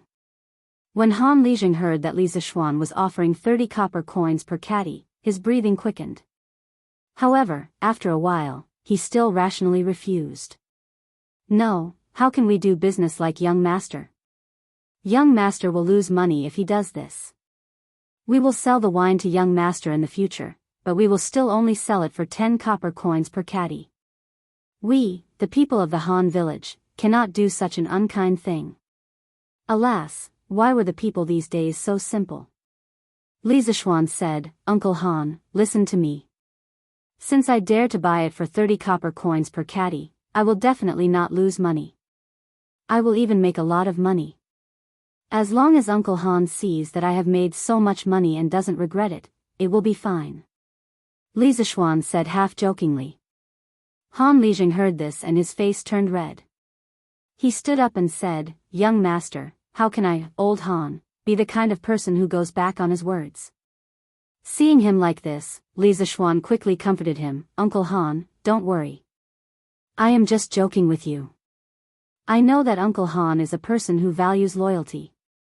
Uncle Han, there is a reason why I am offering 30 copper coins per caddy. Look, you hired the villagers to pick wild fruits for Miss Han. You can't not pay them, right? This is all part of the cost. This will also increase the income of the villagers of the Han family village. When Han Lijing heard this, he carefully thought about Li Zixuan's meaning. As Lijing, he naturally knew that the villagers of the Han family village lived a very poor life. Although compared to the villagers of other villages, it was still much better. However, he also wanted the villagers to live a better life. Li Zixuan's suggestion also moved him. After thinking for a while, he said to Li Zixuan, since young master is kind enough to give us a way out, then I, old Han, will represent the entire village to thank young master. After saying this, he stood up and bowed to Li Zixuan with cupped fists. Li Zixuan quickly came over to support him and told him not to be so polite. At this time, Han Lijing added, however, if young master loses money in the future, then the purchase price will automatically be reduced to 10 copper coins per caddy. At that time, the wages will also be reduced. When the time comes, I, old Han, will be responsible for persuading the villagers. Young master, if you don't agree to this, then this business deal will end here. I, Han Lijing, would rather starve to death than harm young master. Li Zixuan could only helplessly agree. This Han Lijing was really too straightforward. Chapter 22. After talking about business, Li Zixuan and Han Lijing began to eat. Naturally, the two of them didn't mind that most of the dishes on the table were almost finished by the two little fellows. Han Lijing was very happy to meet such a good young master who took the initiative to bring him business. He pulled his daughter along and toasted Li Zixuan. Li Zixuan also didn't refuse anyone. This meal was very enjoyable for everyone. Of course, it had to be said that Han Yushi's cooking skills were really good. The mushroom and pheasant stew was very delicious. Li Zixuan, who didn't like to eat stew, ate a lot. Of course, it was unknown whether the pheasant was made by Han Yushi. After lunch, Han Yushi began to clean up the dishes. Li Zixuan quickly asked Xiaohe to help. At this time, Iron Egg said to Han Lijing, Father, I'm going to the threshing field at the entrance of the village to play. At this time, Lan was also eager to try. She also felt that the scenery of the countryside was very novel. She said to her brother, Brother, Lan wants to go out and play with Brother Iron Egg. Well, then you can go with Iron Egg. Remember to come back in 2 hours. Li Zixuan thought about it. Since Iron Egg was Iron Egg's son, there shouldn't be any accidents if Lan followed Iron Egg to the village to play. At this time, Han Lijing said to Iron Egg solemnly, Iron Egg, listen to me. You must take good care of the young miss. If anything happens to the young miss, I will skin you. Iron Egg quickly nodded in agreement. Even if his father didn't say it, he would do it. He wasn't a completely ignorant child. He naturally knew that the young master and the young miss were so good to their family. He was very grateful to them in his heart. Just like this, the two little brats went out. Li Zixuan chatted with Han Lijing in the front room. Not long after, Han Yushi finished cleaning up the dishes in the kitchen and came to the front room with Xiao He. She sat next to Han Lijing and listened to them quietly. After chatting for a while, Li Zixuan stood up and said, "Uncle Han, please tell the farmers about the business I told you about this morning. I want to go to the farm alone. When it's time for us to go back, I'll come and say goodbye to Uncle Han." Han Lijing hurriedly said, "Young master, you are not familiar with the manor. Let Yushi accompany young master." Li Zixuan declined. "How could I trouble Miss Han? I'll just walk around and come back. I won't get lost." In fact, he also hoped that he could go out with Han Yushi, but he couldn't show it so obviously. When it was time to decline, he still had to decline. Han Lijing waved his hand and said, "It's okay, it's okay. Yushi has nothing to do at home in the afternoon. It's just nice to go out with the young master." After saying that, he said to his daughter, "Yushi, accompany the young master to walk around the manor in the afternoon." Han Yushi softly replied, "Okay, father." Li Zixuan was a little happy in his heart, but his face was calm. He cupped his hands and said to Han Yushi, "Then I'll have to trouble Miss Han." Han Yushi hurriedly bowed and said, "It's okay." Li Zixuan then said to Xiao He and the others, "Xiao He, Xiao Shi, housekeeper Wang, the journey this morning was bumpy. You must be tired. Rest at Uncle Han's house for a while. After I finish walking around the manor, we'll go back." The few of them naturally agreed. However, Xiao He looked at her young master suspiciously. The way Li Zixuan looked at Han Yushi in the morning was caught by the quick-witted Xiao He. Xiao He was wondering if her young master had deliberately shaken them off and secretly went out with Han Yushi for a rendezvous. Li Zixuan naturally didn't know what the servant girl was thinking. He brought Han Yushi out. Li Zixuan walked side by side with Han Yushi on the small road in the countryside. He breathed in the fresh air, listened to the occasional crowing of chickens and barking of dogs in the village, and watched a group of naughty children chasing each other and playing not far ahead. At this moment, his heart was incomparably peaceful. It was as if he had returned to his previous life. It was the same small road in the countryside, the same crowing of chickens and barking of dogs, and the same village urchins. He couldn't help but have a deep sense of nostalgia in his eyes. Unfortunately, I can't go back anymore. Even if I build trains and planes in this era, I can't go back, Li Zixuan muttered in his heart. Han Yushi lowered her head and walked with Li Zixuan for a while, but Li Zixuan didn't say anything. She was a little curious and raised her head to look at Li Zixuan.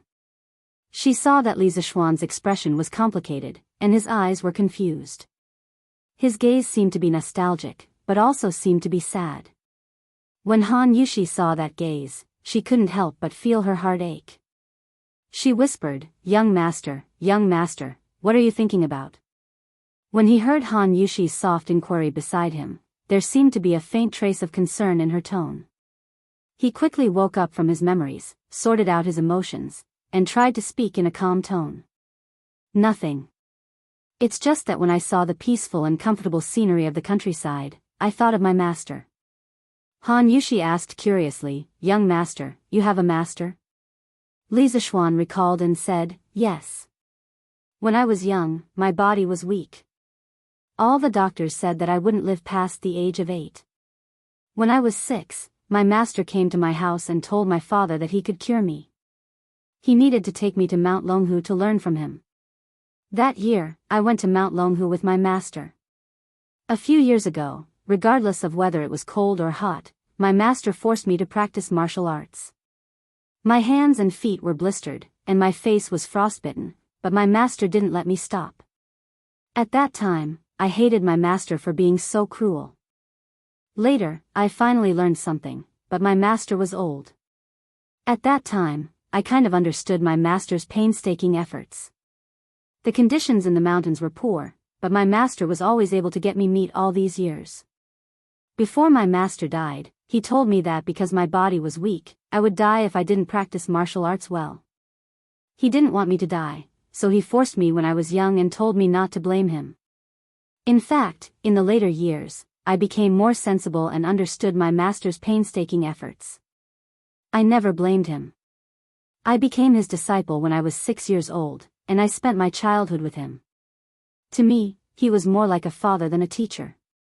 For 8 years, he taught me top-notch martial arts without asking for anything in return, allowing me to live to this day. Before I could even repay him, he had already passed away. Of course, Li Zixuan couldn't tell her that he was thinking about his family more than 1,000 years later, so he told her what happened to this body when he was young. However, he spoke with sincerity. As he spoke, he couldn't help but put himself in the role of this body. When he got emotional, the corners of his eyes couldn't help but moisten. As Li Zixuan spoke, Han Yushi's heart also became sad. When she heard the end, she couldn't help but cry. She originally thought that Li Zixuan was a rich young master who didn't eat the hardships of the world. She didn't expect his life experience to be so rough. Looking at Li Zixuan's wet eyes, she saw Li Zixuan's bruised soul under his strong appearance. She couldn't help but feel her heart ache.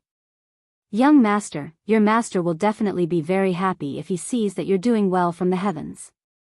You said it yourself, your master treats you like a father treats his own child. Parents treat their children well, and they don't want their children to repay them. Young master, don't blame yourself. You living well now is the best way to repay your master, Han Yushi comforted gently. That's right. When parents treat their children well, why would they think about their children repaying them in the future? Their love is the most selfless love in the world. They only hope that their children will live well in the future. When Li Zixuan heard this, he couldn't help but mutter in his heart, Father, Mother, your son is unfilial and can't be filial in front of you. However, in this great Tang dynasty, I will live well. I will live well. You don't have to worry. Thank you, Miss Han. I'm fine. After thinking it through, Li Zixuan looked seriously into Han Yushi's eyes and thanked her. You're welcome. Han Yushi was a little flustered by Li Zixuan's serious gaze and hurriedly said. Chapter 23. The two of them chatted and soon finished touring the village. Li Zixuan was a little reluctant to part with her. Miss Han, where do you usually go to pick wild fruits? Li Zixuan, who was reluctant to part with her, began to find a topic to talk about. Han Yushi pointed to the mountain behind them and said, It's on that mountain. Li Zixuan looked in the direction of her finger and saw the dense forest on the small hill. He said, Aren't you afraid when you go alone? What if you meet a wild beast like a tiger? Han Yushi smiled and said, A few years ago, there were indeed some fierce tigers and fierce beasts in this mountain. But during those years, the world was in chaos and the harvest was not good. Many people in the village were starving. My father organized the villagers to go into the mountain to hunt. In the past few years, all the large beasts in the mountain have been hunted. Li Zixuan heard and said, Oh, then let's go up the mountain to take a look. Han Yushi nodded in agreement. The two of them walked up the mountain. At the foot of the mountain, a few peach blossoms were in full bloom. It was very beautiful. A few butterflies danced in the wild flowers by the roadside. A few birds chased each other and played in the forest on the mountain. Li Zixuan was very happy with the beauty by his side and the beautiful scenery in front of him. Miss Han, I have a question, but I don't know if it's appropriate to ask. Li Zixuan asked. Young master, if you have something to say, Yushi will tell you everything she knows. Li Zixuan hesitated and said, Why didn't I see your mother at your house? Han Yushi's face instantly turned pale. Deep sadness flashed in her eyes. Li Zixuan saw this and immediately apologized, I'm sorry, Miss Han. I took the liberty. Don't be sad. Han Yushi shook her head and was silent for a while before saying, My mother passed away after giving birth to the iron egg. I was 7 years old at that time. My father was still fighting in the front line. In order to support my brother, I went to help Master Lu in the nearby plum village to herd cattle and sheep. I fed the horses and chopped firewood. When I earned money, I bought goat milk for my brother. This Master Lu's family was the previous owner of the Han village. They were very harsh and often bullied the villagers in the village. Everyone was angry but didn't dare to say anything. They were afraid that landlord Lu wouldn't let them plant the land. Iron Egg was very naughty when he was young.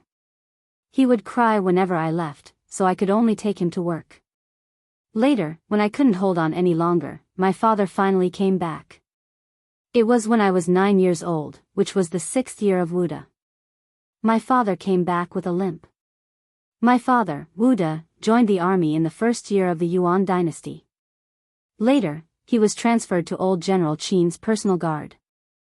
In the 6th year of Wuda, the Turks attacked the borders of our Great Tang, and my father accompanied General Qin to battle. Later on, I heard my father say that during a pursuit, General Qin was ambushed by the Turks.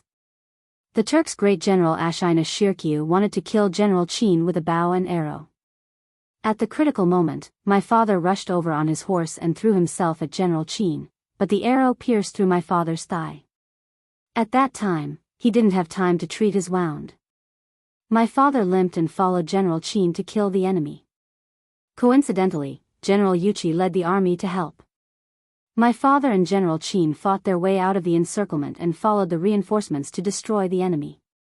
After returning to the camp, although the arrow wound on my father's thigh was healed, because the treatment was too late, his right leg became disabled and it was difficult for him to return to the battlefield. My father knew that General Qin would definitely not abandon him, but my father didn't want to be a burden to General Qin. Thus, he left a letter and secretly came back alone. Following Han Yushi's recollection, Li Zishuan's thoughts also returned to the era where the flames of war raged and human lives were like grass. In his heart, he also admired a tough man like Han Lizheng. Without countless people like Han Lizheng fighting bloody battles, the Great Tang would not have its current peace. Perhaps the Han people's clothes would have been slaughtered by the armored cavalry of the foreign race. No wonder he saw Mo saber in Han Lizheng's house. He didn't expect him to be a respectable soldier of the Great Tang. He also didn't expect Han Yushi to be so strong on the inside despite her weak appearance. At the age of 7, she raised her infant brother alone. One could imagine the difficulties and hardships she went through. Li Zishuan saw that Han Yushi's eyes were still filled with sadness. He couldn't help but pat her on the shoulder and said, "Miss Han, don't be sad. At least you, Iron Egg, and your father are all doing well now. If your mother knew in the netherworld, she would definitely be gratified. Besides, with me around, the people of the Han family village will live better and better lives in the future." As he spoke, Li Zishuan didn't know how to continue. He wasn't very good at comforting people. Pfft. Seeing Li Zishuan racking his brains to think of words to comfort her, Han Yushi couldn't help but laugh through her tears. She said, "I just comforted young master. I didn't expect young master to comfort me again." Hearing Han Yushi's words, Li Zishuan thought about it and felt that it was rather interesting. He smiled and said, "In that case, let's not comfort each other. We'll be happy in the future. This way, we can let the ancestors who love us leave at ease." Han Yushi agreed softly, "Yes."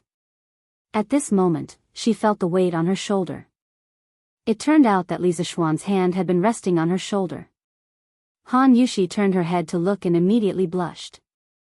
Li Zishuan followed her gaze and found his hand. He secretly blamed himself for forgetting to take it off when he patted her shoulder to comfort her. Of course, whether it was because he forgot to take it off or because he couldn't bear to take it off at that time, it wasn't for others to know. Feeling the warmth of his fingertips and smelling the feminine fragrance on Han Yushi's body, he couldn't help but feel a little restless. However, seeing that the tears at the corner of Han Yushi's eyes had not dried, Li Zishuan secretly scolded himself for being a beast. He quickly took his hand off and explained awkwardly, sorry. I wanted to comfort you just now. I didn't mean it."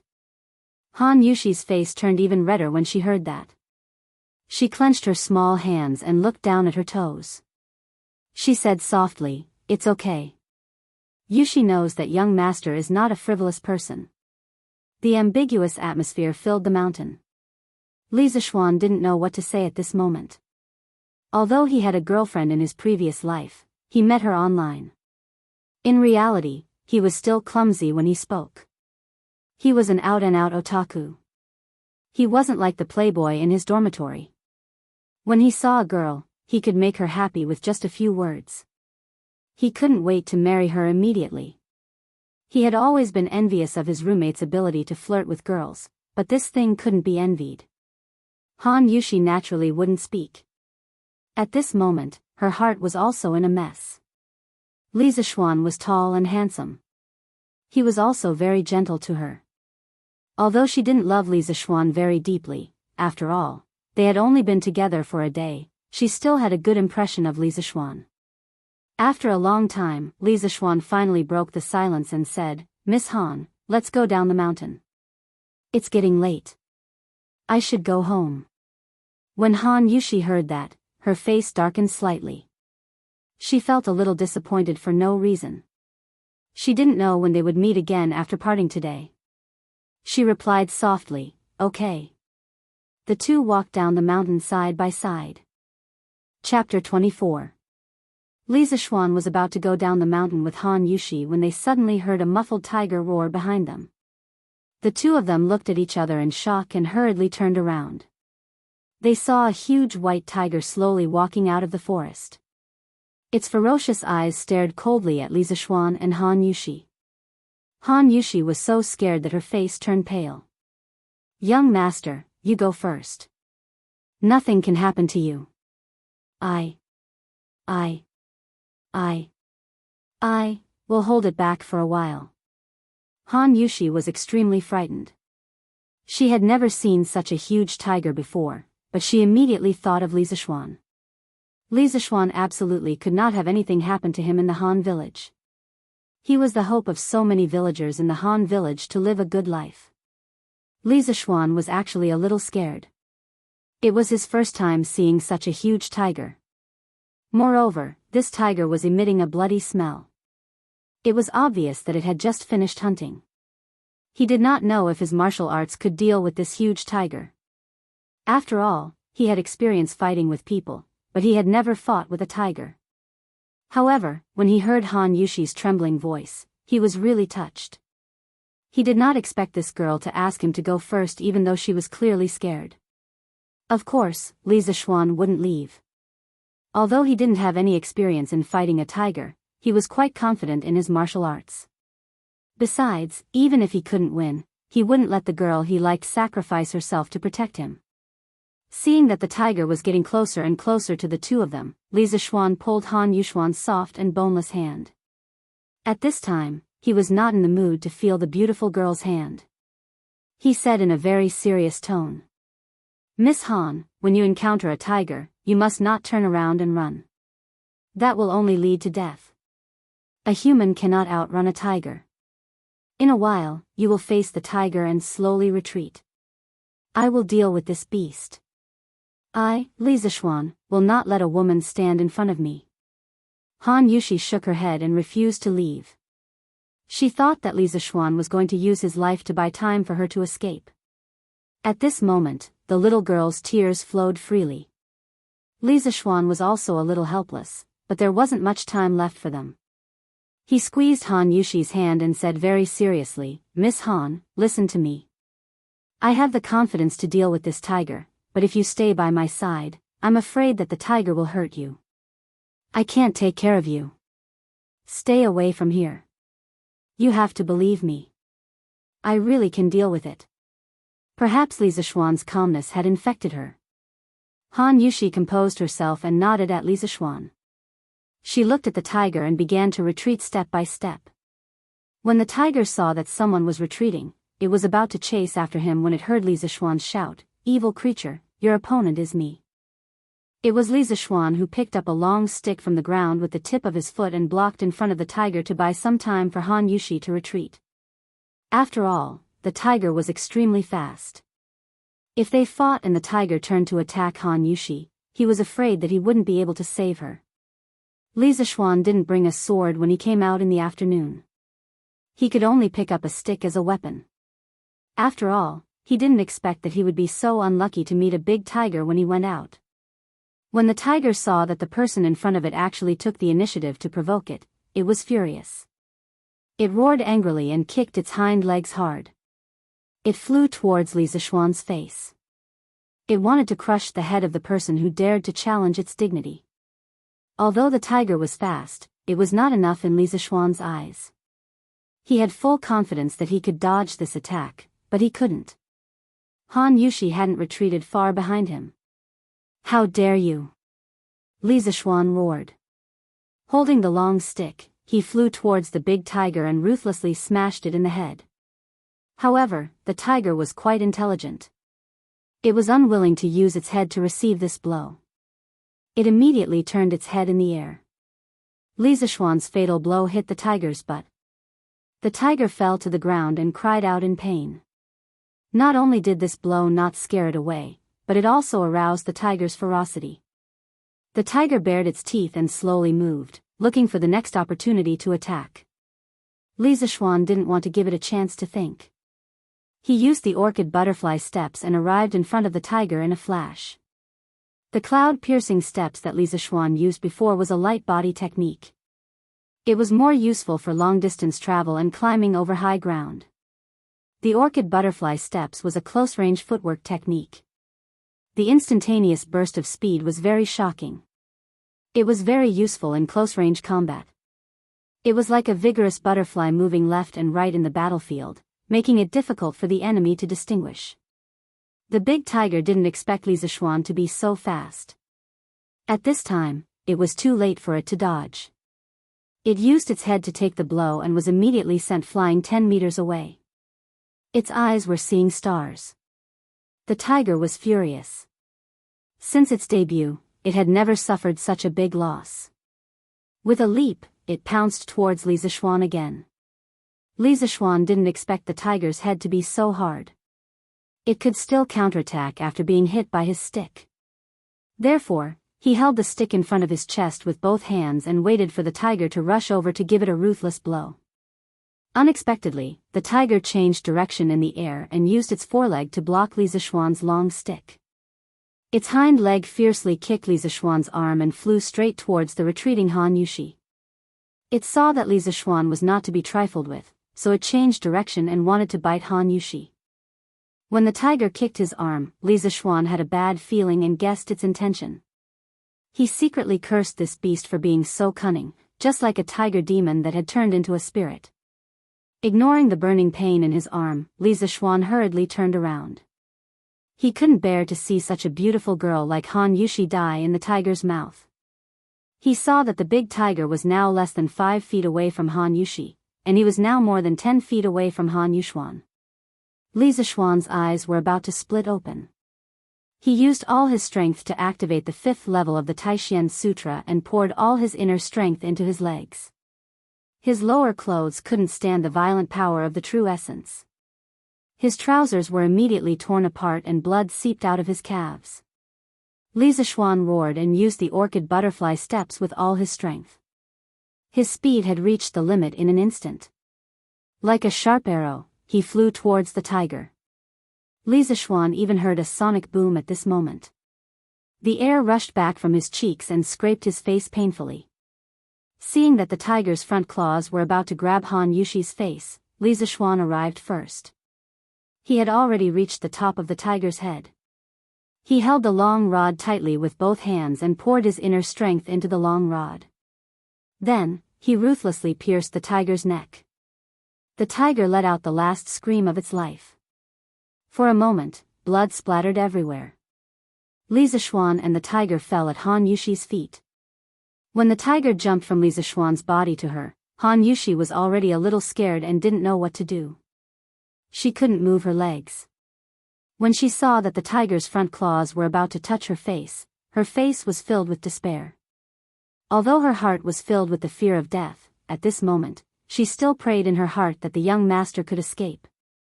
Just as she was about to close her eyes and welcome death, she saw a man holding a long rod above the tiger. It was Li Zishuan. Because he was too fast, the wind blew Li Zishuan's long hair. His handsome face was full of anxiety and worry. He held the rod with both hands, like a hero. When the tiger was about to grab her face, he stabbed the tiger's neck. Han Yushi, who was in despair, couldn't help but be a little dazed when she saw this scene. She would never forget this scene for the rest of her life. Bang! Two muffled sounds came from the woods. All the dust settled, and the mountains returned to peace. When the tiger's warm blood splashed on Han Yushi's face, Han Yushi came back to her senses and realized that she was saved. She looked lovingly at Li Zishuan, who was kneeling on one knee on the tiger's stomach but still holding the long rod on the tiger's neck tightly with both hands. At this moment, Han Yushi felt that a person had entered her heart, a man that she would never forget for the rest of her life. "Young master, are you okay?" Seeing the bloody scratches on Li Zishuan's arm, Han Yushi hurriedly squatted down and cried. Seeing this peerless beauty crying in front of him, Li Zishuan hurriedly said, "Miss Han, I'm fine. I was just scratched by that beast. It's not a big deal. Don't cry." Han Yushi grabbed Li Zishuan's hand and looked at his bloody arm and calf. She couldn't help but cry out, "What do you mean you're fine? You've lost so much blood.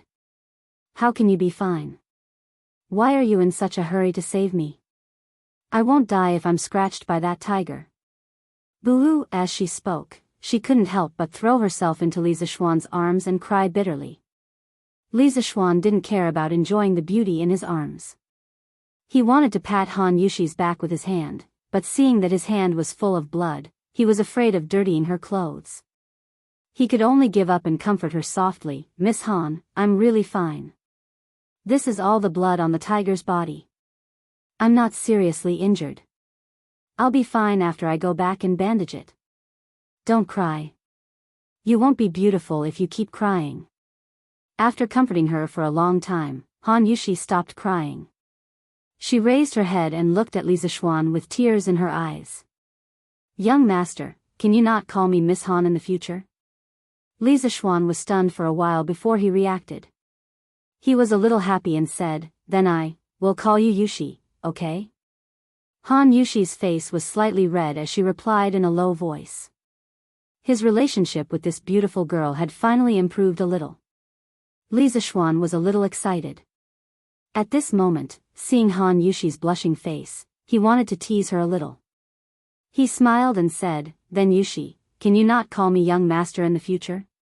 As a good friend, isn't it too distant for you to call me young master?" Han Yushi also felt that what he said seemed to make sense, so she asked, "Then what should I call you? Why don't you call me Brother Xian, Yushi?" Li Zishuan shamelessly suggested. "No way, I'll call you young master." Han Yushi's face suddenly looked as if a big red cloth was hanging on it. Sigh, the revolution had yet to succeed. He still needed to work hard. After failing to fool her, Li Zishuan was not discouraged. He continued, "Yushi, let's go down the mountain now. Lan and the rest must be waiting anxiously. Are we leaving just like that?" Han Yushi felt a little sad. After all, she was not someone from the same world as him. Li Zishuan used the long rod to pick up the big tiger and brought Han Yushi down the mountain. However, he did not know that something big had happened at the foot of the mountain. Chapter 25. 2 hours ago, at the threshing field of the Han village. "Brother Iron Egg, what's so fun about the threshing field?" As soon as they arrived at the threshing field, Lan couldn't wait to ask. "I made an appointment with Denyo, Ernyo, and Zhu Zi this morning to fight grasshoppers in the threshing field in the afternoon." Iron Egg replied. At this time, they saw that there were already 3 children squatting on the ground waiting for them on the threshing field, so they hurried over. "Iron Egg, why are you so late?" A chubby boy with a runny nose pointed at Iron Egg and said discontentedly. "Hee, Ernyo, I have something to do at home today." Iron Egg touched his stomach and said embarrassedly. In fact, the chicken he ate at noon was too delicious, so he ate happily and forgot that there was such a thing in the afternoon. "Iron Egg, who is she?" A slightly taller chubby boy next to Ernyo pointed at Lana and said, "Hello, my name is Lana. I'm Iron Egg's elder sister." Lana didn't wait for Iron Egg to speak and hurriedly introduced herself. Didn't Iron Egg have an elder sister? The children were a little confused, but seeing that Iron Egg didn't refute, they just thought that Lana was Iron Egg's distant elder sister. The taller chubby boy said, "Oh, hello, Iron Egg's elder sister.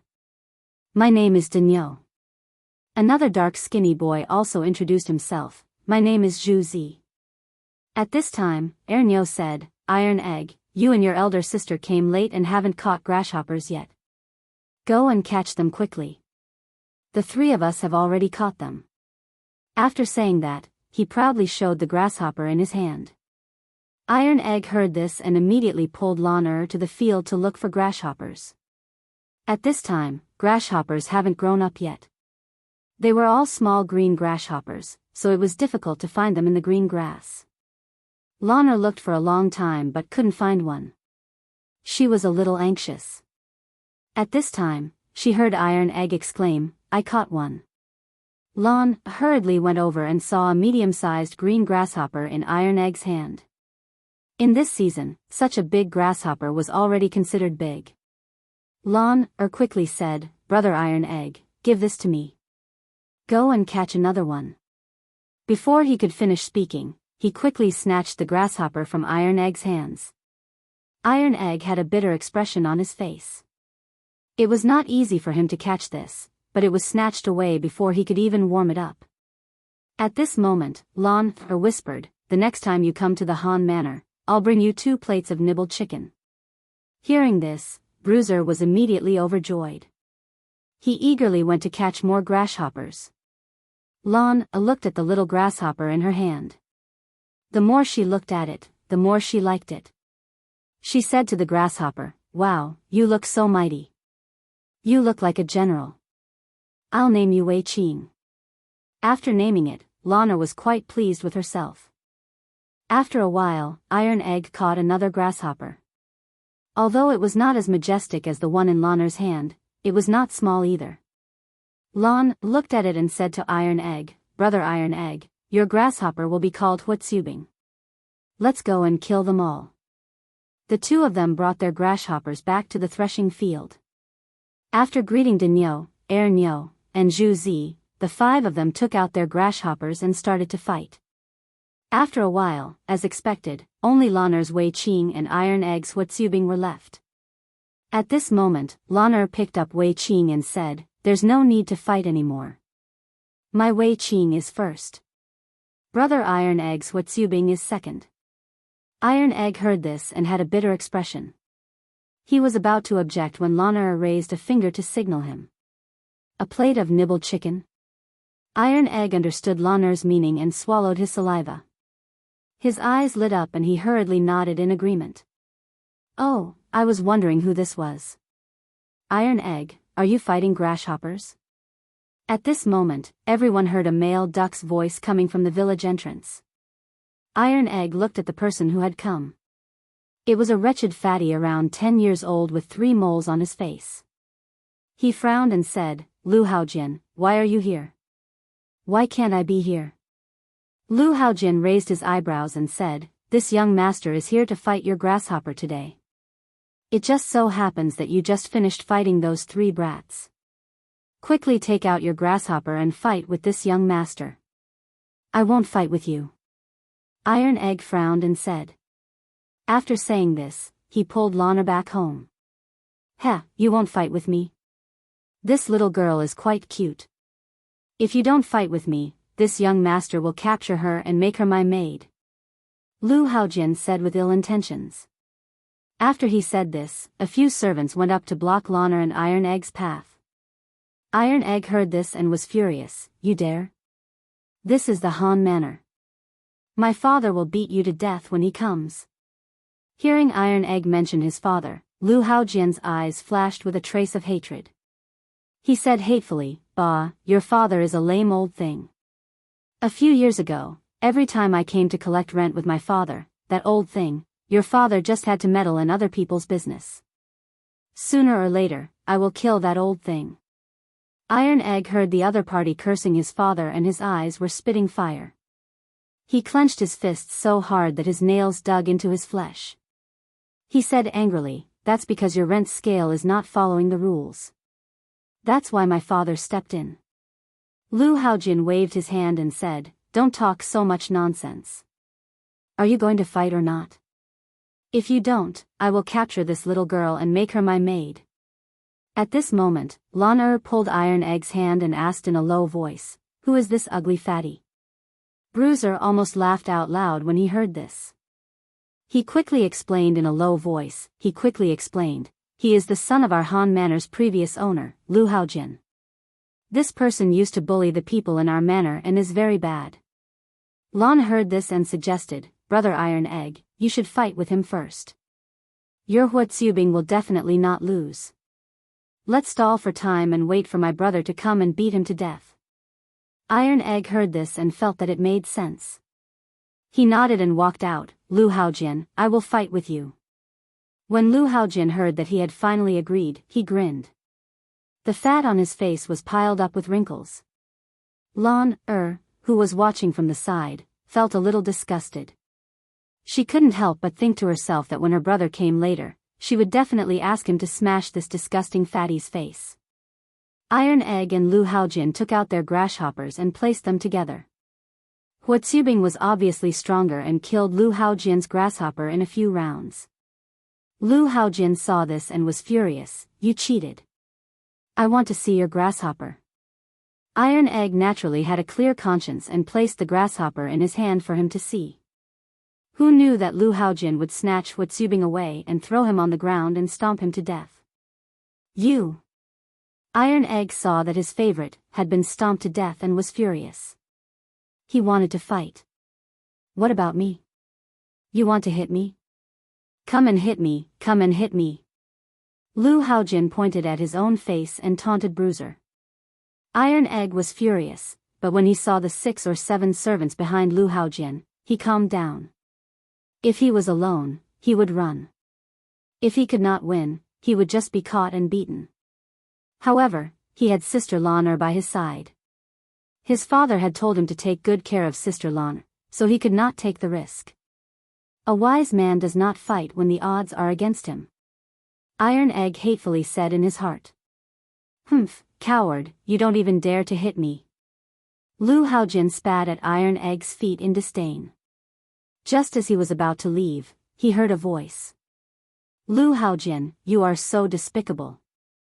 Lan could not bear to see Iron Egg's brother being bullied and scolded from the side.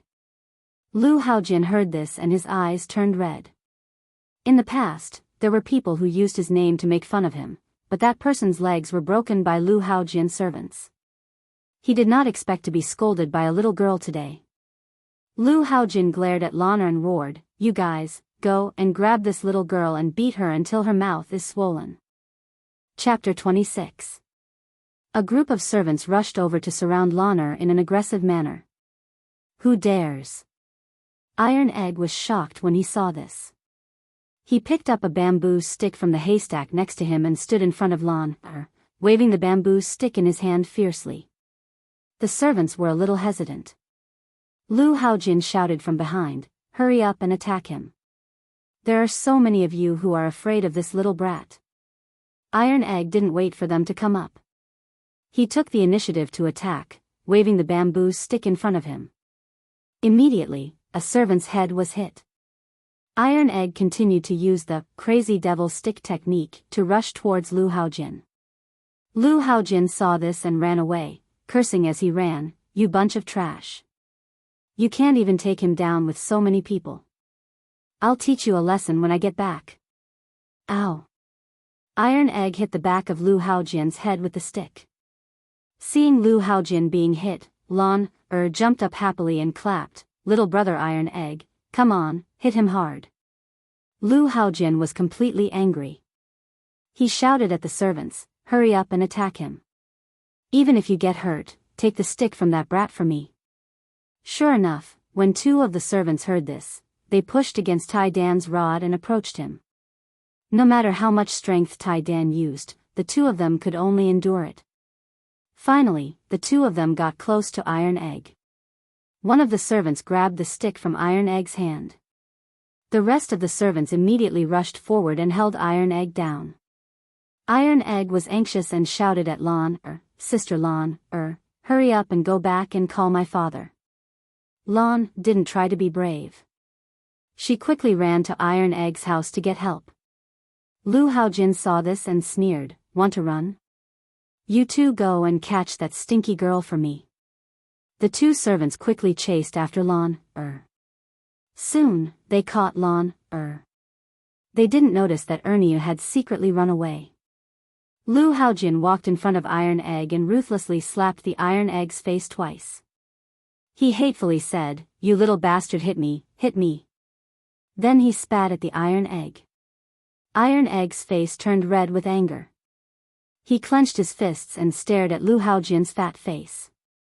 When had he ever suffered such humiliation? Especially when he was beaten up by this fatty in front of Sister Lon.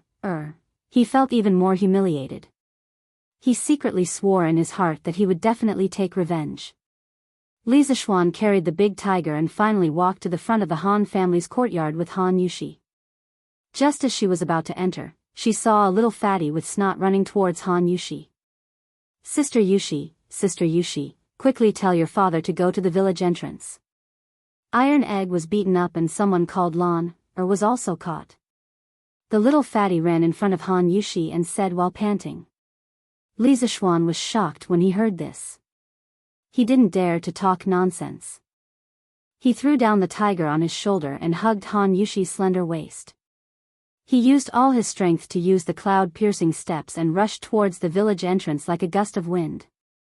Ernia put his hands on his knees and lowered his head to catch his breath. He didn't hear Han Yushi speak for a long time. When he looked up, there was no one in front of him. He muttered, "Am I hallucinating?" Just as he was about to turn around and go back, he saw two young girls and an old man come out of the house. The young girl in green grabbed him and asked, "Little brother, who did you say was caught?" Ernia replied, "Iron Egg and Lon, The three of them turned pale with fright. They heard the old man say, "Shao He, quickly go to the village and find Han Lijing. Tell him to go to the village entrance quickly. Shao Shi and I will go first." After saying that, the three of them hurriedly split up. These three people were Shao Shi, Shao He, and Steward Wang, who were resting in the Han family. They heard the noise outside the courtyard and hurriedly rushed out to investigate. Village entrance, threshing field. After Lu Haojin humiliated Iron Egg, he was about to rush towards Lon. Iron Egg said anxiously, "Lu Haojin, if you have the ability, come at me." "What kind of ability is bullying girls?" "Oh, you haven't been beaten enough? Then I'll fulfill your wish." After saying that, he kicked Iron Egg's stomach twice. Iron Egg was on the ground holding his stomach in pain, but he still stubbornly said, "Lu Haojin, if you have the ability, come at me. Don't bully Lon, Lu Haojin couldn't be bothered with him. He turned around and was about to teach Lon a lesson. When Lon saw Lu Haojin hitting Iron Egg, she was so angry that her face turned red. She said angrily, "Lu Haojin, stop. When my brother comes, he'll beat you to death." Lu Haojin scolded, "Stupid girl, you dared to scold me before. See if I don't tear your mouth apart." After saying that, he reached out to pull Lon's mouth. "Stop." At this moment, a loud roar came from outside the crowd. Lu Haojin saw a young man in a servant's uniform walking over. He sneered, "Which family's dog servant dares to meddle in my business? Are you blind? How dare you touch my young miss?" This servant was San Bao. Previously, Li Zishuan asked San Bao to watch the carriage at the village entrance. In the afternoon, San Bao took a nap on a haystack at the side. When she woke up, she saw many people gathered at the threshing field and wanted to take a look. Just as she walked over, she heard Lon scolding Lu Haojin. Her young miss was being bullied. San Bao quickly ran over. When she saw Lu Haojin about to pull Lon's mouth, she immediately stopped him. Lu Haojin was furious when he heard that. A stupid servant dared to speak rudely to him. He shouted to the two servants beside him, "The two of you, go and beat this dog servant to death. Beat him to death." After being angered one after another, Lu Haojin was losing his mind. 2 fists were no match for 4 hands. Sanbao was quickly beaten down by the 2 servants. Lu Haojin came over and kicked Sanbao more than 10 times. Sanbao felt something sweet in her throat and finally couldn't help but vomit a few mouthfuls of blood. Lan saw Sanbao vomiting blood on the ground. She was so anxious that she cried, "Stop beating him. Lu Haojin, stop." Lu Haojin walked towards Lan and sneered, "Stupid girl, no one will come to save you now, right?" Lan snorted, "My brother will be here in a while. When he comes, I'll smash your ugly face." Hearing this little girl call him ugly, Lu Haojin was furious. He reached out to tear Lan's mouth. At this moment, Lu Haojin suddenly heard the sound of something breaking through the air. Following that, he saw a foot getting bigger and bigger in front of his eyes. Lu Haojin instantly flew out like a kite with a broken string. Li Zishuan brought Han Yushi to the threshing field. He saw a fat man with 3 moles on his face. He was about to reach out to pinch Lan's face. Li Zishuan couldn't help but be furious. He usually couldn't even bear to speak harshly to his sister Lan, let alone hit her. Now that he saw this fat man wanting to hit Lan, Li Zishuan couldn't hold it in anymore. He put down Han Yushi and used his movement technique. He dashed to a spot not far behind Lan, in a few steps. He leaped up and kicked the fat man's face. Then, Li Zishuan gently landed on the ground. Without stopping, he kicked the 2 servants who were holding onto Lan's arms and sent them flying. Li Zishuan pulled Lan to his side and carefully looked at her. When he found that Lan was not injured, he was slightly relieved. He secretly rejoiced that he had arrived in time. Otherwise, who knew how much his little sister would have suffered? Li Zishuan's series of actions happened in a flash. The other servants didn't even have time to react before their young master was kicked to the ground. The servants were shocked. They quickly helped Lu Haojin up and protected him in the middle. Lan saw that her brother had finally come to save her. She hugged her brother's arm excitedly and cried, "Brother, this damn fatty bullied Lan." Li Zishuan patted Lan's shoulder and wiped her tears. He couldn't help but feel his heart break. He comforted her in a low voice, "Don't be afraid, Lan. Brother will avenge you." Lu Haojin's face was covered in blood. He looked ferocious. Li Zishuan's kick almost knocked him out. Even if he didn't faint, Lu Haojin was seeing stars. He had never been hit like this before.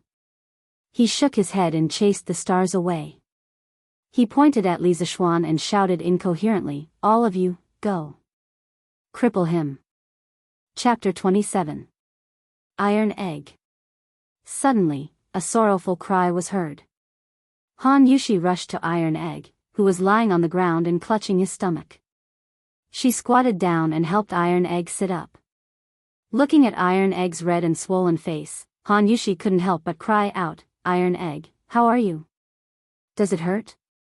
"Sister, Iron Egg is fine. Iron Egg doesn't hurt." Iron Egg didn't hurt Sister Lan.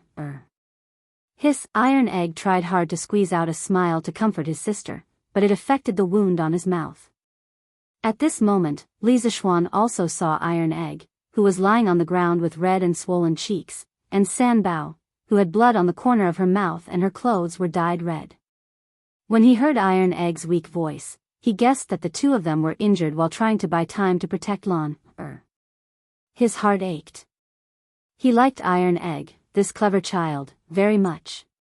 He wanted to bring him to his shop to learn something in the future, but he didn't expect him to be so seriously injured today. Sanbao was also loyal to him, but today, she was beaten to the point of vomiting blood to protect Lan. Li Zishuan's anger rose. He stared at the servants and Lu Haojin in front of him with murderous intent. If he hadn't rushed over in time today, the consequences would have been hard to say. They dared to bully Lan and hit the people around him. They must pay the price. The servant saw Li Zishuan's murderous gaze and the blood on Li Zishuan's body. This was the blood from the tiger on the mountain. He didn't even have time to change his clothes. At this moment, Li Zishuan made the servants feel that this person was like a demon from hell. They usually ran amok in the village and had never seen such a terrifying person. Hearing Lu Haojian's roar, the servants didn't dare to step forward. They were just paid to be servants. There was no need to put their lives on the line. At this moment, Lu Haojian's mind was slightly clearer. Looking at the murderous Li Zishuan, he felt that this person was not easy to deal with. Today's matter would not be settled peacefully. He pulled over a servant and whispered a few words into his ear. That servant immediately ran away like a wisp of smoke. Li Zishuan knew that this fatty wanted to call for reinforcements. He looked at them coldly and did not stop them. It just so happened that there were not enough people in front of him to vent the anger in his heart. However, before the fatty's reinforcements arrived, there were many things he could do. Li Zishuan looked at Iron Egg and asked, "Iron Egg, who is this fatty?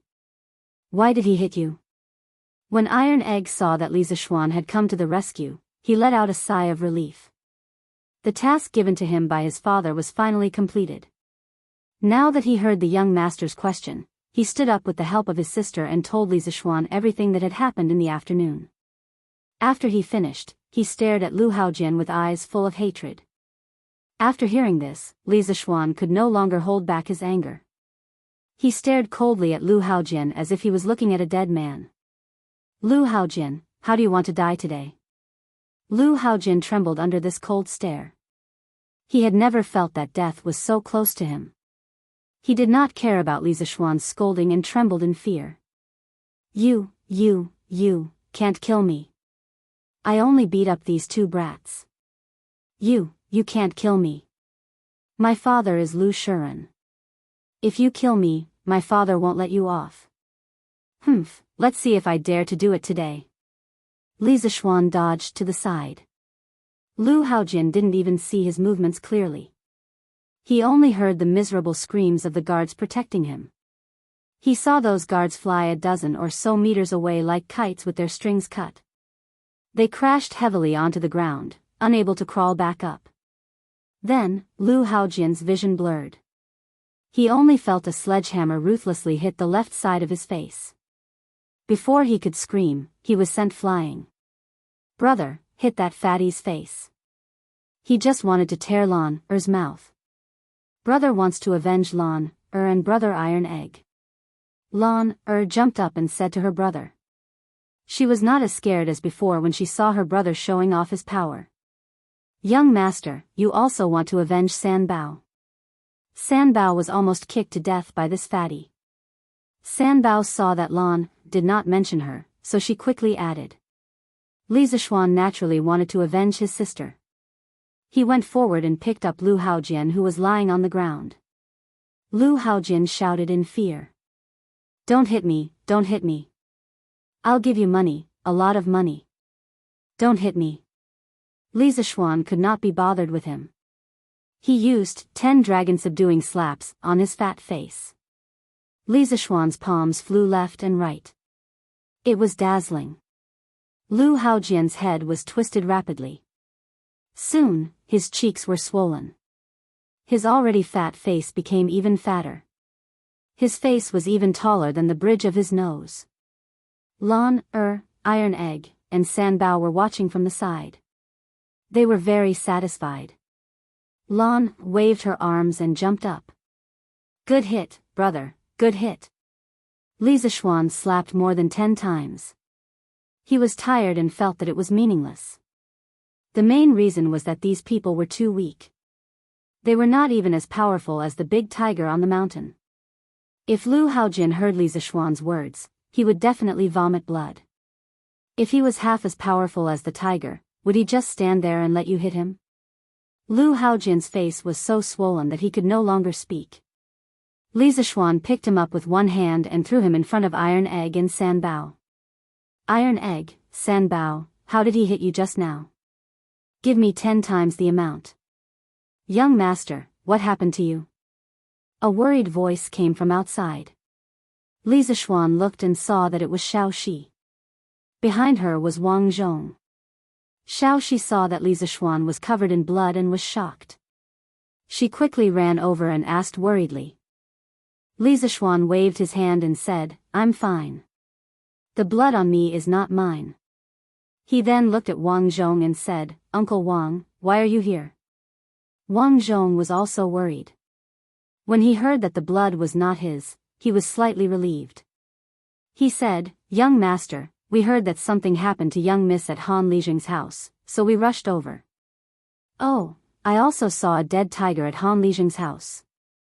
Li Zishuan nodded and said, "Uncle Wang, that tiger was killed by me. Lan is fine now." At this moment, a series of footsteps came from afar. Li Zishuan turned his head to look and saw a chubby middle-aged man leading 50 or so servants to protect the courtyard. Surprisingly, the servant who had just escaped was among them. The group of people rushed over in an aggressive manner. These should be the reinforcements that Lu Haojin had called for. Li Zishuan sneered. "Humph, they came at the right time. I haven't finished venting my anger." Xiaoxi and Wang Zhong saw that there were so many people coming over aggressively. It was obvious that they did not come with good intentions. They were very worried.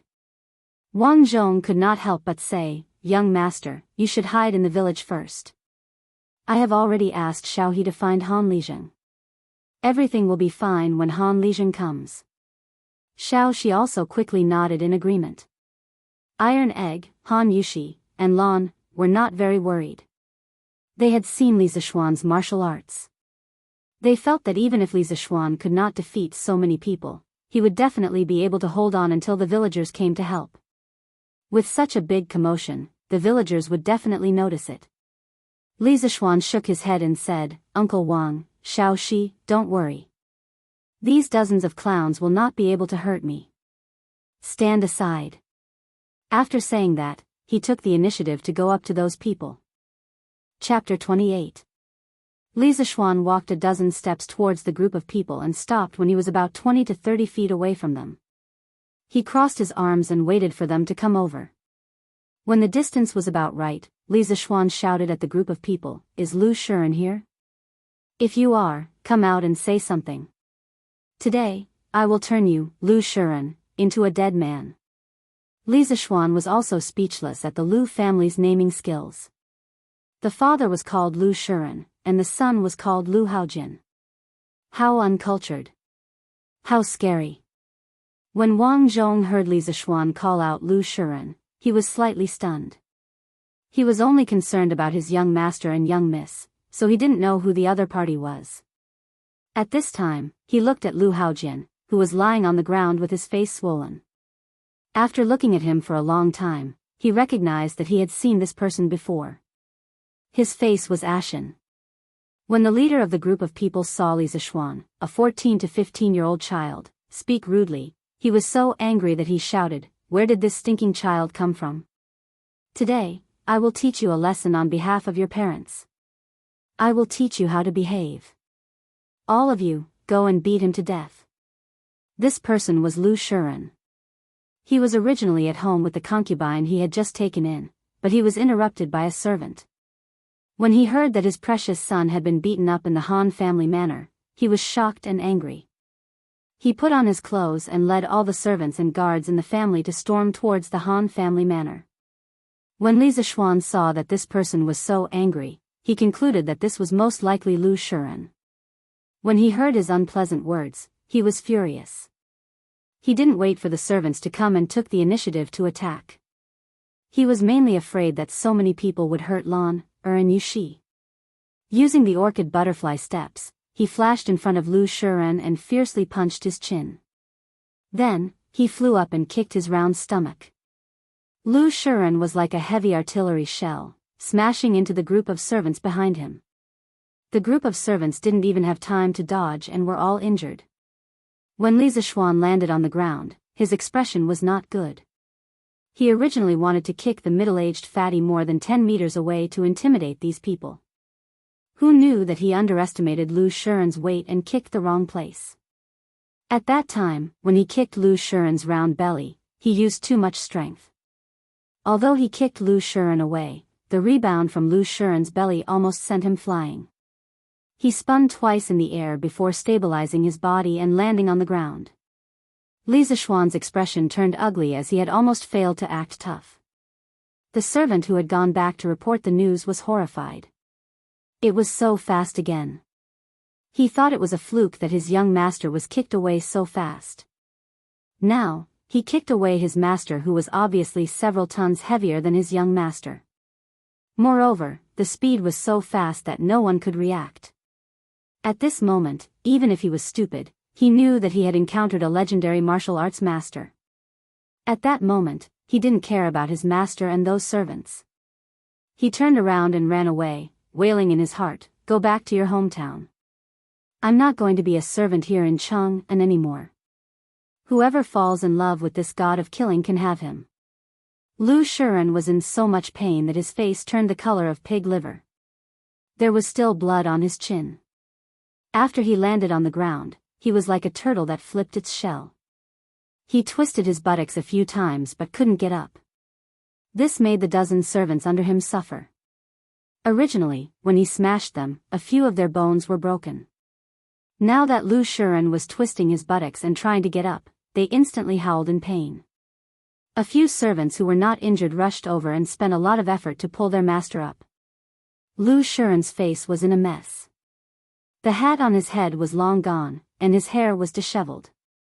Most importantly, his head was bald, and only his hair was around. Lan who was watching from the side, couldn't help but giggle. Xiao Shi and Yushi also couldn't help but laugh. Lu Shiren was furious at this moment. Just as he was about to fly into a rage, he saw Wang Zhong. He was shocked and didn't bother to tidy up his appearance. He staggered over and said flatteringly, "Butler Wang, why are you here?" Wang Zhong's face was ashen. He pointed at Lu Shiren's nose and roared, "Why am I here? Lu Shiren, you have guts.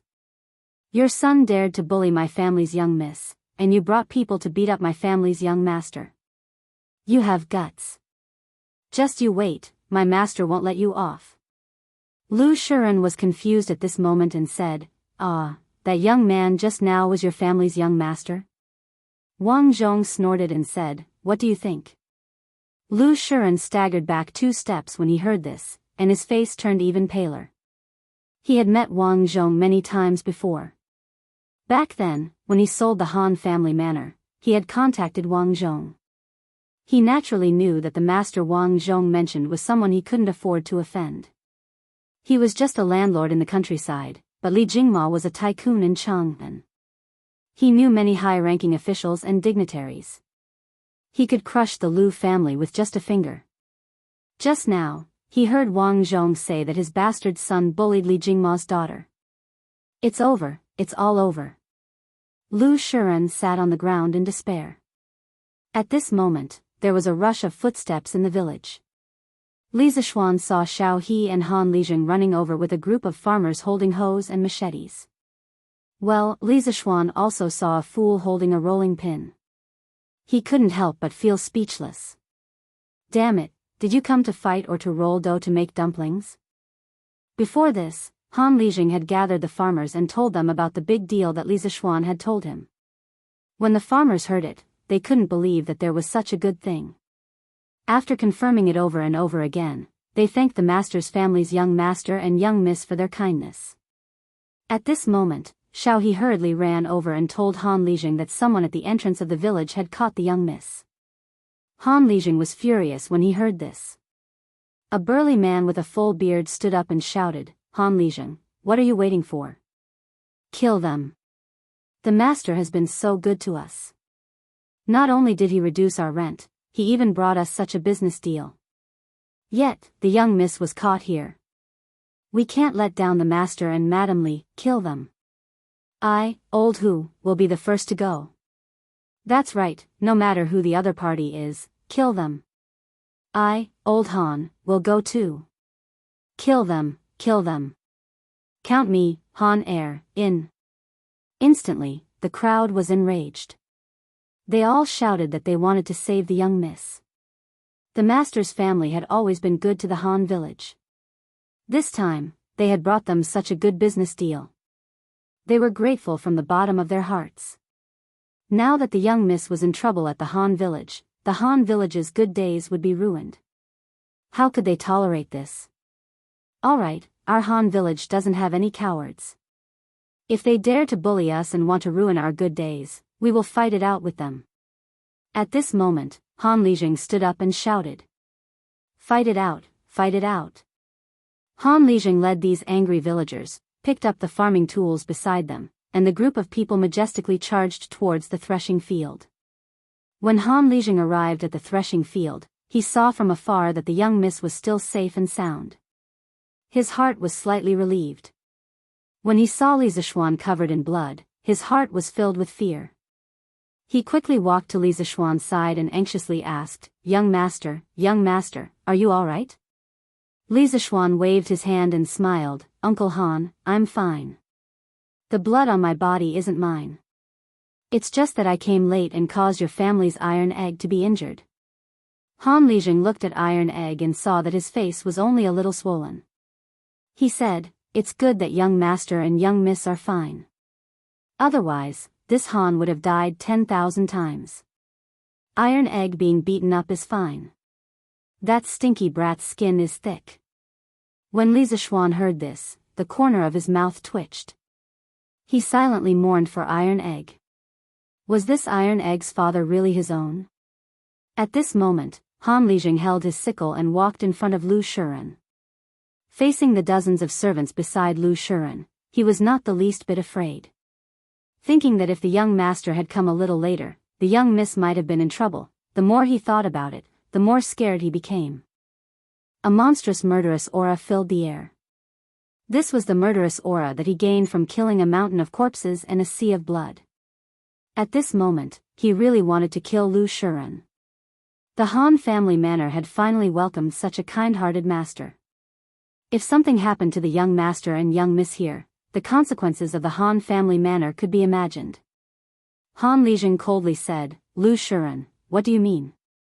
When you were in the Han family manor, you maliciously bullied us villagers. Now that you've left, you came back to beat up our young master and young miss. Do you really think that the people of the Han family manor are made of mud? Do you believe that I won't kill you?" After he finished speaking, he placed the sickle in his hand in front of Lu Shiren's throat. At this moment, Lu Shiren's heart was filled with fear and grievance. He brought so many people here, but before he could even say a few words to Li Zishuan, he was already beaten up. Who was the one bullying who? Kill him, kill him. The surrounding villagers all waved the farming tools in their hands and roared angrily.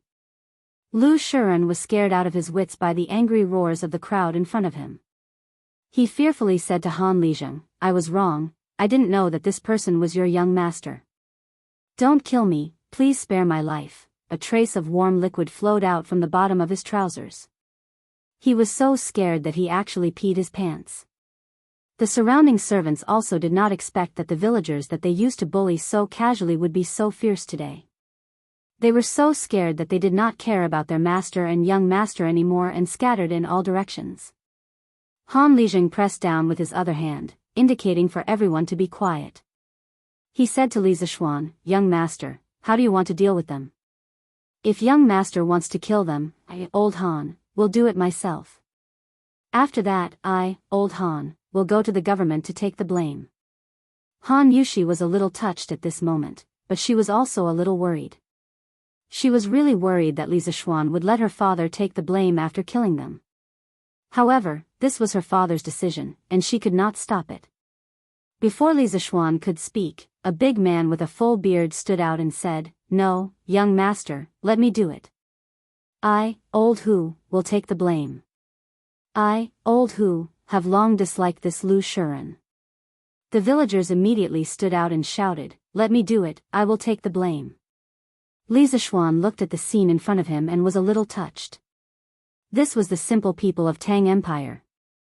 If you were good to them, they would repay you tenfold or 100-fold, even at the expense of their own lives. However, he did not want to kill the father and son of the Lu family. It was not worth it. He wanted to make them suffer a fate worse than death. Li Zixuan pressed down with his hands and waited for everyone to be quiet. Li Zixuan pushed the sickle away from Lu Shiren's throat and said to Han Lizheng, "Uncle Han, even if I want to kill them, I won't let you take the blame. Moreover, I don't want them to die. I want them to suffer a fate worse than death. Uncle Han, get someone to break the father and son's hands and feet, then send them back." Han Yushi looked at him gratefully when she heard that.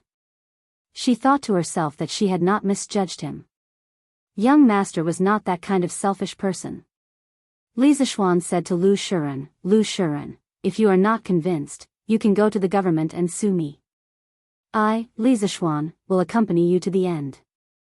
After saying that, he ignored the father and son of the Lu family who had fainted from fright and brought Han Yushi, and the others back to Han Lizheng's house. Such a bloody scene was not suitable for them to see. The rest was left to Han Lizheng and the villagers. Chapter 29. Wow, what a big tiger! Li Zixuan and the others returned to the Han family's courtyard. Lan saw the big tiger at the door and was shocked. She screamed and immediately hid behind Li Zixuan. Li Zixuan patted Lan's head and said gently, "Lan, don't be afraid. That tiger is dead." Lan heard this and stuck her head out from behind Li Zixuan. After making sure that the tiger would not move, she slowly walked forward and observed the tiger. Iron Egg was also very curious. He ran over and touched the tiger with Lan. Li Zixuan did not care about them and entered the house with Han Yushi, Xiao He, and Xiao Shi. "Young master, I'll go boil some water. You can take a bath later. I'll bring my father's clothes for you to change into," Han Yushi suggested when she saw Li Zixuan covered in blood. Li Zixuan looked at his dirty body. It was indeed time to take a bath. If he went home like this, his mother would faint from fright.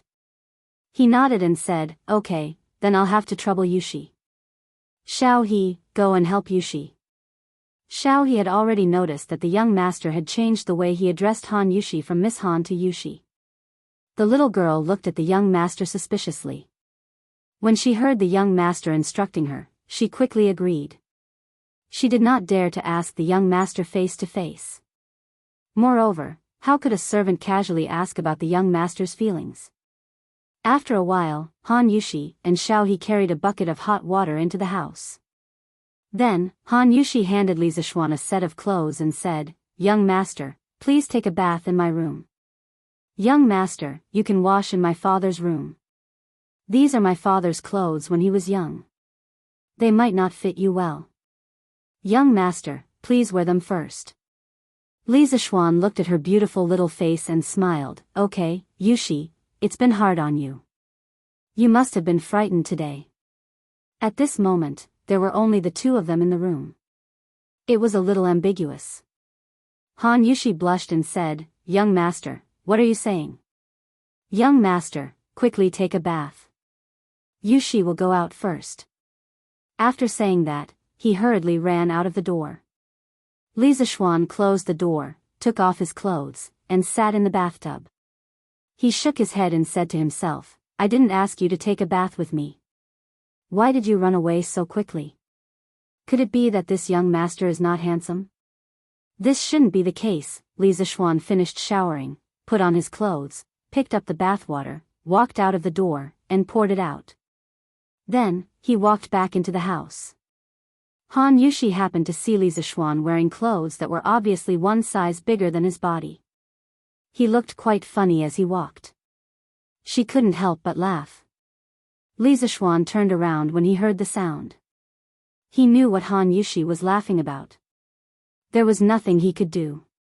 He was only 14 years old.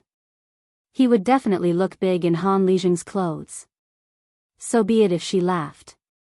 It was a good opportunity to admire the smile of a beauty. Han Yushi was shy from his stare.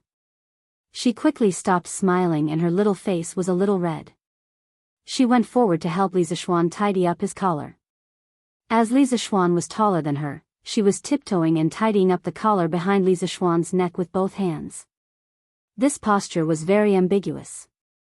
Li Zixuan looked at her lively eyes, white nose, and red lips. His Adam's apple bobbed a few times. He was very tempted. Han Yushi saw Li Zixuan staring at her. She smelled the strong masculine scent on his body and thought about how he flew over to save her from the tiger's mouth on the mountain. For a moment, she was also a little moved. Li Zixuan was about to lower his head and kiss her when he heard a child's voice. "Well, brother, sister Yushi, what are you playing?" "Lan wants to play too." Lan finished touching the tiger and was looking around for her brother. When she came to the room, she saw her brother and sister Yushi hugging each other. She shouted excitedly.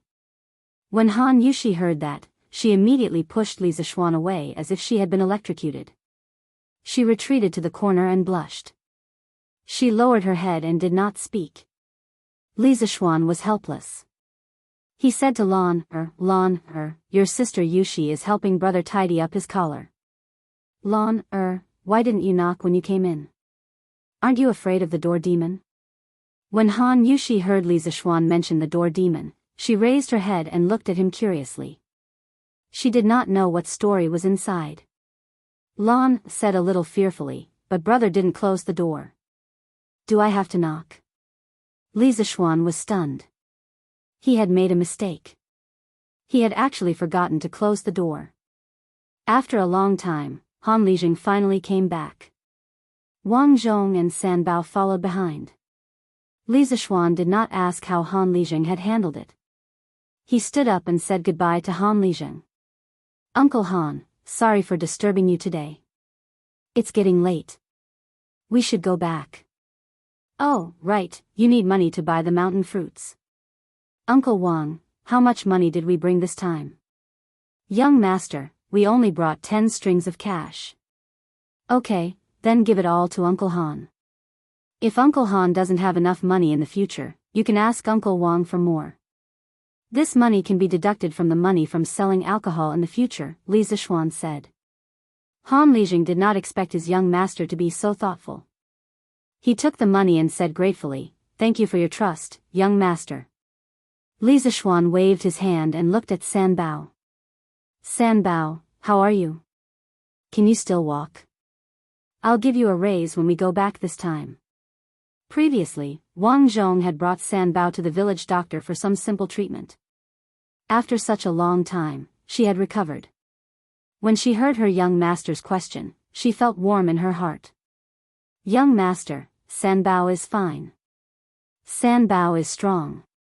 After saying that, he even showed off his biceps.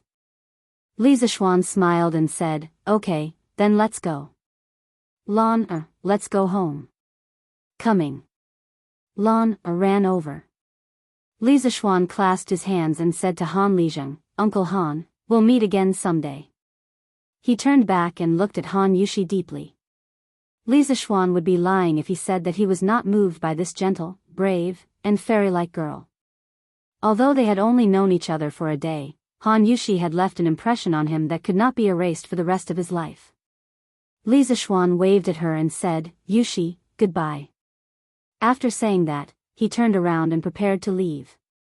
Han Yushi silently watched Li Zixuan's back from the side. She was very reluctant to part with him, but so what? God could not help her make him stay. Perhaps God had heard the call in her heart. At this moment, the wind and clouds suddenly changed.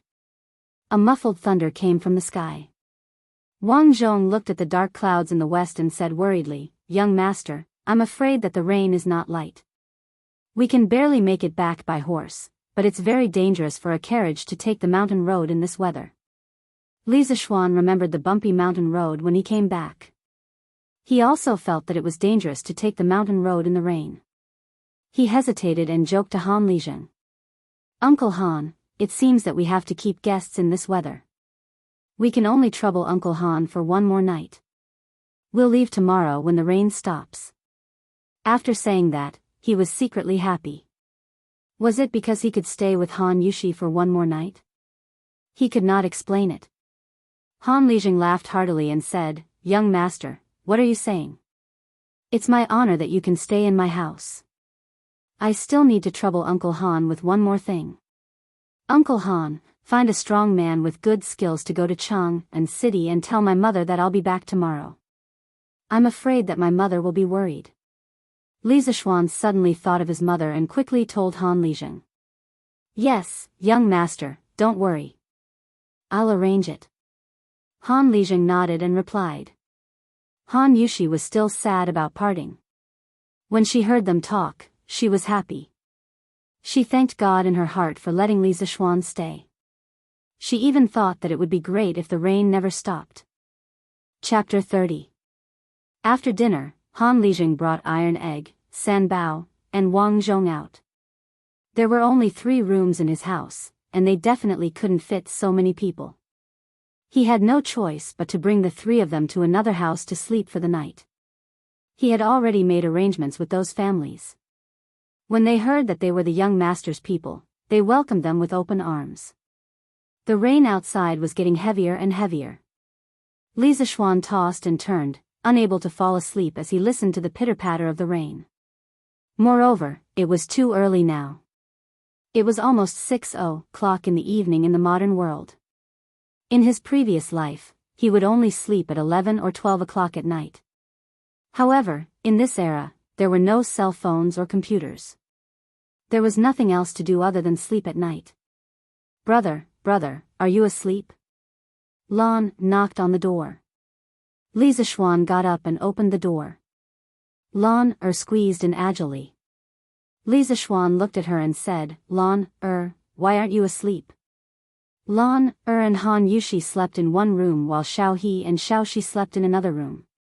Lan came over and held her brother's hand. Brother, we can't sleep. Why don't you come over and tell us a story? Li Zishuan was puzzled. You guys? Lan nodded. That's right. Sister Yushi, Sister Xiao He, and Sister Xiao Shi can't sleep. We're all in Sister Yushi's room waiting for you to come over and tell us a story. Li Zishuan was really tempted. He also wanted to go to Han Yushi's room to take a look. To be exact, he wanted to go to Han Yushi's room to see how charming Han Yushi looked when she was lying on the bed. Just thinking about it made him look forward to it. Lan didn't wait for her brother to agree. She pulled her brother's hand and dragged him out of the room. Li Zishuan came to Han Yushi's room. A faint girl's fragrance seeped into his nostrils. Li Zishuan couldn't help but greedily take in a breath. The 3 girls in the room quickly stood up and greeted him. Young master. Li Zishuan nodded at them and then began to look around Han Yushi's boudoir. Although the furnishings in the room were not luxurious, they were placed very neatly. In addition to the dressing table, there was also a small table in the room. Han Yushi naturally wouldn't lie on the bed and wait for him to come over like he had just fantasized. In fact, Han Yushi didn't want Li Zishuan to come to her room, but she couldn't stand the coaxing and pestering of Lan, and the 2 little maidservants. Moreover, she was quite curious about what story Li Zishuan wanted to tell them, so she agreed to those maidservants half-heartedly. At this moment, the 3 girls and Lan were sitting around a small table, waiting for Li Zishuan to tell them a story. Li Zishuan looked around. There were no more stools. His heart skipped a beat. He sat on Han Yushi's fragrant couch without any trace of politeness. When it was time to make a move, he had to make a move. There were no extra stools in this room. Han Yushi had no reason to blame him for sitting on the bed. Of course, he had to take advantage of this. When Han Yushi saw Li Zishuan sitting on her bed, she blushed shyly. She also realized that there were no other stools in the room. She couldn't help but blame herself for being too careless. Lan didn't notice the small movements of the 2. When she saw her brother sit down, she said excitedly, Brother, quickly tell me. Lan was almost taken away by bad people today. Brother, quickly tell Lan, a journey to the west, to calm Lan down. When Han Yushi and the other 2 heard this, they couldn't help but laugh. No one had ever taken the initiative to ask others to calm them down. Li Zishuan was also very speechless. Lan's lively and excited appearance didn't look like she was frightened at all. Han Yushi was frightened on the mountain today. Since they were here, the story still had to be told. He shook his head and said, Lon, let's not talk about Journey to the West tonight. Your sister Yushi hasn't heard of many of the previous stories. Today, let's talk about another story. Lon wasn't disappointed. Anyway, since her brother made it, it must be the best. At this moment, she shouted even more excitedly, okay, okay. When Han Yushi saw that Li Zishuan had to think about her even when telling a story, she felt very sweet in her heart. Li Zishuan looked at Xiao He and Xiao Shi and said, Xiao He, Xiao Shi, you have heard the first part of this story before. When Xiao He heard this, she immediately remembered that afternoon when the young master said that no one could tell that she was a man dressed as a woman. Her face suddenly turned red. She swore that she would definitely not mention the question that afternoon again today. Li Zishuan didn't tease her anymore. He looked at Han Yushi and said, the story that we are going to tell today is called Liang Shanbua and Zhu Yingtai. It was said that during the Eastern Jin dynasty, there was a woman named Zhu Yingtai by the Zhu family's village in Shanyu County, Zhejiang Province. She was beautiful and smart. She had been learning poetry from her brother since she was young. She admired Ban Zhao and Kai Wenji's talent and learning. She only hated that her family didn't have a good teacher. She wanted to go to Hangzhou to study. Li Zishuan used his own words to tell them the plot that he saw from the TV series in his previous life. Although the words weren't beautiful, the story was beautiful and touching. As Li Zishuan told the story, Han Yushi, Xiao He, and Xiao Shi were all immersed in the story. Zhu Yingtai disguised herself as a man to study. Liang Shanbua didn't find out that she was a woman after sleeping with her for 2 years.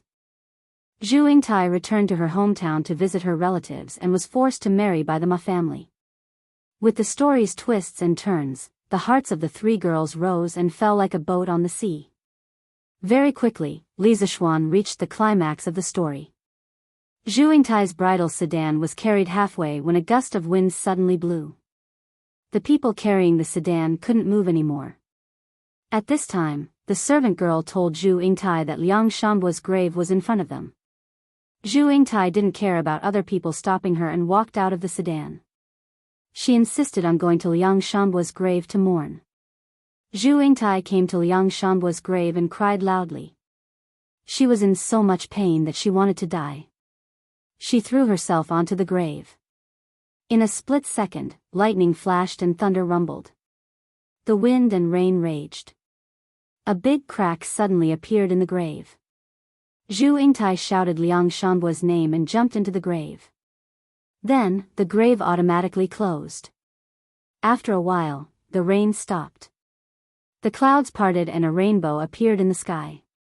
A pair of beautiful butterflies flew up from the grave and danced around the grave. People said that this pair of butterflies was Liang Shanbua and Zhu Yingtai. When they heard the part where Liang Shanbua and Zhu Yingtai turned into butterflies, Xiao He and Xiao Shi both burst into tears.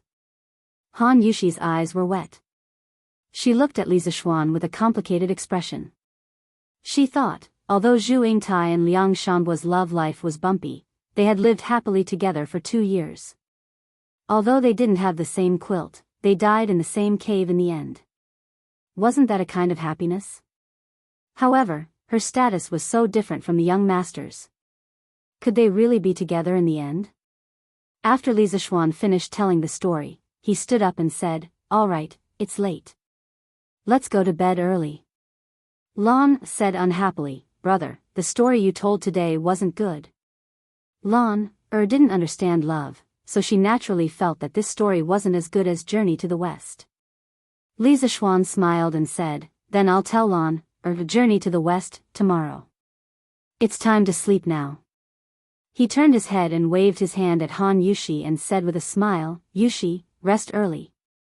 Han Yushi's mind was still in the story. She forced a smile and said, "Young master, you should rest early too." Chapter 31. The next morning, Li Zishuan woke up from his sleep. He pushed open the window and found that the rain that had been raining all night had stopped. The fresh smell of the soil after the rain hit him in the face. He immediately felt refreshed. After practicing the Sutra of Supreme Mystery for a while, Li Zixuan walked out of the room. In the front room, Han Lizheng, Wang Zhong, and the others had returned and were chatting. Li Zixuan went forward to greet them and went to wash up. After eating the breakfast that Han Yushi had carefully prepared, Li Zixuan said goodbye to Han Lizheng in the yard. Uncle Han, sorry for disturbing you these 2 days. Uncle Han, please pay attention to the business. If you have any problems, please find Uncle Wang or go directly to Chang'an to find me. I'll be waiting for your fruit wine in Chang'an. Young master, don't worry. I'll take care of the fruit wine. The road is slippery after the rain. Young master, please be careful. Well, it's okay. Li Zixuan turned around and looked at Han Yushi, who was leaning against the door frame and silently watching him. This girl had noticed that her eyes were red since she saw her in the morning. Could it be that the story she told last night was too sad and she cried all night? He was also reluctant to part with this beautiful girl, but he had to go back. This was not his home. Li Zixuan actually enjoyed the quiet and elegant feeling when talking to Han Yushi, but he didn't know what Han Yushi thought of him. Maybe she had a little affection for him. He had a lot to say to her at this moment, but it was obviously not the right time. Thousands of words turned into a sigh in the end. Yushi, take care. After that, he turned around and left with the group. Back home, Li Zixuan was dragged by his mother to enjoy her mother's love. He also told his mother about the purchase of the fruit wine. Mrs. Li didn't care much about the business. Since her son felt that it could make money, she would certainly support him. She gave Li Zixuan 1,000 strings of cash for him to use first. As for his father, his mother would talk to his mother. Li Zixuan was very happy to receive 1,000 strings of cash from the chairman of his family. It was good to be a rich second generation. If he liked a business, he could just ask his mother for money to invest. It was not like the time travel novels he read in his previous life. Some protagonists traveled to ancient times and had no money. They had to work hard to make glass and perfume to get their first venture capital. Li Zixuan said that it was too brain-intensive. He didn't want to do it for the time being. His family was already so rich. He didn't need to invent those inventions. What he needed to do now was to think of ways to spend money. A few days ago, his mother was still encouraging him to be a prodigal son. He had a long way to go. When he arrived at the West Court, he was about to go back to the study to plan the modification of the fruit wine when he found Lon, waiting for him in the side hall of the West Court. Lon, what's in the thing you're holding? Li Zixuan pointed at a thick bamboo tube in Lon, hand and asked. This is Lon, general, Wei Qing. He's amazing. Brother, let me show you. Lon handed over the bamboo tube in her hand as if she was presenting a treasure. Li Zixuan was puzzled. Wei Qing? What the hell? He took the bamboo tube and lifted the lid slightly. When he looked inside, he saw a green locust. Only then did he remember that the source of the conflict in the threshing field of the Han family village yesterday was the few of them fighting the locust. He didn't expect Lon, to name this locust Wei Qing. Li Zixuan couldn't help but find it funny. However, Li Zixuan's smile froze on his face before it could bloom. Then, his expression changed slightly. The way he looked at Wei Qing became a little uncertain. Li Zixuan didn't study the history of the Tang dynasty in detail in his previous life. However, he still knew some of the major events that happened in the Tang dynasty. Some of them were from novels, and some were from television dramas. Li Zixuan remembered that in the second year of the Zhongguan era, the Tang dynasty had an unprecedented locust plague. At that time, the locusts covered the sky and swept across the entire Guangzhou plain. The locusts covered the sky and poured down in torrents. Everywhere they passed, the land was barren. Even the trees and weeds couldn't escape from the locusts, not to mention the crops. Last year, Li Ergang and Shili of the Turks had signed the humiliating Wei River Pact precisely to buy time for the Great Tang to breathe. The people of the Great Tang had just welcomed the peace that they had longed for. Who would have thought that they would have to face this apocalyptic disaster? In his previous life, Li Zishuan saw on some forums that when the locusts came, there were rumors among the people that this was God's punishment for Li Ergang killing his brothers and imprisoning his father to seize the throne. Li Ergang couldn't defend himself. The history books recorded, Taizong entered the garden to inspect the crops. When he saw the locusts, he plucked a few of them and cursed, "Man's life is the grain. If you eat it, you will harm the people. The people have sinned. You have spirit, but when you eat my heart, you will not harm the people." When he was about to swallow the locusts, he admonished him to the left and right, "I am afraid it will become a disease." "You must not." Taizong said, "I hope to remove the disaster, why should I avoid the disease?" When Li Zishuan saw this, he was quite shocked. It was not without reason that Li Er had become an eternal emperor. His breadth of mind, his bearing, and his charisma were things that ordinary people could not hope to achieve.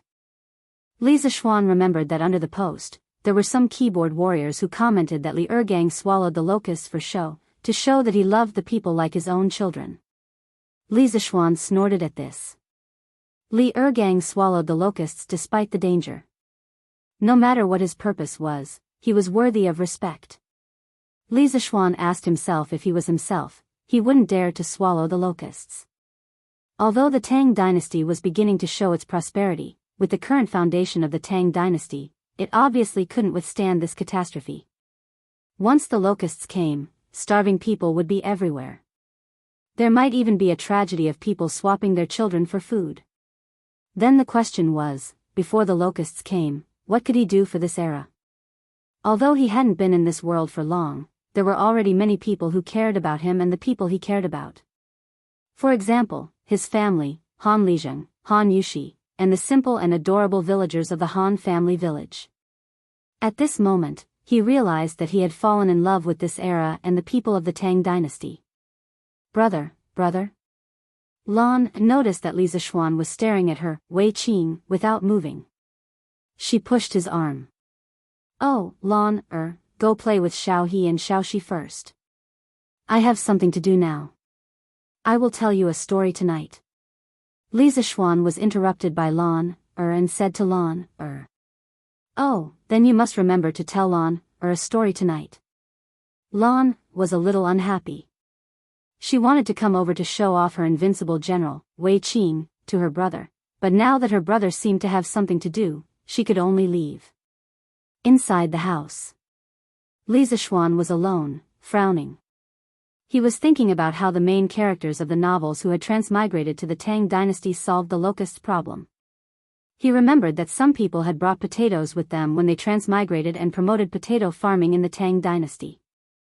This helped the people of the Tang dynasty survive the locusts. This was a good idea. But he had transmigrated. Before he transmigrated, he couldn't have brought potatoes with him.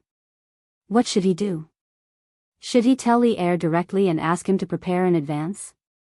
No, first of all, he couldn't even see Li Er now. Even if he saw him and told him, he wouldn't believe him. Instead, he would be charged with the crime of misleading the public. Secondly, even if Li Er believed him, other than stockpiling food in advance, there were limited ways to do so.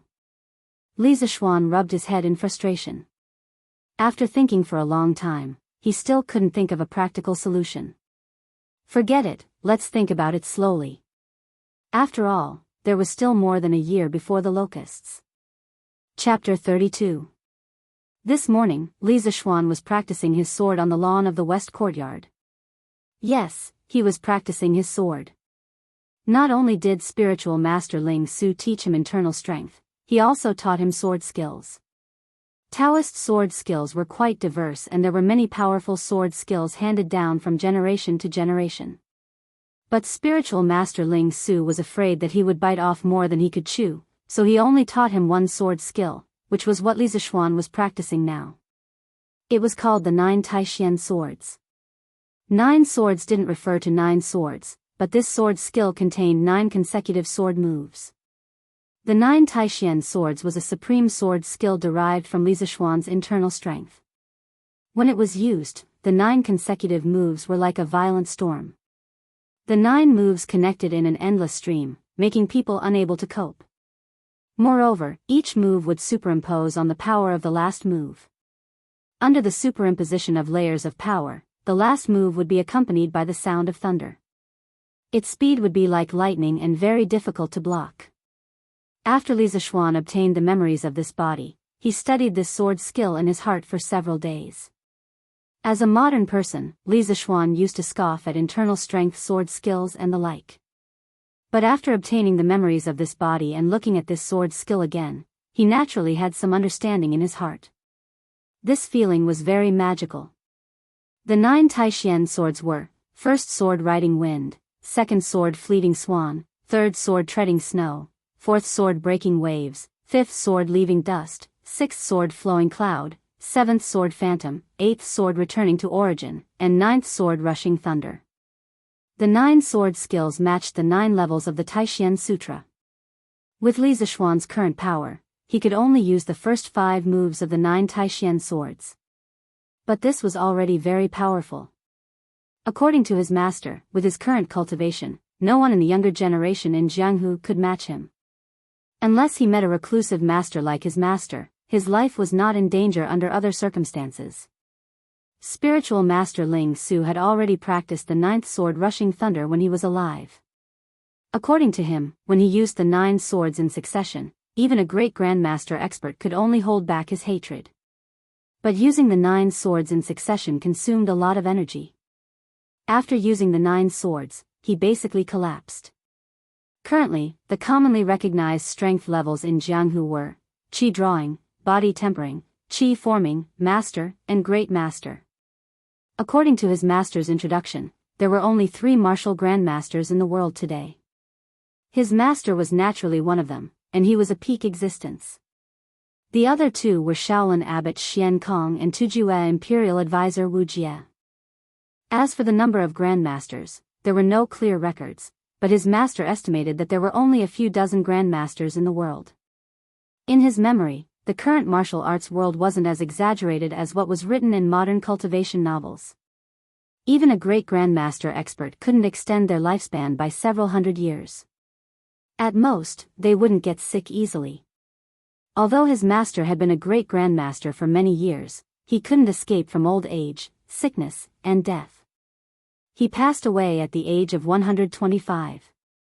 In short, martial arts could only make people stronger and more agile. It would not allow people to transcend the category of humans and become immortals. They were just a little stronger than ordinary people. However, even a great grandmaster expert would not be willing to fight with a small army. Moreover, a great grandmaster wasn't an invincible existence. The gap between great grandmasters wasn't very large. If a great grandmaster was besieged by a dozen great grandmasters, he would still die. Li Zixuan's predecessor had reached the 5th layer of the Taishian Sutra a year ago. Currently, he was an expert at the peak of Qi forming. When he reached the 6th layer of the Taishian Sutra, he would enter the ranks of great grandmasters.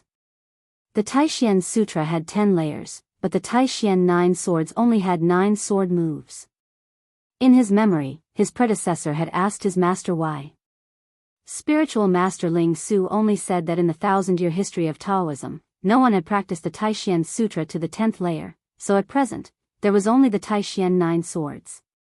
At this moment, in the west courtyard, Li Zixuan's figure changed. The 5 major sword moves, wind riding, graceful grace, snow treading, wave breaking, and dust parting, were used one after another. The grass around him swirled. Even the peach blossoms that had just bloomed on the 2 peach trees next to him were swept away by the strong wind brought by his sword qi. For a moment, the courtyard was filled with sword light and the falling petals were a riot. It was very beautiful. Wow, brother is so powerful. Lan also wants to learn swordsmanship. Lan saw her brother flying around in the field with sword light shining in all directions. He was like a peerless sword immortal. She jumped and jumped around excitedly, shouting that she also wanted to learn this handsome swordsmanship. Xiao He and Xiao Shi's eyes were also filled with extraordinary splendor. They knew that their young master knew martial arts, but they didn't expect him to be so powerful. Especially when their young master was dancing with the sword, he was so handsome that their hearts were beating wildly. After practicing these 5 sword moves, Li Zixuan was also sweating slightly. He took the silk handkerchief that Xiaoxi handed over and wiped the sweat on his forehead. Then, he said to Lan, practicing martial arts is very tough. Do you really want to learn? Li Zixuan didn't want to teach his sister martial arts because it was too troublesome.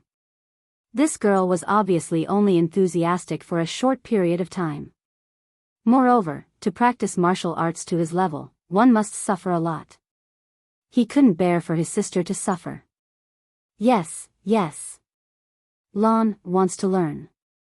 Lan is not afraid of suffering. Lan seemed to be very determined as she nodded her head. She was just captivated by her brother's handsome swordsmanship and really wanted to learn this swordsmanship. But to learn this swordsmanship, you have to wake up at 3 in the morning to practice. Moreover, you have to continue practicing regardless of whether it's winter or summer. When that time comes, our cute little Lan will become a tanned girl. Lan, do you still want to learn? Li Zixuan said in distress. Lan was a little hesitant. Which girl didn't want to be beautiful? Although Lan wasn't even 7 years old, this little girl had already started to want to be beautiful. She often asked Xiaoxi for advice on how to dress up. When she heard that practicing martial arts was so scary and that she had to get tanned, Lan was a little scared. Although the swordsmanship was handsome, she would become ugly if she got tanned. No matter how good the swordsmanship was, it was useless. Seeing that Lan was a little scared, Li Zixuan was a little proud. Just as he was about to turn around and return to his room, he heard Lan shouting. No, smelly brother, you are lying. You wake up at 3 in the morning every day. You wake up later than Lan. Also, brother, your face is so white. You didn't get tanned at all.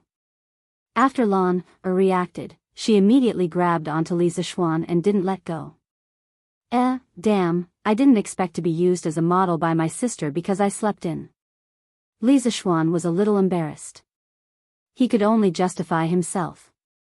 He lowered his body and looked into Lan's eyes.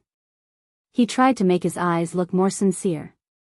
Li Zixuan brewed his emotions and said to Lan, Cough, Lan, your elder brother is one of those rare martial arts geniuses that only appear once in 100 years.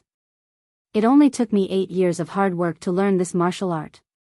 It's very difficult for others to learn it as quickly as I do. As for why I didn't get tanned in the past 8 years, it can only be said that there is a type of skin that belongs to the natural beauty type. No matter how much you get tanned, you won't get tanned. Do you understand? As he spoke, Li Zixuan was a little embarrassed to continue. Damn, I have never seen such a shameless person. At this moment, Lan looked at Li Zixuan in surprise. It was as if she was meeting him for the first time. Her wide eyes were very cute. Lan held back for a long time, but she still said what was in her heart. Brother, why are you so shameless? Lan is embarrassed to be your sister. Li Zixuan was speechless. There was silence all around. Then, there were 2 giggles. Xiao He and Xiaoxi saw that their young master had failed to fool around in front of Lan and finally couldn't help but laugh out loud. Li Zixuan was instantly attacked. His old face darkened. He glared at the 2 young maidservants who were gloating at his misfortune. He then looked at Lan and said sadly, My heart hurts. Little sister, I have always been so nice to you. Is it really okay for you to insult me like this? Hearing her brother's strange words, Lan was dumbfounded. Just as she was about to ask, she saw Sanbao walking over. Young master, the eldest son of the Qing family is waiting for you in the front hall. He said that he has something to talk to you about. Master is accompanying him at the side. He wants you to hurry over. Sanbao came over and bowed to Li Zixuan. Qing Chumo. Why is that guy looking for me? Does he want me to treat him to my chicken again? Li Zixuan shuddered when he remembered the resentful look shopkeeper Lu gave Qing Chumo last time. He hoped that it wasn't like that. Lan, go play with Xiao He and Xiao Shi. Brother has something to do and will leave first. After Li Zixuan finished speaking to his sister, he turned around and rushed to the front hall. P.S. Regarding this book, Swordsman would like to say that the main plot of this book is still history. The addition of some martial arts is just to let the main character act cool in the Tang dynasty. This book doesn't give the main character a heaven-defying system, but it's not too much to give him some martial arts. Furthermore, the Tang dynasty originally had a culture of chivalry throughout the country. From the Li Tang dynasty's rebellion against the Sui dynasty, to the Xuanwu Gate incident of Li Shimin, and then to the Tang dynasty's foreign wars, there were the shadows of chivalrous men in the Jianghu. It was not nonsense to add elements of chivalry into the book. This book will use history as the main plot and describe the magnificent history. There will also be some chivalrous and tender feelings in the Jianghu. Martial arts is not the same as fantasy. There won't be any nonsense like summoning the wind and summoning the rain. Wanderers were a respected profession in the Tang dynasty. Without wanderers, the Li Tang dynasty would not be able to overthrow the Sui dynasty. Li Shimin would not be able to rely on a coup d'état to take the throne. After the Tang dynasty was unified, wanderers started to join the army to prove their worth. Many wanderers walked the path of joining the army, making contributions, and receiving titles. Chang and returned to wanderers. Luoyang was rich and talented. Jade sword and floating cloud ride, golden saddle and moon bow. Fighting cock over Weibei, riding horse to Guangdong. Sun Bin waits from afar, Guojie secretly communicates. Without 1,000 gold titles, who would talk about 10,000 miles of merit? The general descends from the sky, riding into the clouds. The fire of the beacon is like the moon at night, the aura of the soldiers is like a rainbow at dawn. Running amok with friends, carrying feathers to join the army. Dragon banners dim the fog, bird formations sweep up the cold wind. Chasing to the Hanhai Pass, after the battle the mountains are empty. Returning to thank the Son of Heaven, why not ride a horse? One of the 4 heroes of the Tang dynasty, Lu Xiaolin's journey to the youth field was the most realistic portrayal of the Tang dynasty wanderers joining the army to defend the country. It reproduced the heroic scenes of wanderers fighting on the border, fighting on horseback, and not fearing death. Apart from that, wanderers were also a spiritual idol with symbolic meaning in the Tang dynasty society. In the strong and prosperous Tang dynasty, the chivalrous spirit of the people who worshipped martial arts was in line with the spirit of the times. Hence, it was not surprising that there were many wanderers in the Tang dynasty. Adding martial arts elements in this book was also reasonable. As for the division of martial arts in this book, it was purely made up. Scholars should not take it seriously with the swordsman. Chapter 33. In the front hall. Li Jingma was chatting with Qing Chumo. He was quite happy that his son was able to make friends with the son of Duke Lu. It wasn't that he liked to cling to the rich and powerful, but that his son had Qing Chumo as a friend. His son's safety would be much better in the future. However, Qing Chumo felt like he was sitting on pins and needles. Although Li Jingma was only a merchant, he had a wide range of knowledge and experience, and his style of conversation was quite good. Qing Chumo was an old man with a rough temperament, and was not suitable for such a scholarly conversation. "Nephew, is Duke Lu still in good health?" Li Jingma asked gently. In fact, he was also anxious. After chatting with Qing Chumo for so long, he was almost done with all the polite greetings. Why was that brat still not here? He was really itching for a beating. He would teach him a lesson later. Qing Chumo tried his best to pretend to be a well-read and modest young master. He replied politely, "Thank you for your concern, uncle. My father is well. As long as he's healthy." Li Jingma stroked his short beard and nodded with satisfaction. Then, he didn't know what to say. This was the first time he had met Qing Chumo. He had already said everything he needed to say. Father Li was secretly anxious. Finally, at this moment, footsteps came from outside the door. The two of them heaved a sigh of relief. Qing Chumo thought to himself, "I'm finally free. If it were anyone else who dared to dawdle with me for so long, would have beaten them up long ago. Unfortunately, this is my good brother's father." I can't beat him up. Li Zishuan walked through the door and greeted his father first. Old man Li nodded, stood up, and smiled. Since you're here, Xian, treat nephew Cho Nyo well. You mustn't be rude. You youngsters should have a good chat. This old man won't be an eyesore here, hee. The two of them stood up to send Li Jingma off. After he left, Ching Chumo sat down on a chair and crossed his legs. He didn't seem to be sitting upright at all. Li Zishuan did not care about these things. He asked, Brother Cho Nyo, why are you looking for me today? Knowing that Ching Chumo didn't like beating around the bush, Li Zishuan simply asked directly. A trace of helplessness flashed in Ching Chumo's eyes as he said, My father wants to see you. He wants you to come to my house for a meal. Li Zishuan was a little suspicious. Why would Lu Guogong want to see me? Could it be that you said something bad about me in front of him? Then, he silently stared at Ching Chumo. Ching Chumo felt a little guilty under his stare, but he still stiffened his neck and said, What are you talking about? How could I, Ching Chumo, harm my own brother? It's really just a meal. Li Zishuan stared at Ching Chumo for a long time. Although he still felt that something was wrong, he couldn't find any flaws for the time being. All right then, I'll pay a visit to Duke Lu. What does your father like? It's not good to go empty-handed on my first visit, right? Ching Chumo impatiently waved his hand. You don't need to bring anything. Come with me. Then, he suddenly paused as if he had thought of something. He licked his lips and said embarrassedly, my father likes to eat that gnawed chicken. Xiao Xian, do you want to bring some? Li Zishuan laughed heartily. No problem. I was wondering what it was. I'll tell the kitchen to make 10 servings of gnawed chicken and bring them to Uncle Cheng. Then, he went out to instruct the kitchen. The cook of the Li family, Auntie Zhao, had already learned how to make gnawed chicken under Li Zishuan's guidance. Although it couldn't compare to the taste of the Drunken Immortal restaurant, if one didn't taste it carefully, one wouldn't be able to taste the difference. Wait. Ching Chumo pulled Li Zishuan back.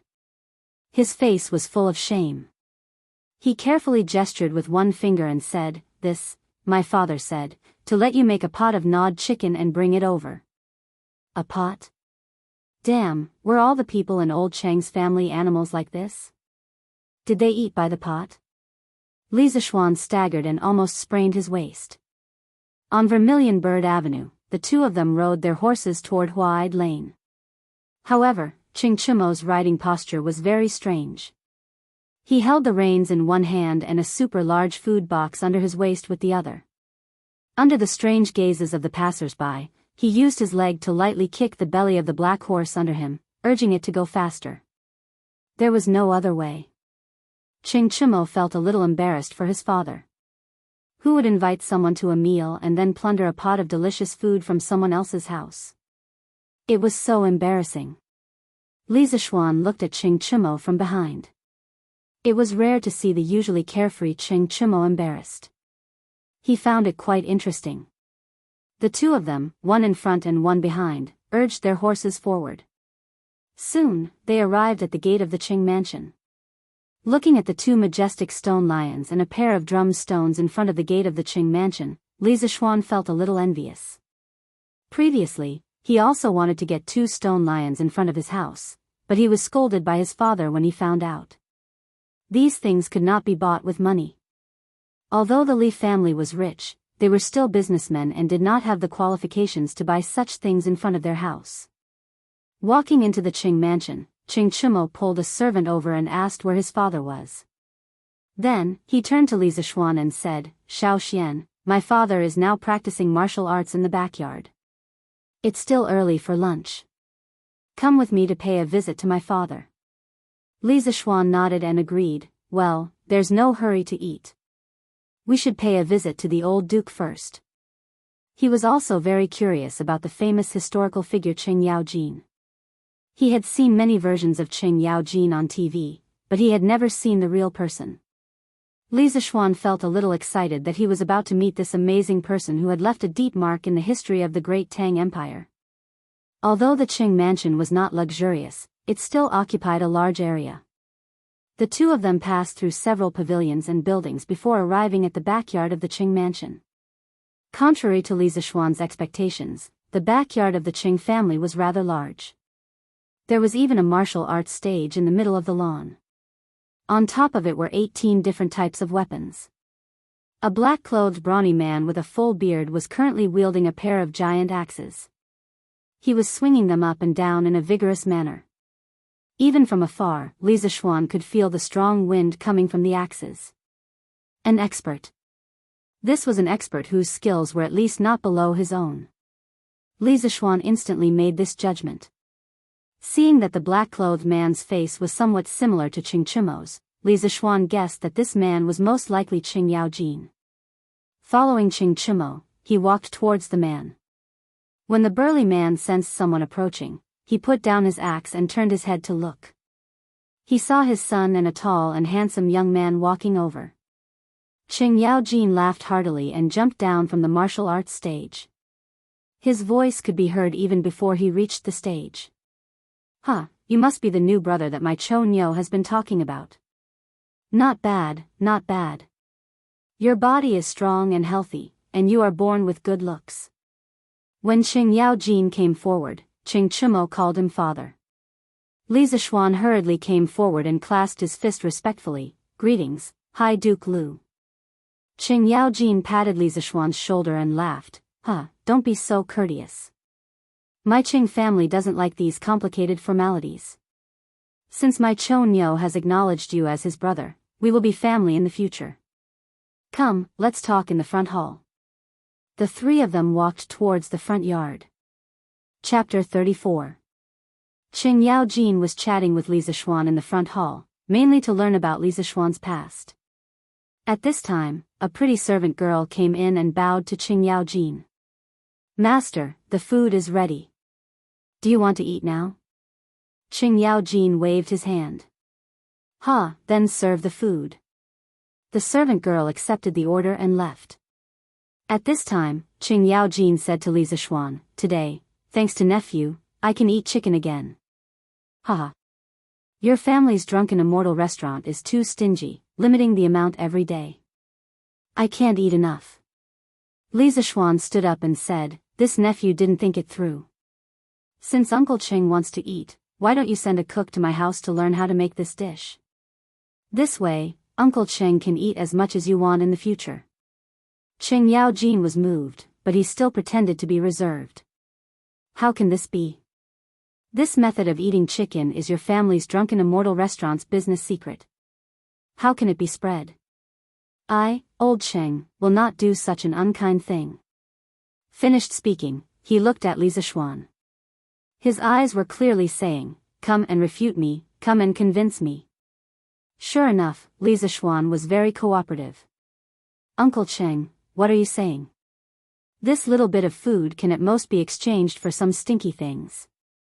Since Uncle Qing likes to eat it, there's no harm in teaching it to the Qing estate's kitchen maids. In addition, this nephew believes that the Qing family servants will not spread the method of eating chicken. Moreover, there was one point that Li Zishuan did not mention. Although the method of eating chicken was novel, in less than a month, there would be other restaurants that could imitate it." Qing Yaojin was a little surprised. Merchants valued profits. Previously, he had looked down on Li Zishuan because of his family's business. He did not expect that this child would value profits more than righteousness. What he said before was also a test for Li Zishuan. "Good, you are an interesting child. You are not like other merchants who stink of money. Come and eat. The two of you are not allowed to fight with me for the chicken for lunch. You must have eaten enough before, Qing Yaojin saw the servant girl bring in the dishes. He happily patted Li Zishuan's shoulder and invited him to the table to eat together. Li Zishuan only felt a huge force on his shoulder. If it wasn't for his good martial arts, with Li Zishuan's physique in modern society, Qing Yaojin's slap would definitely have slapped him to the floor. As for Qing Yaojin's shameless words, he didn't care at all. He was indeed a little tired of eating chicken. However, Qing Chimo was not tired of eating it. On the way back, he was carrying a big box of food. Although he was a little embarrassed, he was still secretly happy. He thought that his father would not be able to finish all the chicken and that he would be able to get a share. He did not expect that before the chicken was even served, his father would mercilessly extinguish his hopes. He did not dare to argue with his father. Old Cheng would not reason with him and would only talk with his fists. Cheng Chimo sat next to Li Zishuan and ate the rest of the dishes fiercely while looking at his father eating. Delicious. Little Xian, you don't have to be polite. Other than this, you can eat whatever you want. Cheng Yaojin stuffed a mouthful of chicken meat into his mouth and chewed as he called out to Li Zishuan. Then, he felt that his mouth was a little dry, so he poured himself a bowl of wine and ate the chicken meat while drinking by himself. He even forgot to call out to Li Zishuan to drink. Li Zishuan's mouth twitched. However, he was happy that Cheng Yaojin did not persuade him to drink. Otherwise, if Cheng Yaojin insisted that he drink, he really could not think of an excuse to refuse. He definitely could not use the excuse he used to fool Cheng Chimo. If he dared to say that to old Cheng, Li Zishuan believed that Cheng Yaojin would definitely beat him to death. After the meal, everyone ate and drank to their heart's content. Of course, Cheng Chimo was an exception. This fellow did not have a good meal. After the servant girls removed the banquet, Cheng Yaojin rubbed his swollen belly and let out a comfortable groan. He picked his teeth and said to Li Zishuan, "Little Xian, your chicken is so delicious. Little Xian, the chicken you gnawed on is really too delicious. I, old Cheng, have lived for more than half of my life and have never eaten anything so delicious. How did you think of this thing?" Li Zishuan looked at Cheng Yaojin, who did not care about his image, and said, "This was taught by my master. My master not only taught me martial arts, but also taught me some cooking, arithmetic, and the art of investigating things." "Oh. That Taoist priest spirit void?" Cheng Yaojin had heard Cheng Chimo talk about Li Zishuan's master before. Li Zishuan nodded. Cheng Yaojin said curiously, "I only heard that Taoist priest spirit void has great achievements, but I have never heard that he also knows how to cook." Was his lie about to be exposed? Li Zishuan was a little flustered, but he still forced himself to be calm and asked, "Uncle Cheng, you know my master?" Cheng Yaojin shook his head, a look of reminiscence on his face. "How could I know such an immortal? I only heard of your master when I was in Wagong more than 10 years ago. At the end of the Sui dynasty, the world was in chaos. The Turks wanted to take advantage of the situation in the Central Plains. They burned, killed, looted, and committed all kinds of crimes. But at that time, the Central Plains was in chaos. There was no extra force to resist the harassment of the Turks. Once, a small group of over 200 Turkic wolf riders was raiding a village to the south of the Een Mountains. An old man in a green Daoist robe came with a sword in his hand. He fought the 200 Turkic wolf riders alone and killed them one after another. Then, he piled the heads of the Turks on the border between the grassland and the Een Mountains. He set up a huge rock and wrote a cross on it, "Those who offend the Central Plains will be killed." Spirit void. When this news spread, the world was shocked. In those years, although a large number of powerful martial artists emerged from all over the world, no one dared to face a regular army of more than 50 people, not to mention more than 200 Turks with outstanding combat power. This kind of combat power was simply shocking. Taoist priest Spirit Void became famous because of this battle. After that battle, Taoist priest Spirit Void floated away and no trace of him could be seen. Later, although the Turks occasionally went south to take advantage of the situation, they did not dare to act like before. At best, they would massacre villages and cities.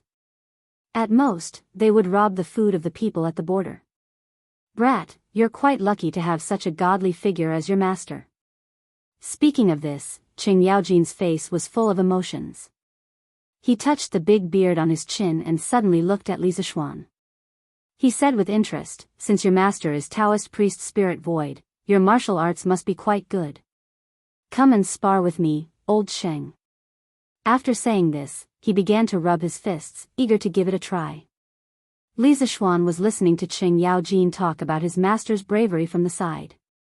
His master had never told him about these things before. Who knew that Qing Yaojin would then propose to spar with him? Li Zixuan's face was full of black lines. This Qing Yaojin was like an elder, but with his rough temper, he did not know how to control his strength. Li Zixuan was not willing to spar with him. Li Zixuan hurriedly cupped his hands and declined. My martial arts are low. How could I dare to spar with Uncle Qing? Qing Yaojin patted him on the shoulder and said carelessly, You're so wishy-washy like a girl. What are you afraid of if your martial arts are not good? Just as well, old Qing can give you some pointers. I'll teach you a few moves, haha. Then, without waiting for Li Zixuan's agreement, he pulled Li Zixuan to the practice field in the backyard. Qing Chumo also followed quickly, worried. Chapter 35. Duke Lu's Mansion, Martial Arts Practice Field. Qing Yaojin took a lance from the weapon rack and said to Li Zixuan, The 2 axes from before were too heavy. I was afraid they would hurt you, so I will use this lance to spar with you.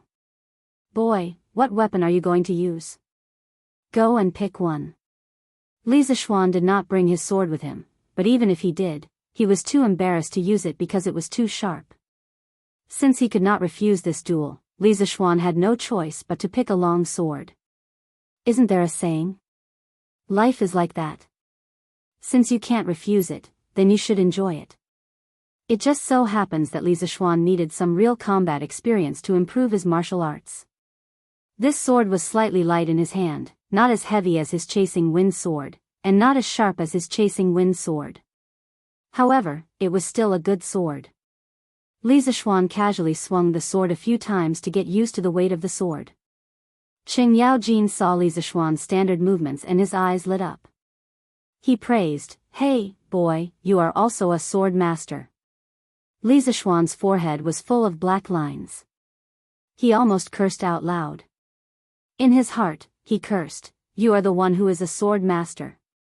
When Li Zixuan saw Qing Yaojin practicing in the martial arts practice field, he knew that Qing Yaojin's skills were not below his. He did not waste any time and poured his internal energy into the long sword. He took the initiative to attack. The first style of Taishian 9 swords, Ride the Wind. Li Zixuan held his sword and rode the wind. Qing Yaojin's pupils shrunk as he thought to himself, What a fast sword. Indeed, a great teacher produces a great disciple. He put away his contempt and held his lance as he flew up to meet the enemy head-on. No matter how fast this sword was, he, Qing Yaojin, would not retreat. The sword and lance collided in the air, producing a sonorous sound of metal. Then, both of them were sent flying back. Qing Yaojin was forced back 2 or 3 steps, while Li Zixuan was forced back 10 steps. It was clear that in the first round of confrontation, Li Zixuan was completely defeated in terms of strength. Li Zixuan was not discouraged. As soon as he landed and stabilized his body, the second style of Taishian 9 swords came right after. The sword in Li Zixuan's hand moved even faster, its trajectory like a flying dragon soaring in the sky. Carrying the remaining power of the first sword, riding the wind, its trajectory was like a flying dragon soaring in the sky, erratic. Qing Yaojin was also unable to predict the trajectory of the sword. He could only wield the lance in his hand in a vigorous manner, not allowing even a drop of water to leak out. At this moment, Qing Yaojin suddenly felt a chill behind his back. He immediately knew that something was wrong, but it was too late to turn around. He could only rely on his many years of experience in life and death battles to thrust the lance in his hand behind him with all his strength. A loud and clear sword hum could be heard from behind him. Li Zixuan's sword had been blocked. Li Zixuan also knew that this was not enough to stop Qing Yaojin. He immediately changed his move. The third style of Taishian 9 swords, Snow Treading, left no trace. Li Zixuan's footsteps constantly changed. He waved his sword in all directions. For a moment, only the sound of sword and lance clashing could be heard. After more than 10 attacks, Li Zixuan changed his move again. He used the fourth style of Taishian 9 swords, Wave Breaker. Wave Breaker was furious. Li Zishuan's momentum changed. He stepped on the ground and his whole body soared into the air. He raised his long sword and bent his waist. His whole body bent into a circle. Then, he and his sword were like a large wheel with sharp blades. He spun rapidly. It was as if he was riding the wind and breaking the waves. He flew towards Cheng Yaojin. Facing this ferocious and bizarre sword, Cheng Yaojin turned pale with fright. He no longer dared to hold back. Both of his feet fiercely stomped on the ground, causing the martial arts stage to rumble. Cheng Yaojin also soared into the sky, using his horse lance as a battle axe. He used the flying axe to attack Li Zishuan. The two collided fiercely in the air. It was like a comet hitting the earth. The rumbling sound spread throughout the Qing mansion. The sword and lance separated upon contact. The two were once again sent flying. The difference was that this time, Cheng Yaojin retreated 5 steps before stabilizing himself. Li Zishuan only retreated 8 steps before stabilizing himself. Li Zishuan used 4 swords in succession. The power stacked layer by layer. In terms of strength, the gap between him and Cheng Yaojin became smaller and smaller. After stabilizing himself, Li Zishuan did not stop. Using the power of the first 4 swords, he continued to use the 5th sword of the 9 Taishian swords, Absolute Dust. After fighting for so long, he could see that Cheng Yaojin was a master. Even if he was not in his prime, he could still block his sword. Therefore, he used the 5th sword with all his strength. The sword was bleak and cold. The cold light at the tip of the sword emitted a bright light. This sword, Absolute Dust, arrived in a flash. Cheng Yaojin had fought for many years, but he had never seen such a fast sword. He roared. Relying on his many years of battle experience, he predicted the direction. Using all his strength, he fiercely smashed the lance in his hand towards the sword tip. Suddenly, the stage was filled with smoke and dust. After a while, the smoke and dust dispersed. The two people in the stage were standing facing each other. However, the lance was broken and the sword tip was damaged. Both sides were injured. Cheng Chumo was below the stage. Since Li Zishuan used the first sword, his mouth had not closed. He had judged that Li Zishuan's martial arts were above his, but he did not expect that his martial arts would be so powerful. He could even fight his father to a standstill. His father was a veteran who had experienced hundreds of battles on the battlefield. People called him the devil incarnate. What kind of monster was this brother of his?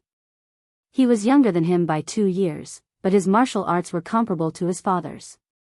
Watching Li Zishuan's dazzling swordsmanship raining down like a torrential storm, his father was barely able to resist by relying solely on his advantage in strength and years of battle experience. No matter how stupid Cheng Chumo was, he knew that Li Zishuan's martial arts were not on the same level as his own. Li Zishuan had already begun to draw closer to the masters of the older generation. Comparisons were odious. Cheng Chumo's little heart had received tens of thousands of blows. Not bad, not bad. Little Xian, you've reached the peak of qi transformation at such a young age. The younger generation will surpass us in time. I haven't had such a good fight in a long time, ha ha ha. Cheng Yaojin threw away the broken lance in his hand and laughed loudly. His laughter was so loud that it reached the clouds. He stepped forward and squeezed Li Zishuan's shoulder, sighing with emotion. In this battle, Li Zishuan had used his full strength for the first time. He had also fought to his heart's content. He threw the sword in his hand into the weapon rack and wiped the sweat off his face. He modestly said to Cheng Yaojin, "Uncle Cheng is too kind. Thank you for holding back. Otherwise, this nephew would not have been able to last until the end." He was right. If Cheng Yaojin had used his full strength from the beginning, he would not have had the chance to use these 5 swords. After all, there was an absolute gap in strength. In the end, he was able to tie with Cheng Yaojin. On one hand, Cheng Yaojin was old and definitely not as strong as he was in his prime. On the other hand, he relied entirely on the mysteries of the 9 Taishian swords. Every move was linked and the power was constantly superimposed. Qing Yaojin laughed and waved his hand. If I say you're strong, then you're strong. What's there to be modest about? You're too hypocritical. Young people should be arrogant. Don't be like those old scholars who are sour. What else could Li Zixuan say? These words could be said by Qing Yaojin, but he could not say it himself. He was also very helpless. He could only bow and accept the advice. Uncle Cheng is right. Qing Yaojin sighed in admiration. Your swordsmanship is exquisite. On the battlefield, I have always liked to use my strength to defeat 10 people. No matter who the opponent is, I'll smash them to death with an axe. I didn't expect that when you fully used this sword move, the power that erupted would not lose to mine. It's not easy for you to cultivate to the Qi transformation realm at such a young age. I never expected that you would be able to fight a great master with your Qi transformation realm cultivation. You really are worthy of being the disciple of an immortal. I, Qing Yaojin, am completely convinced by priest spirit void. Li Zixuan bowed and cupped his fists. Uncle Cheng is too serious. How can my insignificant martial arts compare to Uncle Cheng's? My master also praised Uncle Cheng's courage and loyalty when he was alive. He often mentioned you in front of this nephew. Qing Yaojin's expression shook, and he asked urgently, what? You're saying that priest spirit void has passed away? He had heard from Qing Chumo that Li Zixuan had taken spiritual master Spirit Void as his master when he was young, but he really did not know that he had passed away. Hearing this, he was extremely shocked. Li Zixuan's expression also darkened, and he replied, my master passed away 3 months ago from Mount Longhu. Hearing this, Qing Yaojin's expression was complicated. He pinched his beard and sighed heavily. I didn't expect that even an immortal like priest spirit void would not be able to escape death. Alas!